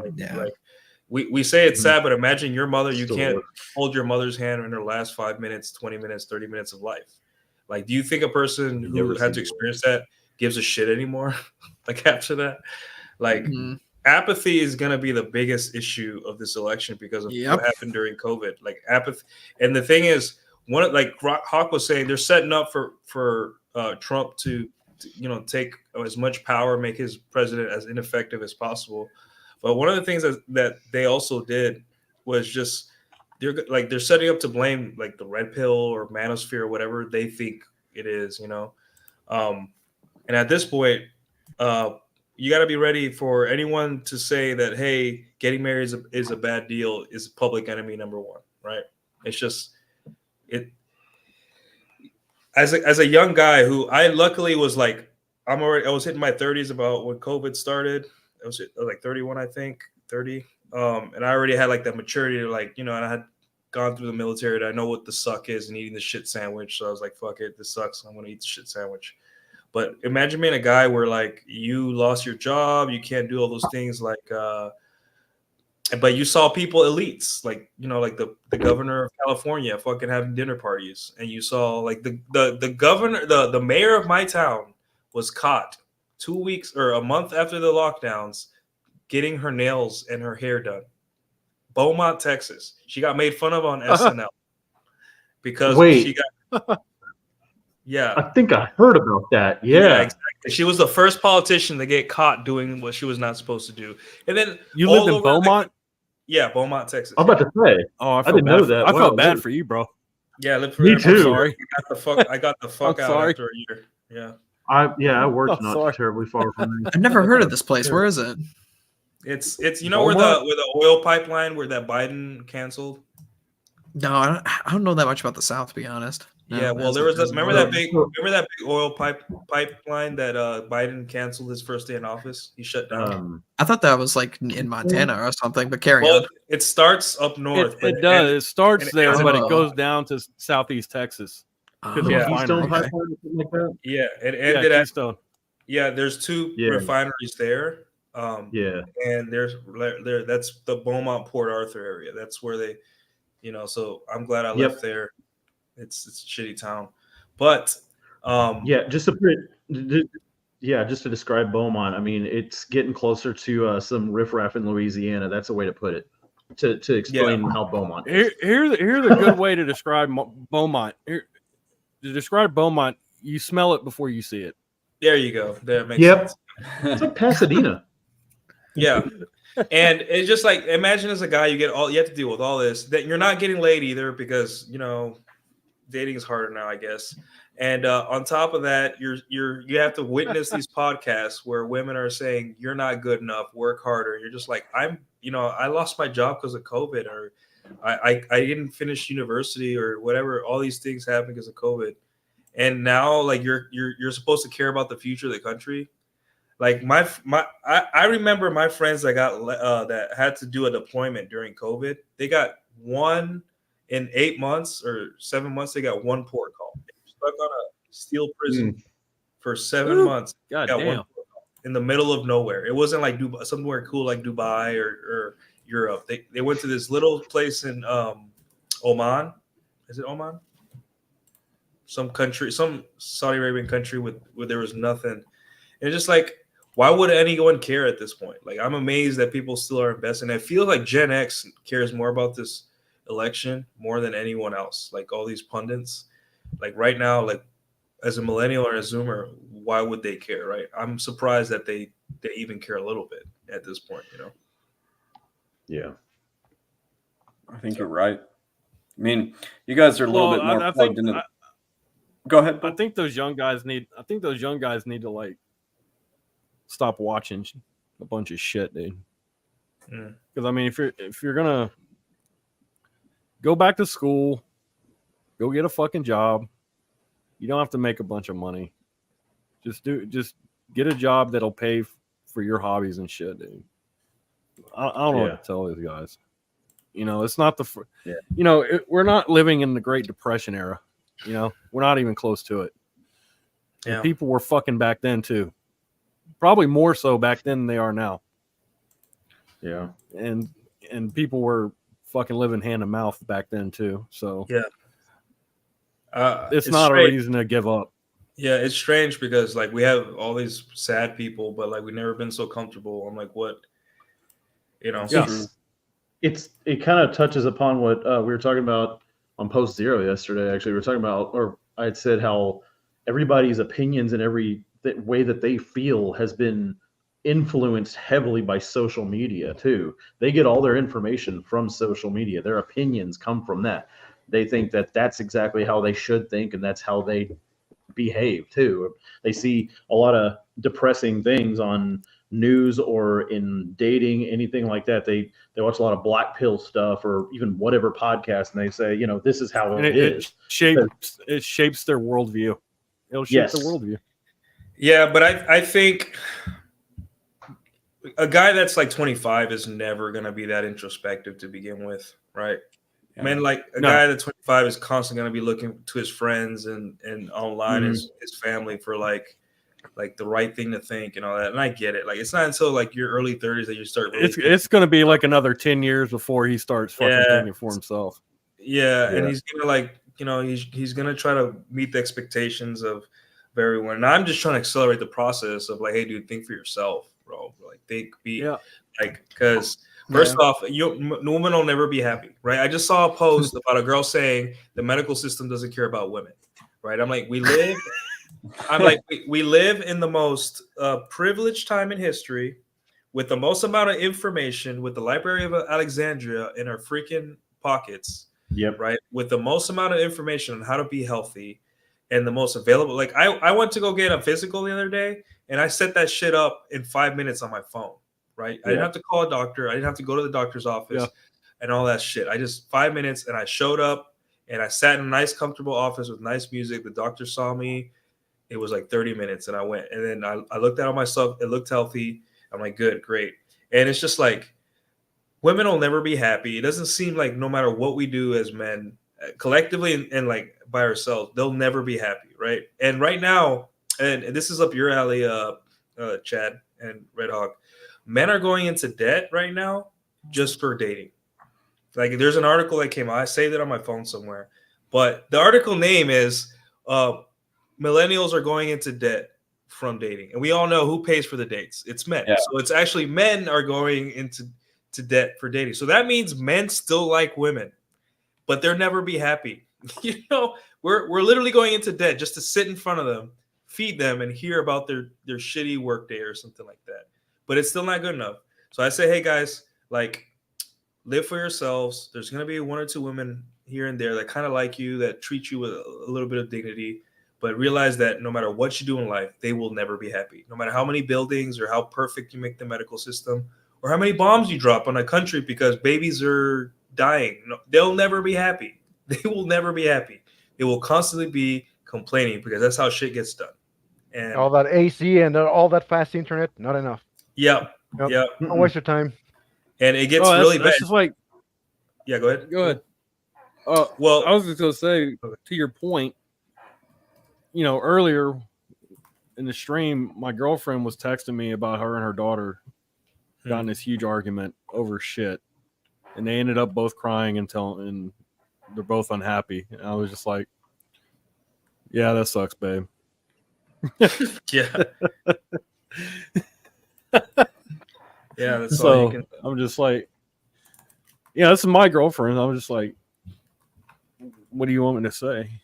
That's terrible. That's something that more men need to learn. Sometimes a lot of times they don't want you to fix their problems. They just want you to listen and say, "Oh, that must be." Oh, that's all they want you to do. That's it. Yeah. Don't try to that's what I told her. I'm like, I just told her. I replied back to her. I said, "That's really unfortunate, sweetheart. I still love you, though." Man, that's crazy. That's it. Yeah, that's all. That's all she wanted to hear. That's all she wanted to hear. Mm-hmm. She didn't want me to solve her problem. Like that's her problem with her. She's gonna figure it out or not. It's not my problem. It never ends. Like, it doesn't matter what you do as a guy, they will never be happy. Never. And the thing is, like, that doesn't mean don't be nice to them and stuff like that, right? But don't think that the way to make women happy as a society is to placate them constantly. It makes them even more miserable. My dad told me a long time ago. I've heard him say this a couple of times. Girls will get mad in the same pair of panties they got happy in, vice versa. Mm-hmm. You know. So just wait. It's like Texas weather. You don't like it? Wait 15 minutes. Wait it out. Yeah, because exactly. Perfect. Yeah, because there'll be a tornado blowing, and in 15 minutes it'll be sunlight and it'll be beautiful. And it's exactly how There'll Texas be a rainbow and shit. Just by the minute. There'll be a fucking rainbow and everything. You know. Yeah. Just and wait. Insane. Yeah, and it's insane how fast they like go from like crying and sobbing to smiling and happy. Just 10 minutes. Yes. They'll be like, okay, let's go get ice cream now. And you're just like, God damn. This girl was crying, was bawling out her eyes out. So yeah, they need to do that. That's how they work through shit. Yeah, and I have a feeling that a lot of the politics and the decisions we make are based on these whims of women, right? Like I saw a pundit on Fox News when this Ukraine stuff started. She was like, "Things are bad. We need to send troops there," and I'm just like, "Fuck off, woman." Yeah, those are American lives. Those are like. You know, like what the fuck? Just because you in your cozy office in a New York kind of like newsroom are comfortable, you think you can send guys that like have no business being there in the first place to die? Like just give her an M16, an M9, and put her on a C-130 and slap her on the ass and say, "Go on, baby." Yeah, that's what I'm saying. You first. You go right ahead. You first. You first, boo boo. Yeah, it should be independent, right? Should be a fucking requirement. Any politician that votes to go to war goes to the fucking front line, or send their kids to the front. Yeah, line. Send their kids. Or have their kids go. Yeah. Yeah. Or some or their nephew or someone that they love. Anyone. Their wife. Send their wife. Yeah. Like literally put that in the law. If you vote yes to go to war, you must sacrifice one of your family members to this war. If you don't have any, guess what, motherfucker? Here's a pair of boots. They're not going in the talk. They're not staying up in the fucking talk. They're going under the wire, bro. Yeah, infantry, motherfucker. Yeah, they're taking out trash. You know. They're doing the shit. They're in the burn pits. They're doing the burn pits. Yeah. You know, I know it's like it's so interesting to hear for people who, you know, are outside of America. They hear, you mean American politicians just die in office? Like, who the fuck else does this? No, this doesn't happen anywhere else. People like elect people, they leave. You know, we don't have like 13th century monarchies anymore where people are in there until they're dead. It's like, no, but American politicians just will not fucking give up. And like at least 1 or 2 a year dies in office. Yeah, like how did Nancy Pelosi happen? Can anyone explain that to me? How did that happen? Apathy. Like, why was no one like, hey, maybe she shouldn't be here? You know? Well, she has well, you know, it's apathy. She has a lot of power. Yeah, she has. Yeah, well, she's got connections with a certain group that we're not allowed to talk about. Yes. So, You know, I got this jury summons in the mail when I came back here a little over a week ago. Just say you're racist, Chad. You'll get out of it every time. Well, it was for April 15th, so obviously today. So it was obviously like, fuck off, I'm not going. And what struck me about the instructions, you know, on the form, it basically said, if you're 70 years old or older, all you have to do is call this number and you're automatically excused. And I'm thinking, wait a minute, but it's like what you just said. We have all these politicians that are above the age of 70 in major positions of power. And to me, they can alter the life of millions. Right. Joe Biden was just found in a civil suit to be not competent enough to stand trial while being president. A judge ruled. Yeah. And he's fucking president of the United States. He's got the keys to the football. Like, my God. I think once we get a young president, it's going to be so refreshing. It's going to be like John F. Kennedy all over again. Dude, I'm hoping AOC becomes president, man. I really want to use that example. You know, you don't remember how that turned out? That's one of those things too, like young guys see, like during the January 6th stuff. Like she was like "Oh, help! You know, I'm in trouble," and she was like in a complete other building. Like, yeah, she said she was scared. Totally fabricated. Totally. Okay, let's even pretend that it actually was completely as bad as the media explains. How could you possibly claim that thing was insurrection when, what is this, like a game of Call of Duty domination? So you get into the Capitol building with a flag and stay in there for 30 minutes, and therefore you have the right to rule, and therefore you have codes to the nuclear football, and therefore you rule the country? What the fuck are you talking about, insurrection? Yeah, how crazy would that be if it was like Star Wars Battlefront, where you just stand in one spot for long enough with your team members and you win the election? Oh, it's like, okay, we just walk inside. None of us have weapons. None of us have armor. None of us are trained. Here's the more important question. AOC, smash or pass? Smash. Smash. Yep. Smash. Yeah, absolutely. It doesn't take a lot to make a man happy, you know? What would you do? Smash or pass, Newt? Will she talk? Will words leave her mouth? That's up to you. Yeah, exactly. Well, ball gag. If you want to borrow one of my ball gags, I'll yeah, if I can ball, because there's some girls that when they talk, I just can't. I'm just like, I'm soft. You don't have to talk to her, and you don't have to listen to her. Have you met girls that are like super hot and then they talk or have opinions, and you're just like, well, that's what ball gags are for. There are girls. You shove her panties in her mouth and get after it. I was just about to say, Bull, because there are some girls that just sound fucking retarded during sex. Yeah, like there's a problem with Latinas now, where Latinas, when they speak English, they use the Ebonics, and Ebonics turn me off. But when they speak Spanish, it's this classy, sexy Spanish, and I'm like, no, you speak Spanish. Well, you don't have to you don't have to cuddle with her after, Nuke. We're just smash or pass. Well, most of them don't speak English anyway. What do you care, man? Yeah, I think it's a smash, but like minimal talking, like asking me how I am doing, and that's it. Seriously, because after like I turned 34, I'm like, hey, you have to be likable too. I'm not going to go on a date with you if you speak Ebonics. Yeah. Like you're thinking too much, Nick. This is just smash or not. You just smash her. So pass, it's man. just she knocks on my door and says, "Let's fuck," and I'm like, "You already talk too much." Yeah. Yes. You were too many. Yeah, AOC is a smash. That's as long as she doesn't talk, AOC is a smash, right? Okay. I fucking love the memes that slowly make her boobs look bigger. And she got mad at it. She got mad because guys were spamming it in her comment section. She got some big ass titties to begin with, anyway. My favorite was the chick that the insurance chick that's like Jewish, and she has the big milkers. Lily or no? Yeah, something like that. That's AT&T. Yeah, I was gonna say the AT&T girl. AT&T? Yeah, Lily. Yeah, sometimes. Yeah, okay. Maybe it's the wrong one. She was on a live stream saying she was tired of being sexualized and being told she had big mommy milkers. She used to be a model though. Yeah, wasn't she a model? I don't think she's a comedic actress for one, and then she might have been a model too. But I just know she had lots of abortions, and she's proud of them. That's all I know. Yeah, she has a graveyard for a pussy. If you, that's fine. I'd still fucking smash that shit, dude. I was gonna say it's funny though because if you look at Hero's sister, oh my god, yeah, still buried your Steve Deadman in that. Listen. I said on October 7th, people could go back on my fucking Twitter and see this. I made this tweet. It said, "I'm calling for peace. Abby Shapiro, show your tits." And that would Yep. Easily. You know, it's funny because people like she does these silly dances, right? And everyone's like, "Oh, men are sexualizing her," and I'm like, "Yeah, she's wearing she has an H cup and she's wearing a tight shirt, and the boobs are bouncing." Yeah, like come on. She knows where her like. Bro, there's no shirt that she can't wear with H cups that's not going to be tight.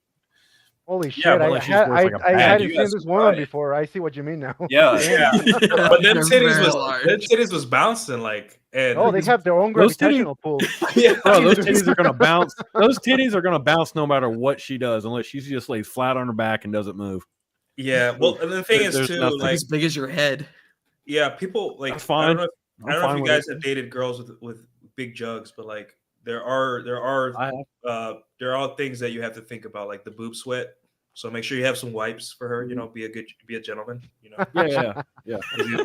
No, seriously, I dated a girl with H cups, and she told me like, yeah, it's the boob sweat that sucks because you know it's like skin on skin, and you sweat, and that shit gets trapped. Well, honestly, too, like girls with those big of titties, they usually come prepared anyway. They have their wipes and stuff. If they don't, they're kind of gross.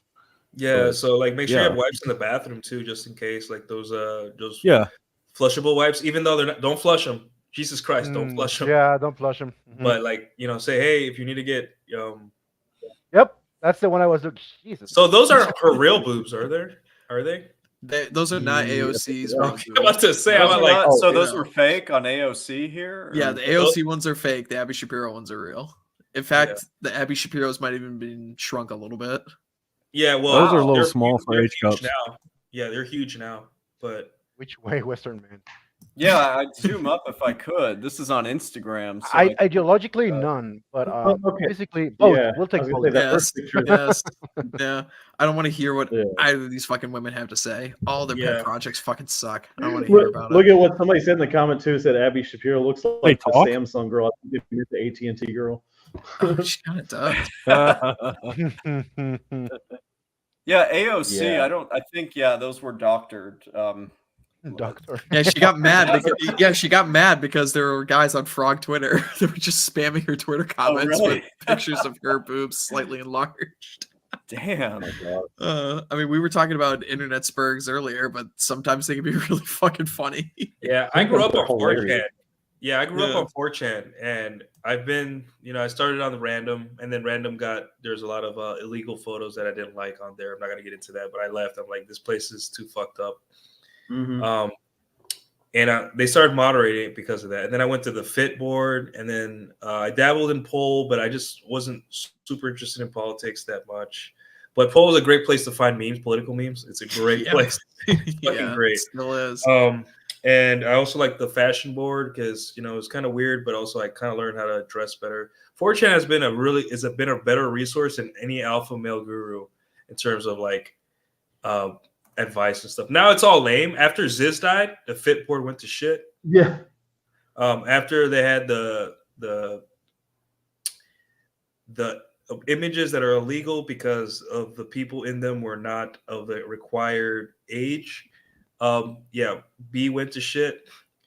And what was the other board that and then fashion's still good, but the Zoomers made it gay. So yeah, 4chan's gone, but old 4chan was the real internet. I don't think we'll ever get back to that. So they got rid of the Poll. Poll's still going, but now it's just like neutered. The people we can't comment on versus America. That's all every single thing is. But there's some good insight in there, but a lot of it goes down to like really basic racist. It's hilarious, right? But it's it's just now it's like devolved into that, and it's good for memes. Like the memes are fucking crazy. There's a difference between like racism and bigotry, Mm-hmm. Yeah. And, if you're gonna be racist, be funny, like be hilarious. Yeah. Be Steve Saylor. Don't be exactly. Yeah. And like I was telling Red Hawk the other day that if you want to learn how to truly be racist, talk to Latinos. We're the most racist people on earth. Like, well, I think we're incredibly racist. Yes, it's true. But I don't know about the most. My vote will be for Asian. I was going to say that. I live in Taiwan. Oh, they're up there too. It's in true racism. Yeah. Speaking of racism. Perfect timing. He's got the black square. He supports George Floyd. Speaking of gayness. Good morning. Hello, Atham. Hi, it's been Jack. a while. Nice seeing you. Likewise, man. Likewise to see your fat Latino face. God. Jeez, he was coming right out with the racism. That's how you really feel. Jesus Christ. I did miss Atham. Hi, Chad. Good to see you. Glad Jack, good to see you, man. Good morning. I was like, if we're still going, maybe Jack will be able to join. This is probably the longest stream Chad's ever had on his channel. Oh, is it like 6 a.m. in your in Holland, Jack? Oh my God! Shut the fuck up, Holland. Holland is a province. Country is the Netherlands. Oh, okay. 5:07 What time is it? a.m. Holy crap! It's 5:07 a.m. Oh man. Ooh. Well, man, I'm honored that you came. I mean that's early for Jack. Jack, Jesus. I mean, I'm just me. That's the time that Jack gets up for Red Evening, and I know this. No, 6. Yeah. 6. Oh, you're right. Oh, it was 6. Six. Yeah, it's 10 o'clock here right now where I am. Yeah, So, yeah, that Jack's an early bird. That is true. That is true. But He's yesterday early I had bird. to work.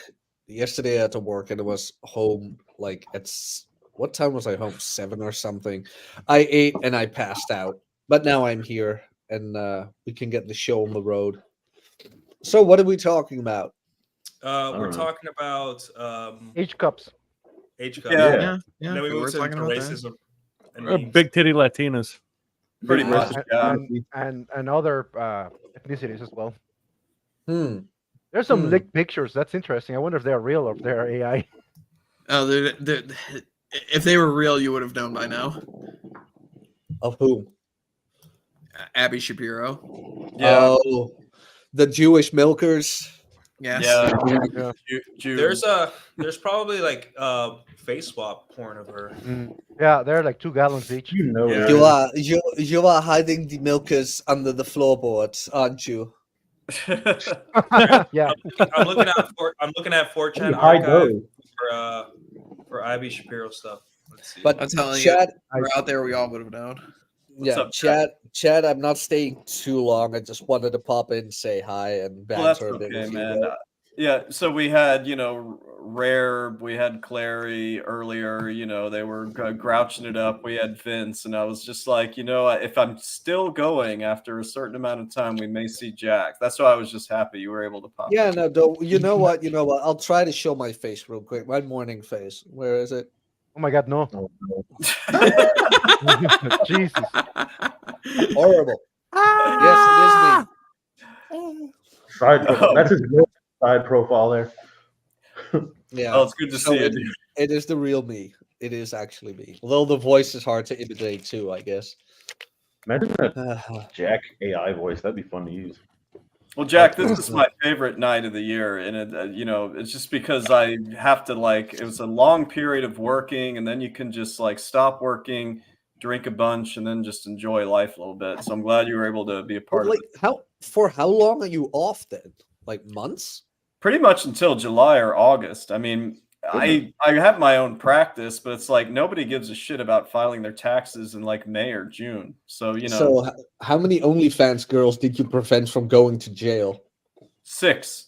Oh, I know it sounds like a joke, but now that you mention it, I know for sure you actually saved 6 people from going to jail. That was not a joke. They have some problems handling their expenses in various other areas where I have to protect them from themselves. I mean that purely from a fiscal standpoint and not anything else. But is it how do I phrase that?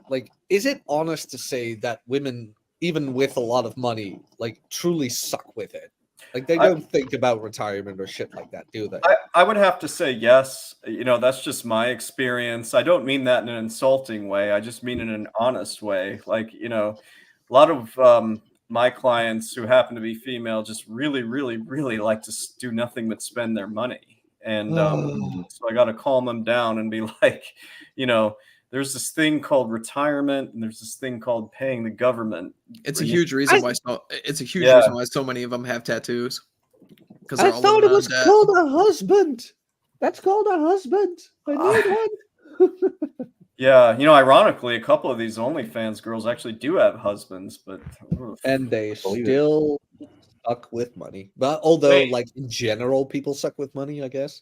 Most people suck with money. I think that's a fair thing to say. Yeah, so I don't want to. I work at a company now, and they don't cover retirement.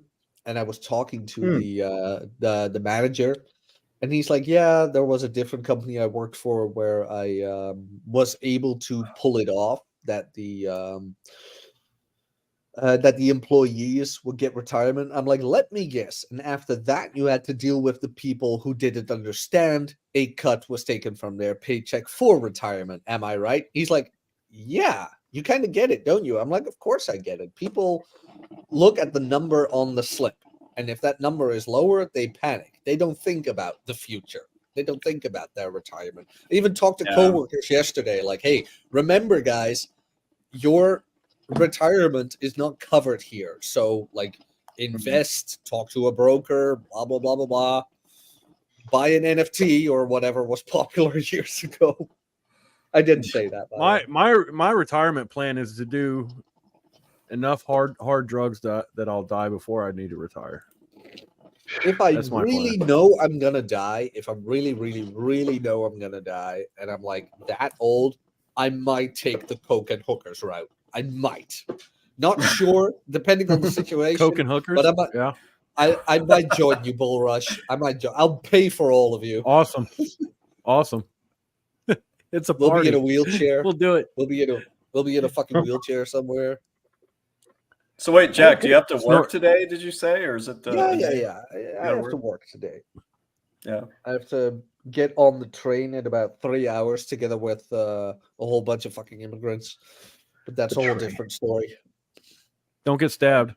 They're fucking everywhere now, man. I mean, yesterday back home, I was like surrounded by him. You thought I was joking? No, man. I was surrounded by him. And there was another Dutch guy sitting across from me, and he even looked at me like, dude, if this is going down, I got you. I'm like, same man. Do you want me to send you one of my knives? I got a knife. I can seriously. Oh man, I'd love to. One of them was like listening to music without headphones and shit like that. Fucking course. No, and I looked at him. I'm like, hey, can you just turn it down a bit? And fortunately, he turned it down. And then the other one started looking at me funny. Then the Dutch guy was, look, you're not alone. I'm like, oh, fuck. Well, that's good. But then he got out a couple of stations earlier. I'm like, oh, okay. This might be it.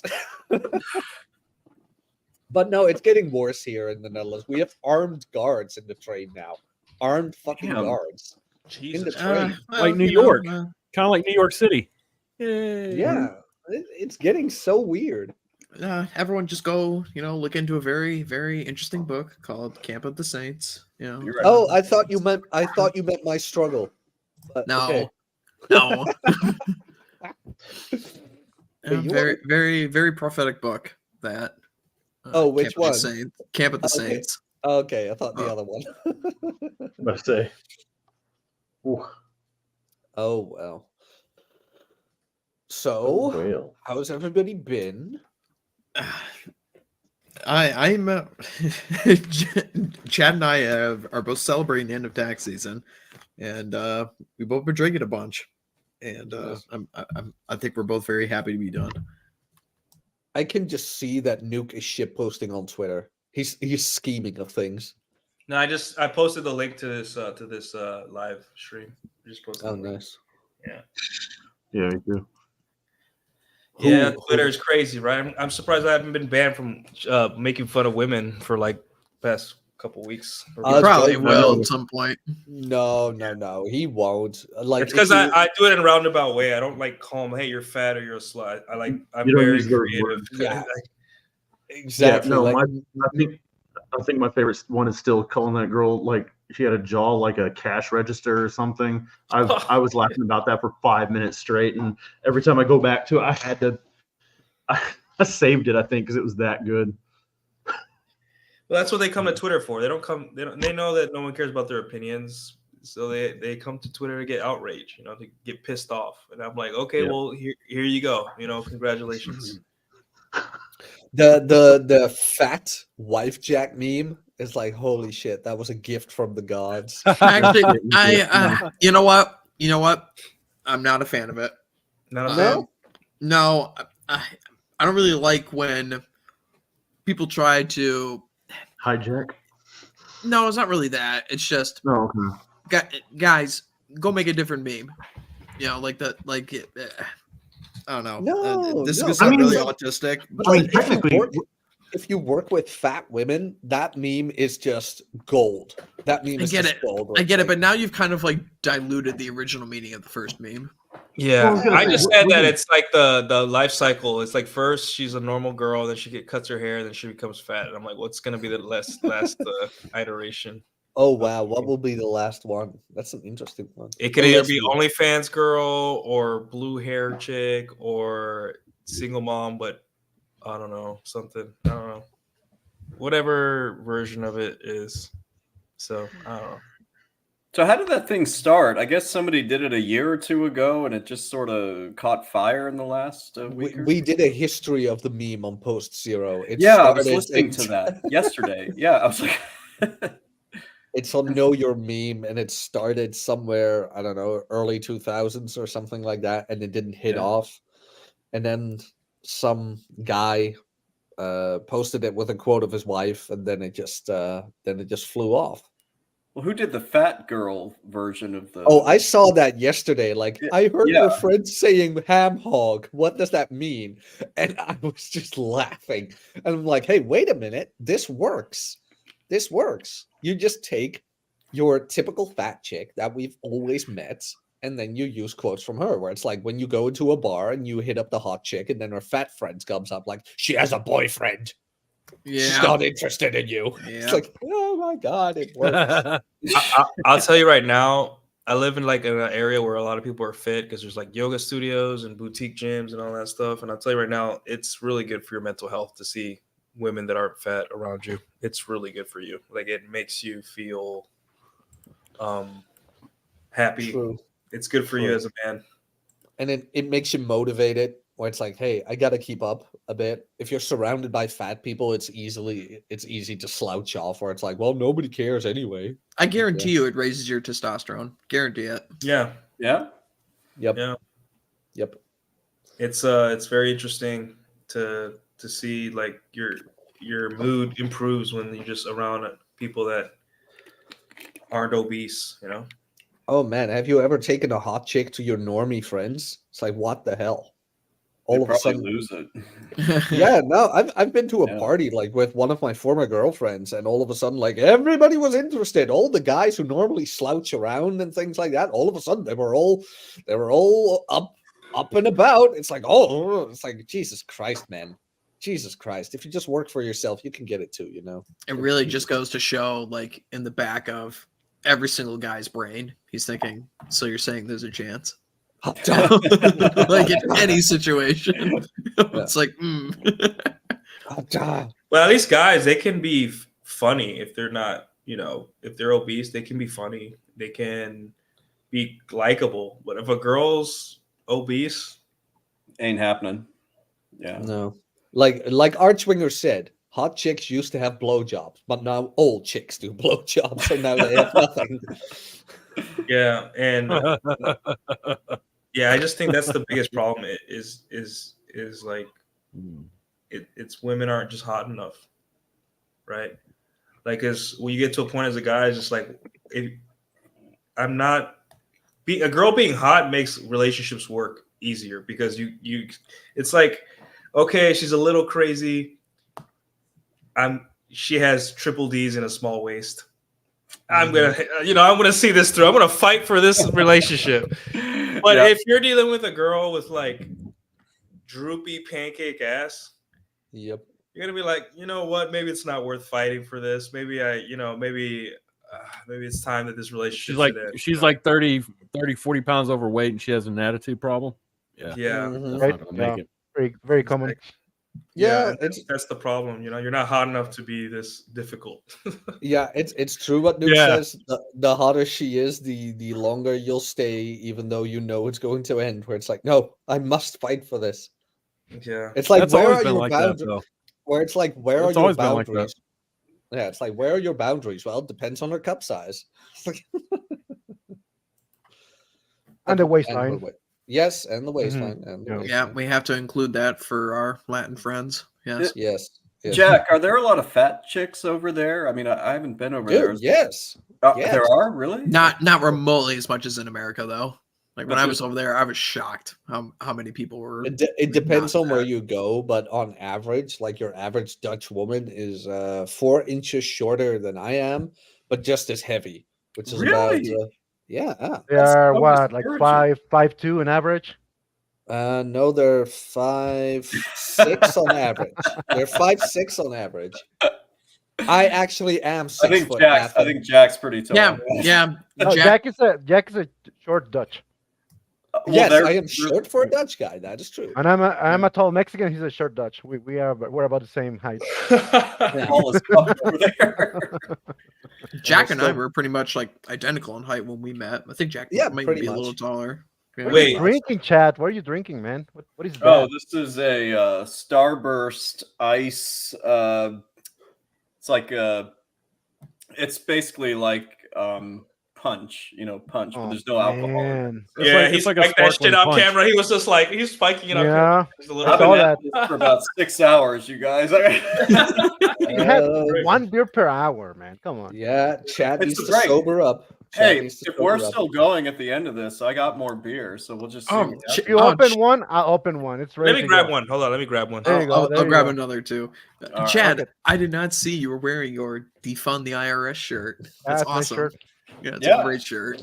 I mean, I'm the biggest advocate for allowing the IRS to do its job, but at the end of the day, every time I try to get them to help me on anything, it's just a total clusterfuck. Oh my God, Chad! I'm gonna I tell don't know this. how you handled it. I'm gonna tell you. I'm gonna tell this story again when we do our stream because Cappy has to hear this. But my manager in the office and I just yesterday had a discussion. We were closing down the office about how we should just eliminate the income tax and we should just have a sales tax. And the guy said to me, Chad, I shit you not.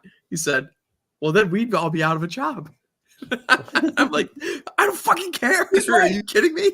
I've been advocating this. I've put me out of work. I would love it. If we had a Oh sales my tax. God. Yeah. I'll Yep, find buddy. something to do. Make it Totally. happen. But it will never happen. It will never happen. no, You guys will end never. up like the Netherlands, and the Netherlands is now a tax shithole too. You get income tax, you get sales tax. I've read Then about that. you've got tax. Yeah, tax. You got the inheritance tax. You got insurance tax. Then you got the tax on Cremation tax, even if you're dead, cremation you still pay tax. Oh, probably there. But like then you get the extra taxes on like alcohol and cigarettes. The excise and, taxes. Yep. It's just Everywhere. taxes up the ass everywhere you go. Jesus, man. When I think Oh. the EU, I just think heavily taxed. Like that's what immediately comes to mind. I mean, we're not that much different now, Chad. But Where are even your though- taxes going? Where are your but taxes we're- going? Are they but funding wars overseas? No, man, they all go to immigrants and the climate. I'm That's blocking. it. Yeah, blocking the farmers. The climate, blocking throw the money at the farmers. climate, throw more money at the climate. It's gonna get 40.4 degrees hotter. What you got Yeah, there? that's pretty much it. Same thing. What But did you say the ABV was? It was like 5 on that? 4%. 4%. Yeah, in England, it's really I good. gotta work in 2.5 hours, so We'll get you nice and tipsy for that. Yeah. yeah. But like all the American friends I've had come over here were like, "Oh, everything's cheap." Yeah, Like, oh, wow. yeah. It was Wow. nice. My dollar took me very far. Yeah, it's like even though we get taxed up the ass, everything is still cheap. When I the was women, in, the go women ahead. look good, Red Hawk. Sorry, Ethan. They there was definitely a better ratio of more attractive women in France and in the Netherlands and in Belgium. I was in London and it was basically just like an American city, except I've heard more brown bad things people. about the UK. Yeah. Yeah. Just like Americans You- with an accent. The UK has fallen. Truly Yeah, has yeah. fallen. I did not enjoy my time there. I liked everywhere else I went in Europe, but I mean, I thought rural England was cool because I felt like I was in the I have a Shire from Lord of the question. Rings. I have a question about that, Red Hawk. Why do British women in their 20s look like they're in their fucking 40s? I don't know. I have no idea. Alcohol. I think the same thing cigarettes. about American women for the most part, man. I think it's the alcohol. The alcohol and the Yeah. endless supply of throat yogurt. I was blown away by how much the Brits drink, man. I was shocked. I mean, I check IDs at work, and I see a lot of women that are my age or sometimes younger, and they don't look like me, man. They look bad. They look aged a lot. Very, yeah. I mean, when I tell people I'm 40, a lot of times they get like, really? No, but not them. They Wait, they look Anthem, older. you're 40? Yeah, I'm 40. I know I look 50, but I'm 40. No, you don't. How long did you go to college for? Like what, 20 years? Since I was 25. No, I was going part time at first. That's why it took me longer. I had to pay my way through college. No loans. No daddy, mommy. You did it the old fashioned way. Yeah, and I was paying out of state tuition. I was paying $15,000 per semester just in tuition. Jesus. Just in But tuition. now, Yeah. No, but like you did land the job, right? You landed well, it. I have no, not yet, but I have an interview on Wednesday. Okay, good. Oh, I hope you get it, Atham. Yeah, thank you. Man, Yeah. that would be great. If you get it, that will be awesome. Yeah, I mean, I'm doing pretty well for myself right now, even though I'm not using my degree yet. But yeah, it would be nicer to, like Chad said earlier, make more and work less. Yeah, I mean, like you've got no debt, you've got the degree, now you just have the job. I have like $5,000 in debt. That's nothing. Oh, 5K is easily doable. Yeah, I mean, when I finished college, I had 14,000 in debt, and that was less than a year ago. It's already down in 5. Oh, so that's I'm doing well. Yeah, very decent. Good for you, man. Did I ever tell you the date I had with the girl who had 10K in student debt? I think you did. Yeah, that was a while ago, right? Oh man, yeah, that was a while ago. That Yeah. was like 2 years, maybe 2.5 years ago. Mhm. Jesus Christ, this woman was dense. This bitch was fucking dense. Mhm. She had she studied art history and she had 10K in debt. And she paid off 60 euros per month. Yeah, So you never. I calculated that and I was like, wait, that will take you 15 years because of interest alone. Right. Like, I'm like, why don't you just save up and pay it off right away? 10K. You can easily do that within a year. She's like, oh, but I want to have some fun first. I'm like, Oh no. if You first get this thing out of the way, then have your fun. no, but it's like if you do it in a year, you have more years to do more fun stuff because you'll have more money. Yeah, but I want to do more fun things now. So, and it's only 60 euros a month. I'm like, my fucking God. She Yeah, just that's so didn't understand short-sighted. it. It's like 60 euros per month for 15 years. 15. Didn't understand it. Just I did not understand. hate owing money, man. I hate it. Yeah. Even Oh, when I got same. I got a second hand car. I got it from a dealer. Payments, blah blah blah. I was supposed to pay that shit off in 5 years. I pay it off in under a year. Yep. I hate always. It's like, no. Here's your fucking money. Leave me alone. Yeah. Yeah, dude. Lost money on that deal. That's they probably did, right? Yeah, the longer it takes for Probably you to did. pay, the more money they make off of you. More interest, man.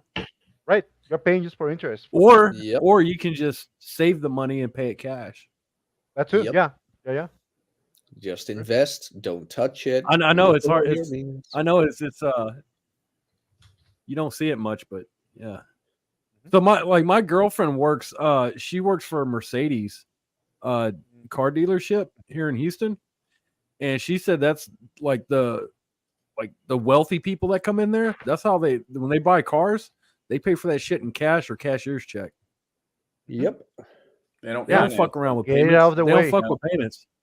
They pay it off automatically, like either in cash, like actual cash money, or they bring in a cashier's check. That's what I did They for just my. pay us what all at once. When I built my computer, state of the art, I got a freaking RTX 4090 and 7800 X3D. Oh shit! I got like 64 gigs of RAM. Thing is fast, and I paid that thing off right away. I pay it off out of pocket. I don't want to owe money, especially in a luxury item like. Damn, I'm trying to build a computer by the end of the year. I want to build one. Man. Have you ever done that before? No, my dad got me a gaming laptop, and I'm like, I'm good for now. So, well, if you have questions, I don't know. let me know. I don't know how to build them, but I know a nerd who's good at building them, and I paid him to do it. Okay. Nice. I mean, I'm pretty sure anybody even in this chat, can build a computer.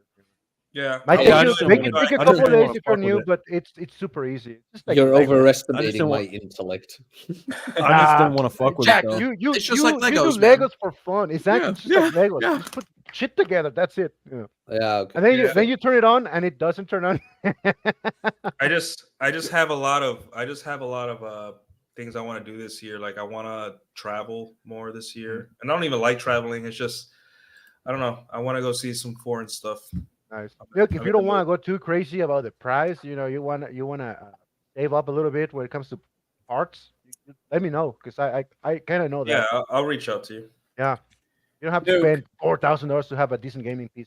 Nuke, just don't go to the Philippines where you run into a slew of issues where you don't bring cash and just that's just Clary, man. Errors. I've been to Asia. I did fine, and I'm Mexican. That's just such a rookie travel mistake. We tried to warn him. It's like, come on. So what happened? What are you He talking didn't about? bring cash. That was it.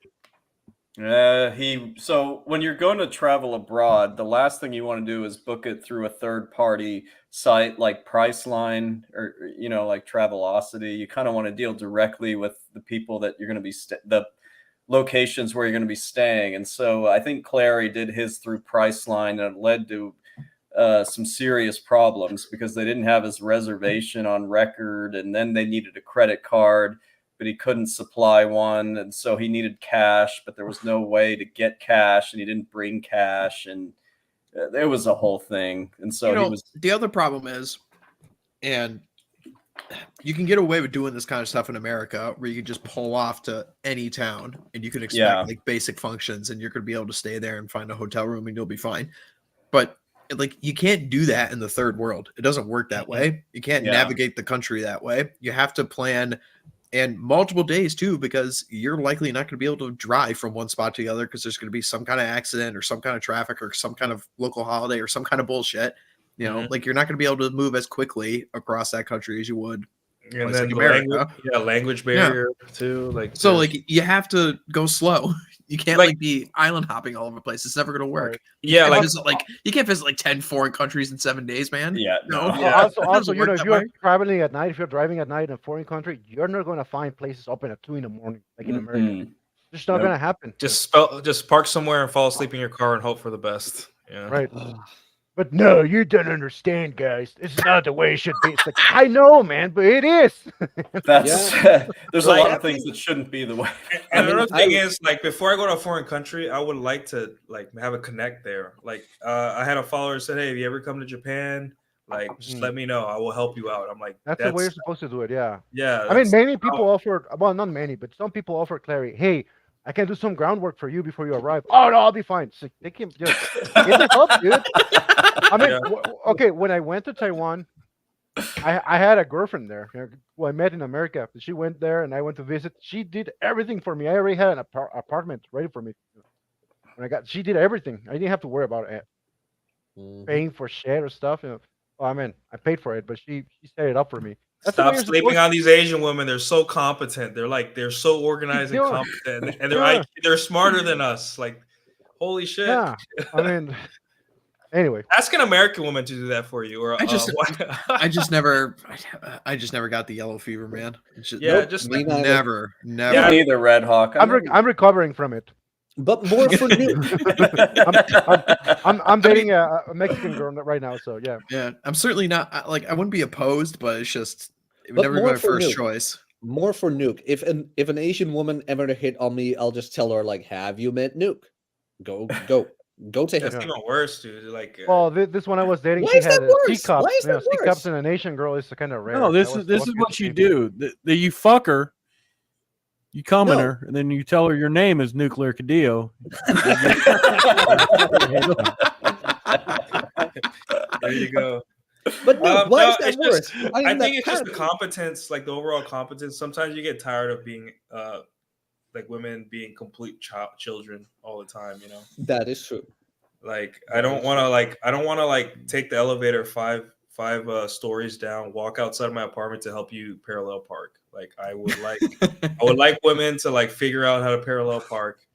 At least give it a shot. Maybe practice a couple times. I am so tired of having to do basic life skills for women. Well, I'm gonna tell you like I told my girlfriend a little bit earlier during a conversation. If you care about someone, you'll let them fail every once in a while. No. I do have to say, though, when I hear you guys talking about dating American women and things like that, Dutch women in general are way more independent. They are like, they have their thing, of course, because they're women, but in general, they can take pretty good care of themselves.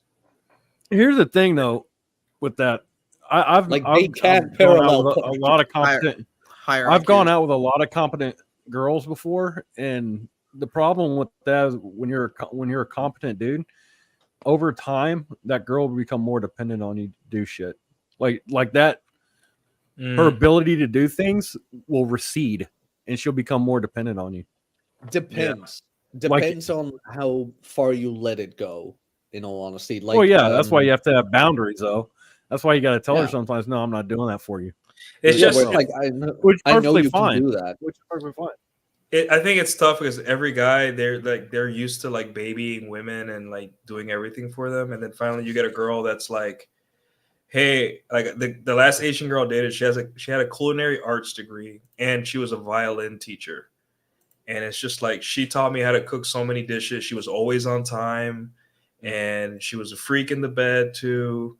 And she'd go Dutch almost every single time. She'd go and she would insist, and it's just like it wasn't even about the physical attractiveness. It's just I feel no stress when I'm dating you. I feel like this is really nice, It's nice to have to date a fucking adult for once, Man, stress in dating somebody that will kill you. It's like, yeah, because I did date a Mexican girl before that, and she was good at certain things, but sometimes she would call me and she'd be like bitching about her job, and I'm like, you know what, I don't want to work anymore, and I'm like, well, that's too bad. It fucking sucks. Neither do I. I mean, that's you're such still a hot. thing. Yeah, give up the streets and start cooking and cleaning for me every day, and I may marry you. Just imagine the audacity of that statement. I don't want to work anymore. Well, I would think it's an audacity for a man to say that, but for a girl, that's just par for the course. Yeah, as it far as I'm is. concerned. You want competence. Like that doesn't a girl saying something like that to me is not extraordinary. Now, if Nuke was on the phone with me and said that to me, I'd be like, Nuke, what the fuck? Well, I don't want to work anymore, dude. I don't want to work anymore. Remind me Bull, I don't want to work anymore. I mean, working is not bad. What's wrong with working? Working is pretty nice. Working is nice. It's having money, Like Nuke, what are you gonna fuck? You're gonna go crazy, Nuke. Y'all gonna go crazy. It's supposed. Yeah, you gotta do something. Like, make yourself useful. Like I said before, I'm off 2 months out of the year. By the second week, I'm already going crazy. Yep. I don't know, guys. I've been working for 3 months straight, and I'm ready to like not work for a day. You too, right, Red Hawk? Same here. I'm doing fuck all tomorrow. I'm doing absolutely nothing. Hell yeah, let's play Helldivers. Woo! Let's get Do you play, Nuke? Yeah, I play Helldivers. And are you on Steam? Yeah, Atham, you should join our Discord. Okay, Yeah, I was to me, yeah. I'll send you right now. I'll send you a link to the private Discord and the private chat. Hold on. Have any of y'all been paying attention to what 40K? Oh yeah. I've seen that. I have Finally, not. I don't know much 40K lore, but I know people are very upset about it, and I'm inclined to agree with them. What happened? Yeah, female space. They're basically retconning Warhammer 40K lore to include female Astartes. Space Marines, like, oh yeah, they've always been around. There's always been female custodians. Okay, I thought they were fighting about this for a couple of years. This isn't new, is it? It's kind of not really, but it's a thing, and it's getting out of hand. Well, I understand that now they actually, did it. They've been like threatening to do it, and now they actually went through with it. Is my understanding. Yep. Yeah, they got like Sisters of Silence and Sisters of Battle and shit now, figures and all that good shit. Yeah, and no one's gonna fucking buy them, just like Ray figurines. Yep. Hey guys, I'm gonna head out. All right, Jack. All right, Jack. Hey, by the way, Nuke, you free on Wednesday? I'm going to the DMV on Wednesday morning. So. Poor man. I'm sorry, Nick. I'm not looking forward to it. I got every single paperwork, including the Declaration of Independence, on me, and they're still going to be like, "No, this isn't enough." Did you make an online appointment? How far in advance? About 3 months. 3 months in advance. You forgot your dog's vaccination. Yeah. Yeah. You forgot. Bro, all you got to do. Yeah, you forgot your 23. All you got to do, bring your long-term birth certificate, your social security card, fucking rental lease agreement, and any old identification you have on you. You'll be fine. Jesus. Yeah, I got my passport, social security, birth certificate. I got like 3 different bills I'm gonna bring. Yeah. Yeah, and I got my blood test. That's what I brought. Every fucking thing. I had to go get my. I had to go get one of my IDs renewed, and I had to go do that. And you know Brought what? all that shit. And if you just walk over the southern border of the country, the government will give all that shit to you for fucking free. That's what I'm gonna do. That's my plan B. Yeah, exactly. That's what Yeah. exactly You what you should do. We look the part. We could do that. Yeah, exactly. I have I'm a ahead perfect out. Spanish accent. All I'll right. see you guys soon. Jack, Cheers. thanks for stopping by. Take care, man. Jack. Small effort, Yeah. Chad. Every day. I'll see you. Cheers. Later, man. Yep. All right. Now the real I men think can talk. that I think that's funny because like if you tried to immigrate to Mexico, have you seen their immigration requirements? You have to be able to, they are very stringent. They are very, Really? very they are demanding. stringent. Like you have to like to immigrate over to Mexico. Legally, You either right? have to go there. You have to actually like be a part of a company. Like so, for example, let's say you have to immigrate to Mexico and you work for the Ford Motor Company because they have plants over there. Well, you have to be employed by Ford Motor Company to be able to live over there and like get like a place to live. If you don't, you're just some schmuck that wants to immigrate to Mexico for some reason. You have to show the Mexican government that you can survive there for I think like 3 or 5 years without a job. Damn. No, not only Like you that. have I to mean, bankroll. if you want to migrate here to America, just marry someone. But if you do that in Mexico, it's not as easy. I know that because I know a couple couples. I know a Brazilian lady who got married to a Mexican guy. Oh my God, it was hell, dude. Wow. Yeah, and I know people that get married here all the time. In 6 months, you have your green card. Like, what the Yeah. fuck? Yeah. Yeah. Well, like the thing with marrying a girl with like that comes here is that even if you divorce them, you're still in kind of like responsible for them, right? In a way. Up to 10 years, I think. Yeah, 10 years. There's a period of 8 or 10 years. I forgot. Like if they fuck up or do something crazy, you gotta They're on the answer hook. for them. Yeah, that's crazy. Yeah. So if you bring a crazy chick from overseas and marry her, she divorces you and does crazy shit. Still on you're the hook for 8 years or something. Yeah. Sorry, passport bros. Be careful, guys. Don't bring them back. Yeah. I don't know. I think this is gonna sound kind of messed up, but like if I get to the point where I don't see like a chance, like I haven't met the right chick yet, I think I would just go to a third world country, get a girl pregnant, and just send her money and have her live a good life, and then I'll see her every 3 months or the kid or something. Dude, I can set you up with some sexy Mexican. Just don't marry them. Just don't marry them. That's fine. I know a few. Dude, I already got my heart broken by a Mexican chick. So no, I'm just kidding. I never. But Mexican women break hearts. I could see how I could see it. Yeah. I could see it. Even my white friends, they like, yeah, I dated a Mexican chick, and man, it's like. Well, I think. I mean, back in the day, I got my heart broken at least like once a week. Once a week? Jesus. I'm a romantic. What can I say? But yeah. Yeah. But that builds character. Yeah, I don't know. Something about Mexican women that draws you in, and it hurts. I don't know. It hurts more than the average woman. I don't know what it is. Well, I don't know. It's just, I guess it's kind of like in the movies, like zombie movies. You have your best friend, your partner, your body, and you go through so much together. Then your friend gets bitten by a zombie, and it becomes a zombie. It's kind of like that. Yeah, it's like Are you saying that's what happens when they come to the United States? They become a zombie. They do, man. Jesus. Yeah.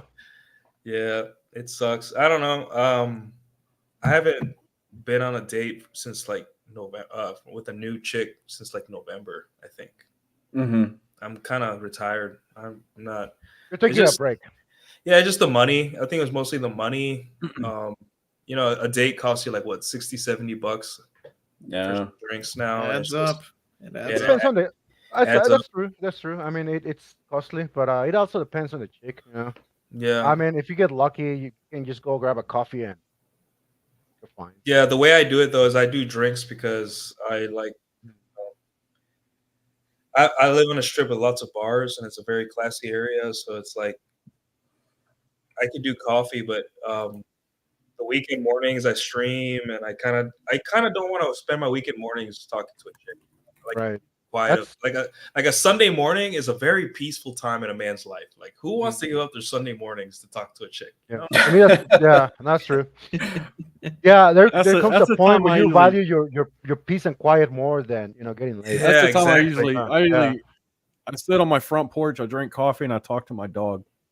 Yeah, that's such like every guy has. You have more Bull Rush. You have more interesting conversations with your dog than with a woman. Sometimes I do. Yeah, I always tell guys, be careful with Mexican women because Colombian women, they're hot, right? But you can feel like it's kind of like they have this scammer energy. Like they're after your money and after your green card only. That's it. Yeah. Dominican women can be kind of ratchet. Puerto Rican women really aren't interested in American men that much, but like Mexican women, like you date them and it's just Puerto Ricans are kind of masculine. Yeah, it's because they're American territory, so they have a lot of influence from America before any other Latin country. But like Mexican women draw you in because it's just like it feels like if you got them pregnant, they would step up to be your wife and they'd be a good wife. And you always have that doubt, like she's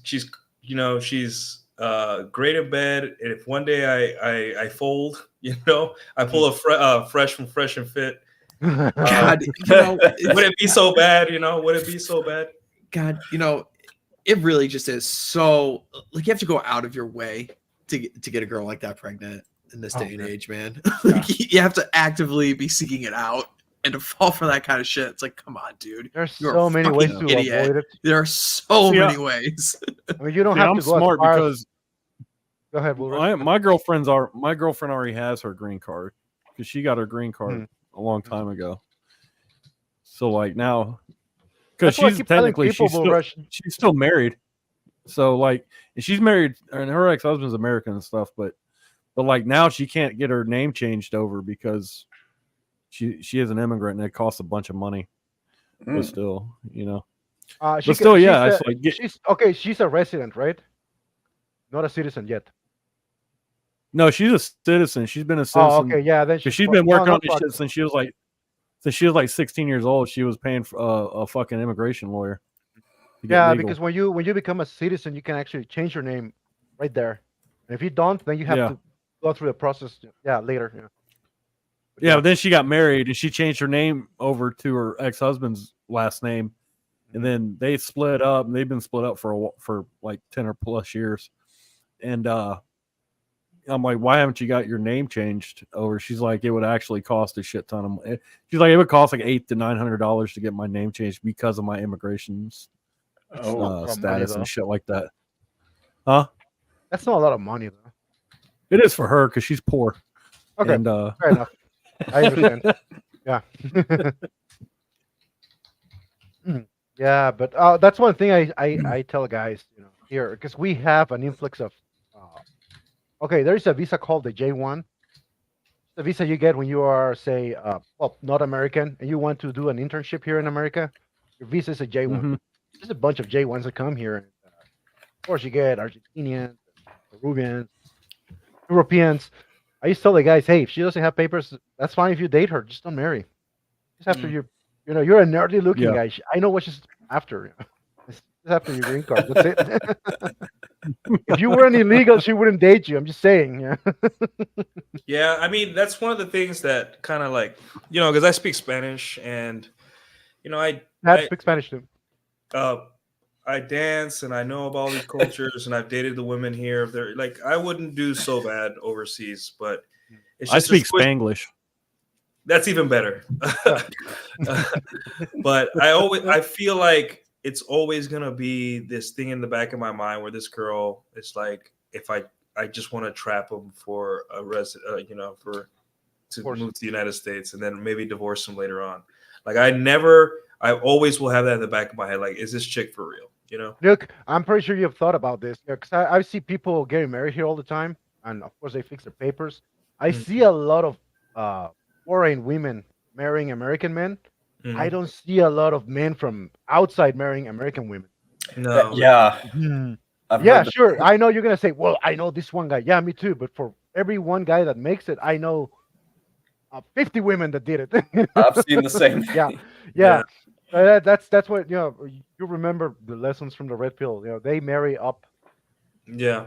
Yep. But I mean, also, like, if you look at it, like, if you want a hot 25-year-old blonde or a hot blonde in general, right? You got to be on your game. You got to be like Chad yeah. Elkins. You got to be Chad Elkins April 14th. Not the Right? Yo, you should have seen me last night, man. April 14th version of Chad Elkins. Like, one time I ended up stressed. dating this a chick from Colorado for a while. It's a weird state. Yeah, no, I mean she this happened here, but it's funny because when you're Mexican, if you end up dating a blonde American chick with blue eyes, the other Mexicans think you're a god or something. Because you are. You're basically remember when the Spanish landed on Mexico? That's right? That's what you I are. remember I was there. I was there again. No. No, but it's funny because I mean, you as an American guy don't see that dynamic happening. But when you're a Mexican guy, Patrice O'Neill talked about this. We have superpowers overseas, and we just don't know it. Like they may talk, they say all these things about passport bros, right? But you go overseas and you have a superpower. You just gotta not be stupid. Like don't throw money at hookers. It was you just don't have throw to be money at hookers. a decent guy. That's it. Yeah. The thing, it was nice because, right? You know how we talk about when you're having a conversation with a chick, she has to hit the ball back, right? She's got to actually be participating. So investment, give a shit. Yeah. When I was overseas in Europe talking to women, just because I'm American, they had a much greater tendency to throw the ball back than they do over here in the States. And that was just a simple fact of the matter. It was much, much easier. Women were much more interested in engaging in the conversation than they would be over here if I'd said the exact same things. Yeah. I had the same dynamic happening in Taiwan. I had, not all the time, but occasionally I had the hot Taiwanese girl coming up to me and talking to me. Like, wait a minute. You're hotter than an American girl, and you're talking to me. Yeah, something's hell? not. Like, where's the sniper, right? Yeah. Right? You check your wallet. Where's the You check camera? your wallet. You're like, is my wallet still in my pocket? Okay. Yeah. After what you were saying earlier, it got me to think. I wonder if I'm my girlfriend's trophy boyfriend for her. Could be. Maybe. Okay, so maybe not. Maybe. Damn, Maybe you're not a trophy bull rush. Damn. Right? Yeah. No, but I'm thinking, is that the only reason why she's dating you? Probably not. And the reason why I think so is because you see more Mexican ladies with American guys than the opposite. It's more normal. Case in point, my sister married an American guy. She's not like, oh, look at my American husband. No. They just like each other. They fuck each other and they got married. Yeah, that's it. That's fair enough. Yeah. Well, that's all. We like each other. We like fucking each other. So, yeah. I think. I mean, you've been together for what, a couple years now? Yeah, a couple years. I think she feels that way regardless, right? Because a woman has to look up to you anyway. Well, she's 5'1". I'm 6'2", so she looks up to me a lot. Oh, Right, there it you go. is. He's a 6'2" Chad. So damn. Yeah. Oh, I think you're fine, man. Don't worry. She does a lot of looking up. Did that make you on her feet? Right, on her feet and otherwise. Yeah. Didn't that make you an easier target as a Marine if you were taller? Yeah. Yeah. Well, I mean, for my MOS, no, because I was military police, and they got some big ass country fed fucking boys inside that crew for that MOS. I bet. Yeah, I mean, you gotta going through people. Yeah, going through basic though. Yeah, I was one of the bigger guys in the platoon and stuff, and there's like they're always getting on your ass about, like, especially when you go through obstacle course and stuff. They're like, yeah, you're behind cover and shit like that. They're like, you are the cover. Oh shit. We're gonna use you for cover. Americans, we have superpowers overseas. Our women don't really appreciate us that much, but that's okay. It's always an option. If, like, I feel like any guy, never discount the passport option. Keep it in the back of your head. You never know, right? And there's always a better, like, if you like blondes, you may like blondes from Sweden. more than the blondes here. If you like, that's why you mentioned that, Nuke. I found an way easier time getting with Europeans than with Americans for some reason. Yeah, but they're more down to earth. Preferably for me, I think if I were to ever like search for a wife outside of the United States, it would definitely be like Mexico. Because I think the logistics, right? Let's say I found a girl from Mexico or something like that, and let's say I was dumb enough to marry her and bring her to the United States, flying to go see her family would be like a 2-hour flight. Right. You know, it would be like most likely like Monterrey or Mexico City or something. I'd probably look like, let's say Monterrey, right? That's a 2-hour flight. Like, hey, I want to go see my mother this week. I'm like, let's go. I want to go get some good tequila and get some good tacos and, party with your uncles or something like that. Because party with Mexicans is amazing. It's dangerous as fuck because you're never gonna outdrink them. You're never gonna outdrink them. But ask Chad. Oh yeah, we had some fun, man.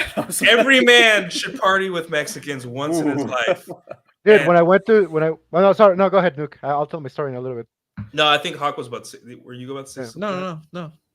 When I went to Taiwan, I had my group of friends. One from Spain, one from Germany, the other guy was from the Netherlands, and me, the Mexican guy. You outdrank them all. Yeah. He's like, yeah, my girlfriend's got. My girl's got like 4 or 5 older brothers, and they're all. Oh, dude. Except for one, they're all in Mexico, and they wanna eventually meet me, and drink with me and fight me. So not necessarily that in order. But perfect. That's the most Mexican thing I've ever heard of. Yeah. I said. I just told them, I'm like, I bring all comers. Y'all just come on one at a time. Yeah. Too old to handle y'all more than one at a time. Yeah. Whoever wins gets the 36-pack of Modelo, and you move on from there. Yeah, that's right. So there's this running I've talked track. to them. They're good guys though. About 10-minute walk from me, there's this running track, and I went for a run yesterday because it was like such a nice day. Dude, there was a soccer tournament going on, and it was pretty much all Mexicans. I have never seen more cases, cans, and bottles of Modelo in my entire life. And on top of that, so they were drinking like their territory. They were also really fucking good at soccer. Like they drank all that Modelo, and they were just crushing it. It's like, yeah, you see them with their freaking bellies, big bellies, and they still can outrun you. Yeah, how do they do that? It's like, whoa. Their bodies were built for labor, man. Those bodies were built for labor. Yeah, Hispanics are good for stamina-related things. Yeah, like that was an impressive genetically display speaking. I'm not pulling that out of my ass. It's actually true. It is. Yeah, Hispanics in general, not just Mexicans. But case in point, I had this friend from school. He was in the Air Force. He did boxing. We went caving once, and I have this friend from Guatemala, right? Of course, the cave is not right next to the road. You have to hike, hike a ways. And this guy from Guatemala, he out hike everybody's. Even this guy who's a boxer and in the Air Force, he's like, what the fuck, man? We're like puffing and puffing. He's like, what the fuck, dude? I know I'm in shape. I know I'm in shape. This guy, he has a belly and he out hikes. What the fuck? And he's like, I don't know, dude. Well, that was nuts yesterday, man. They had bellies and they were clearly drinking plenty of beer before they got on the soccer pitch and just started like kicking Imagine it if they didn't have a belly. Oh shit. Oh shit. They'd probably be professional soccer players. Yeah. Yeah, it's just interesting. Like Mexico, also people underestimate how big Mexico is. Like Mexico is huge. It's big. It's very big. Massive. And a lot of people, if you talk to a lot of people, they think Mexico's in South America too. So, case in point, when I got my Taiwanese visa, damn, that must have been some good Taiwanese box, dude. Damn. Taiwan is good. Yeah, I recommend it. Taiwan is good. The whole country. No, Taiwan is good. No. But anyway, so China's coming after you, bro. I know that's another problem. Yeah, you gotta watch out. No, but why can't I meet a girl that good that I'm just like, so I got my Taiwanese passport, guys. So no, I got my Taiwanese visa, not passport. Oh, visa, okay. But anyway, in their forms, so you have to fill up because I was a student, blah blah blah. I got a student visa, blah blah blah. Mexico is in Central America in their form, and last time I checked the map, Mexico is part of North America, along with the U.S. and Canada. So I was like, Okay, fine. You know, We'll whatever. go with it. Yeah. Yeah. I mean, most people don't even know where Taiwan is. So. Right. It's a little island. I mean, yeah, hot. Yes, dude. Every time I took the subway, I fell in love like 5 times. Wow. No, really. They dress well. They're thin. They're feminine. Jeez. Man, they not have a. fat is all I need at this point. Like, that's Oh, they're not fat. Yeah, The only but is that some of them have really bad teeth. Oh. Because of the sugary drinks. Yeah. Well, some of them have penises too in that part of the world, so you gotta be that will careful. that will be Thailand and that's and the Thailand. Philippines. Yeah. That's right. Taiwan, not so much. They all look the same. There was a joke I saw as a comedian. It's just like, you think you guys are racist in the United States? We're racist against people that you guys think look just like us. You know, that was the joke. Yeah, there's an old Chris Rock joke which I can't repeat, but it was kind of the same thing.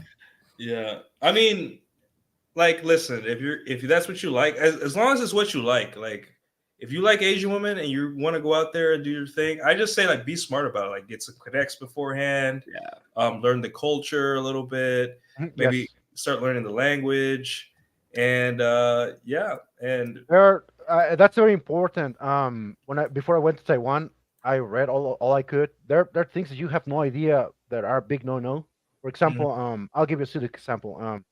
Sticking your chopsticks on the rice, big no. Really? No, you don't do that. Yeah. Huh. And the reason why is because when somebody dies, part of their religious, rituals is that they have a bowl of rice and they stick incense on the bowl of rice. So when you do that with chopsticks, it's reminiscent to that kind of process. Oh shit! It's a big no. And death, unlike Mexicans, we make fun of death, right? We have like Katrina and all the shit. In Taiwan, it's a big taboo talking about death. They even skip when you have buildings.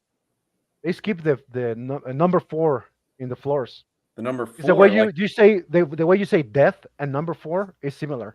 No, so they shit. got 1, 2, 3, Really? 5. Yeah, it's kind of like 13. Yeah. Yeah, they do that with 13 in some of these. So they do it with number 4 in Taiwan. Wow. I guess it's similar to in China. Yeah. So see, those things you don't know about. So you need to know these things before you go there. Before you stick your fucking chopsticks on your rice, don't do that. What kind of coming out of this whole conversation too is I never understand why these trad guys will legitimately get upset over another guy getting laid. Like, I could never bring myself to be pissed that somebody got laid. I mean, unless he's like fucking my girl, that's a different story. But I mean, but like just a random guy, I don't even know who he is. If he just came into my consciousness, I'd never known anything about him before. But the first thing I knew about him was like, oh, he just got laid. I'm like, good for that guy. I can know nothing about him. So it's like, nobody cares like who you like. Yeah. You know how nice it is to like have a wife that no one cares, like they're just happy that you're happy. Like, that's the type of people you want to be around. I don't like, dude, I don't care who your wife is. I don't care. As long as you're happy, dude, that's all I care about. Totally. Yeah. That's all I give a shit about. If she makes you happy, then I'm happy. That's it. Nonstop Dre says it's probably just envy. Yeah, probably. Yeah, it probably. There's a lot of haters out there. Yeah, could be. Yeah. Like the guys think they're like white knighting too. Yeah. Guys, I kind of fucked up. There's like all these super chats. Does anyone want to volunteer to read them as I bring them up? I volunteer to not do it. Okay, I'll read them. I'll read them. Dung is fun for $5. I've been pulled over 32 times, and it should have gotten a ticket for everyone. What kept me from getting them? Talk less. Say yes, sir. Yes, ma'am. I mean, as Rare will occasionally say, shut the fuck up seems to be a superpower these days. That is literally the biggest issue people have right now in the world is they can't shut the fuck up. Just shut up. Yeah, shut the fuck up is a superpower. Yeah, Jesus Christ. It's so easy, but it's so hard, I guess. Yep. God. Well, Dung is fun for $2. The only rent beer. Yeah, that's true. I'm a beer drinker, and yes, you only rent it because you got to piss a ton when you drink beer. So I should have gotten into the scotch and liquor like several others. Sending in Chief, $5. I'm also in software and I work for an employer largely because I'd rather be writing code than doing business work like bookkeeping and marketing, etc. You know what? That's fair. Yeah, Not everybody yeah. wants to deal with all that shit. It's a very legitimate path. By the way, I was a host of Cynic in Chief as well. Oh yeah? Yeah, I know him. Yeah. Okay. That's really cool. Yeah. Yeah. He drives around the country, right? Is that? Yeah. Yeah. He actually knows my girlfriend. No shit. Huh. Yeah.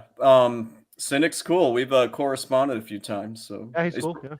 He sent me that super chat. Let's see. 3 hours ago. So he's probably not still in. It's cool. It's cool how more of our guys are meeting up with each other in real life. It's like we got our own little army all across the country. Oh yeah. Chase Roboto 1999. Happy 15th, Chad. Thank you, Chase. Sorry, I'm reading this about 3 hours late, so you're probably not here anymore. But yeah, he's an accountant too. He's in my comments sometimes. He absolutely is an accountant. Yeah. We've exchanged many chats and emails about that. So happy 15th to you too, Chase. Cynic for another $2. Reno, did you guys visit one of the lady ranches? Is he talking about the bunny ranches like Cat House? You know, right. They're not in Reno though. They're in Carson City. Yeah, Carson City. Like there was a whole. Not that I would know anything about that. Well, not that there's anything wrong with that. This was like 15 years ago, but they had a whole. It was either Showtime or Cinemax or HBO series about the Cat House. Like it was a reality TV thing. So were you doing the taxes of the ladies, Chad? I've got enough of that here, so I didn't have to. Yeah, that's man. Funny. I've never been to any of these places. Maybe we should go next time you're here, Chad. I'll go. I mean, as long as we get to do that other thing, then yeah, I'll go. Of course. That other thing. What are you guys talking about? Read the chat. Read the private chat. Yeah, read the private. Here, I'll tell you on the private chat. It's still there. Yeah, okay. It's still there. Okay. Okay, give each other blowjobs, guys. Yeah, I was just gonna. Damn it, Nuke! I was just about to say anal. I took it from you. Went to bed and then, $20 is $20. Yeah. $20 is $20. Why, Nuke? Interested? Yeah, but I'm a little shy, so you guys have to warm up first, and get me in the mood. You gotta get a few drinks. Okay. Yeah, he needs to be sweet talked. Yeah, take me out to dinner. Take me out to brunch, bottomless mimosas, and I just open up. Gotta get through that last minute resistance. I have met Nuke. It was for all of like 60 seconds, but he's not a Spurg, so I can vouch for him. I mean, I pretended long enough, and then as soon as you left, I'm like, all right, Cappy, we can be ourselves now. Finally. You were able to hang out with Clary for a few hours. Speaks very highly of I mean, you. he bought my drinks and bought me a cigar. I mean, I had, Well, Clary's a nice guy. Yeah, it was a tax write-off, but yeah, he's still very. No, I'm just joking. Clary's a generous dude. He is. Yeah, Claire is more generous. Is nicer than he lets on for sure. It's true. He's kind of the softy. Ray John for $2 Canadian. Guys, look up Lelini Lie. Do not do that. He did this before. I'm telling you guys, do not.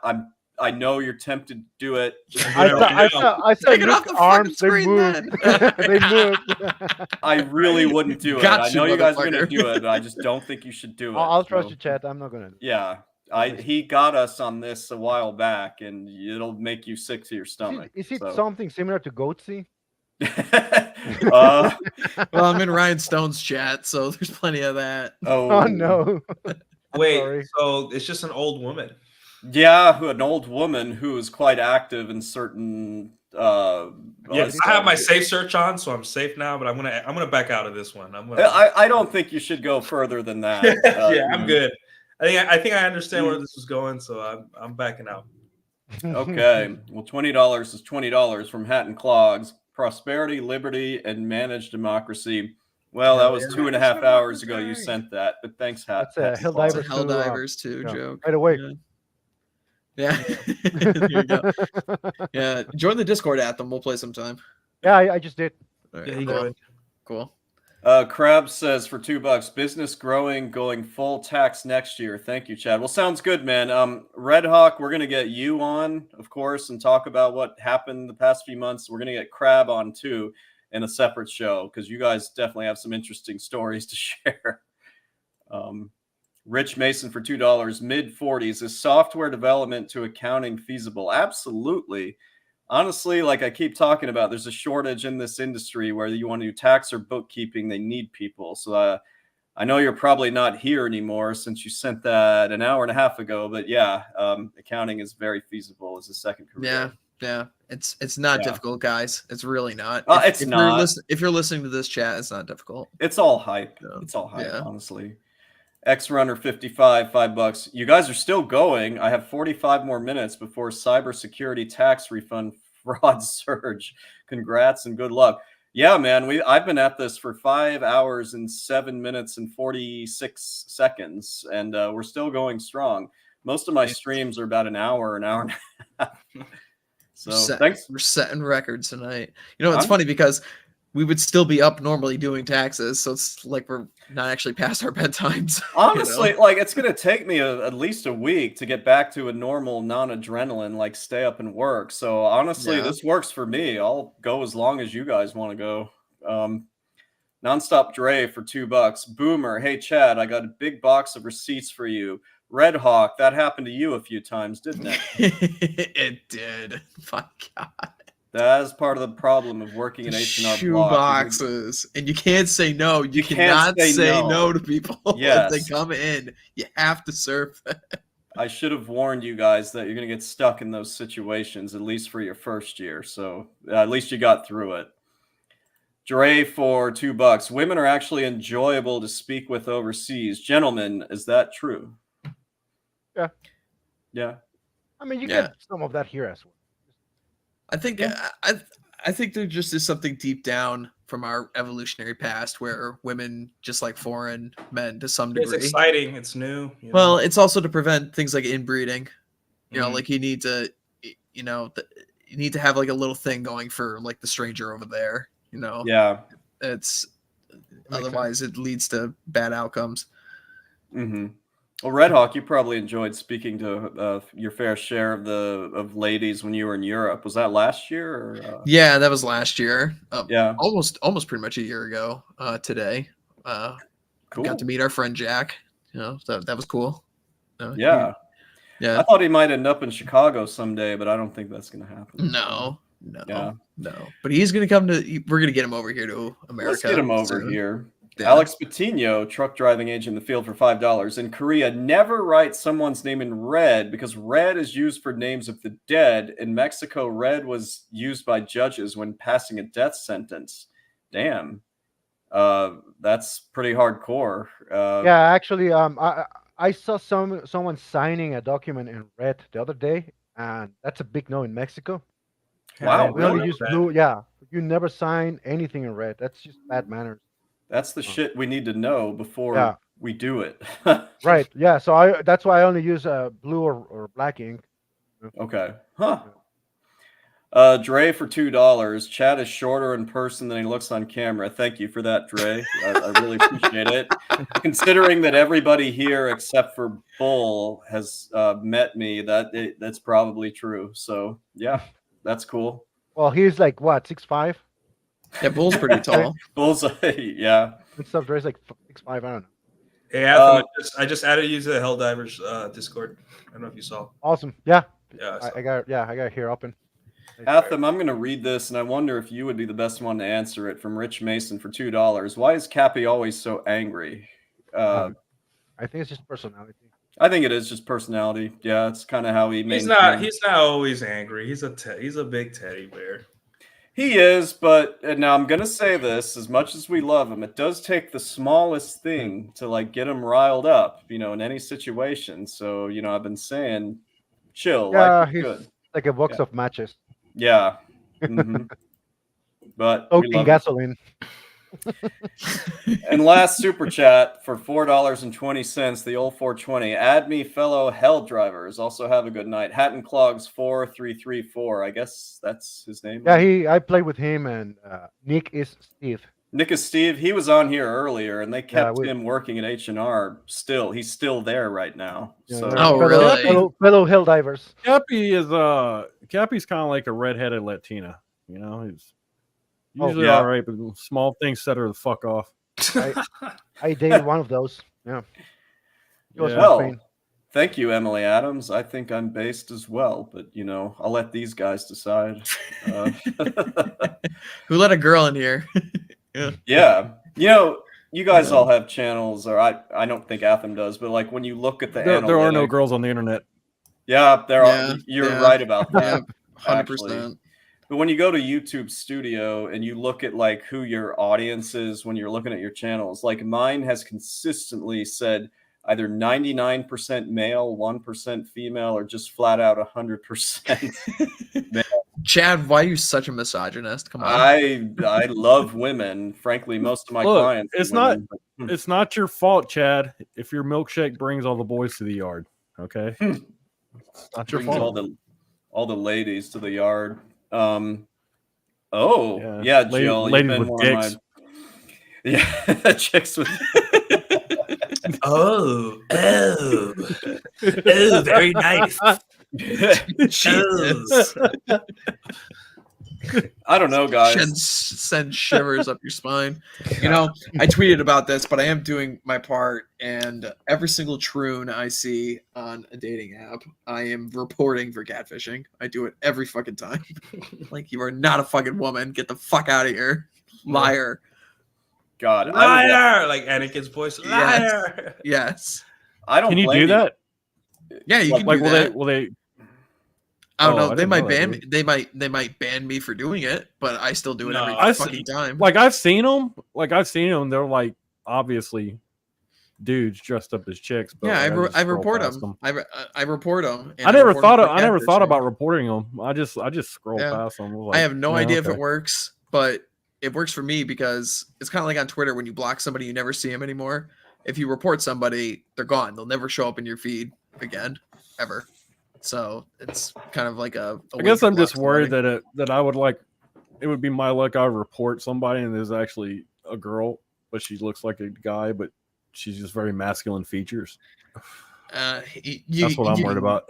Yeah, maybe. I mean, you can always kind of tell though. You know, it's yeah. You look like you're faking it, and sure enough, trans and bi. I'm like, fuck out of here. Fucking liar. With all the AI shit, like I haven't used an app in like a really long time, but I would be. It's bad. There's a lot of bots. A lot of bots. There's a lot of bots. Oh my goodness. Just like I really like the I like the profiles with the girls or quote unquote girls with just like pictures of flowers and shit in their bio or in a profile and no actual pictures of themselves. Yeah. Or they have a group. I say picture. girls in quotation. Yep. Oh group yeah. Picture. There's three always pictures. the ugliest chick. Always. Right. Yeah, three ladies. You know, it's the ugliest one. Yep. The ones that actually piss me off are the ones with the women. The girls that have the picture of their children. I don't like that shit. Oh, that's creepy. You shouldn't. Yeah, that's like. Yeah. That's off there. You should not. Like, why the fuck are you? Why do you have a picture of your kids on an adult dating site? Yeah, we're here to. That's we're here not right. Yeah, you have kids there. Come on. Actually, Bull Rush. This was like 5 years ago, but one time I matched with a gal and I met her at like a coffee shop or something, and she proceeded to tell me that she was a single mom of 2 and did not put that on her like dating profile.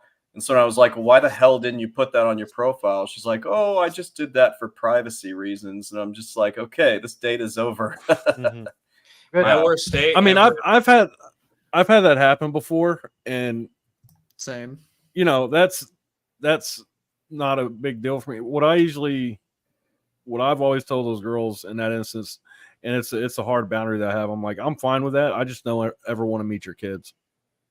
I think that's fair.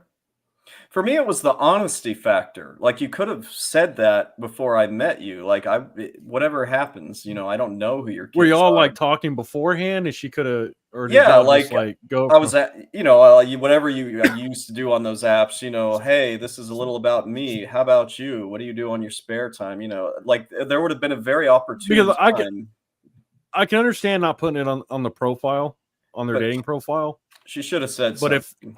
Yeah, if y'all were talking past that, like on the phone or something like that, she could have been like, "Hey, yeah, by the way, just FYI, before we go any further, I got kids."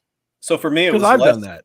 Well, it's less about the kids; it's more about the honesty. Let me be honest. Because I have a daughter and stuff, and you know, I didn't put that on my bio either. But whenever I would talk to her, I'm like, "Hey," in our first conversation, like on the phone or something, or in person, like, "Hey, before you go any further, I gotta let you know. I got a daughter.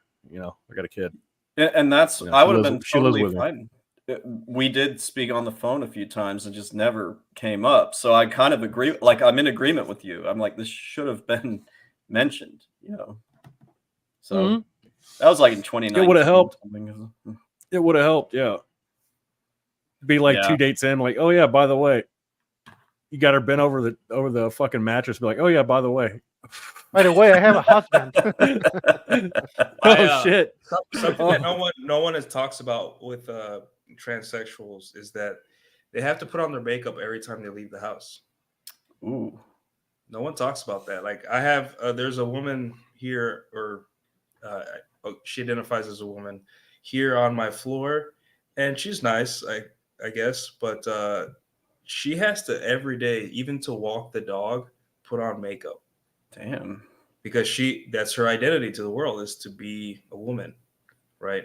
You know how exhausting that must be? You have to have makeup all the time, 24/7. I know women that are like that too. You know how bad his skin must be? Like, Jesus. Right? How bad it's gonna be? Have that cosmetics and shit on your face all the That's time insane. like that? That's insane. 40% chance. Jesus Christ. Hey, good luck. You know what I got to say to that? Good luck. And you got to put on a lot, and you got to be really good with makeup to convince people. Like you have to be fucking good with, like you have to take makeup courses, and it's a whole thing. You got to change your voice. It's stressful. It's got to be stressful. Jesus. Anyways, on that note, guys, I'm out of here. Yeah, I was just going to say, I think 5 hours and 19 minutes and 12 seconds is probably long enough. Yeah, so this was good. Thank you to everybody who gave super chats. Thank you to the guys who were here and left, and certainly the guys that are still here. Bull, Atham, Red Hawk, and Nuke.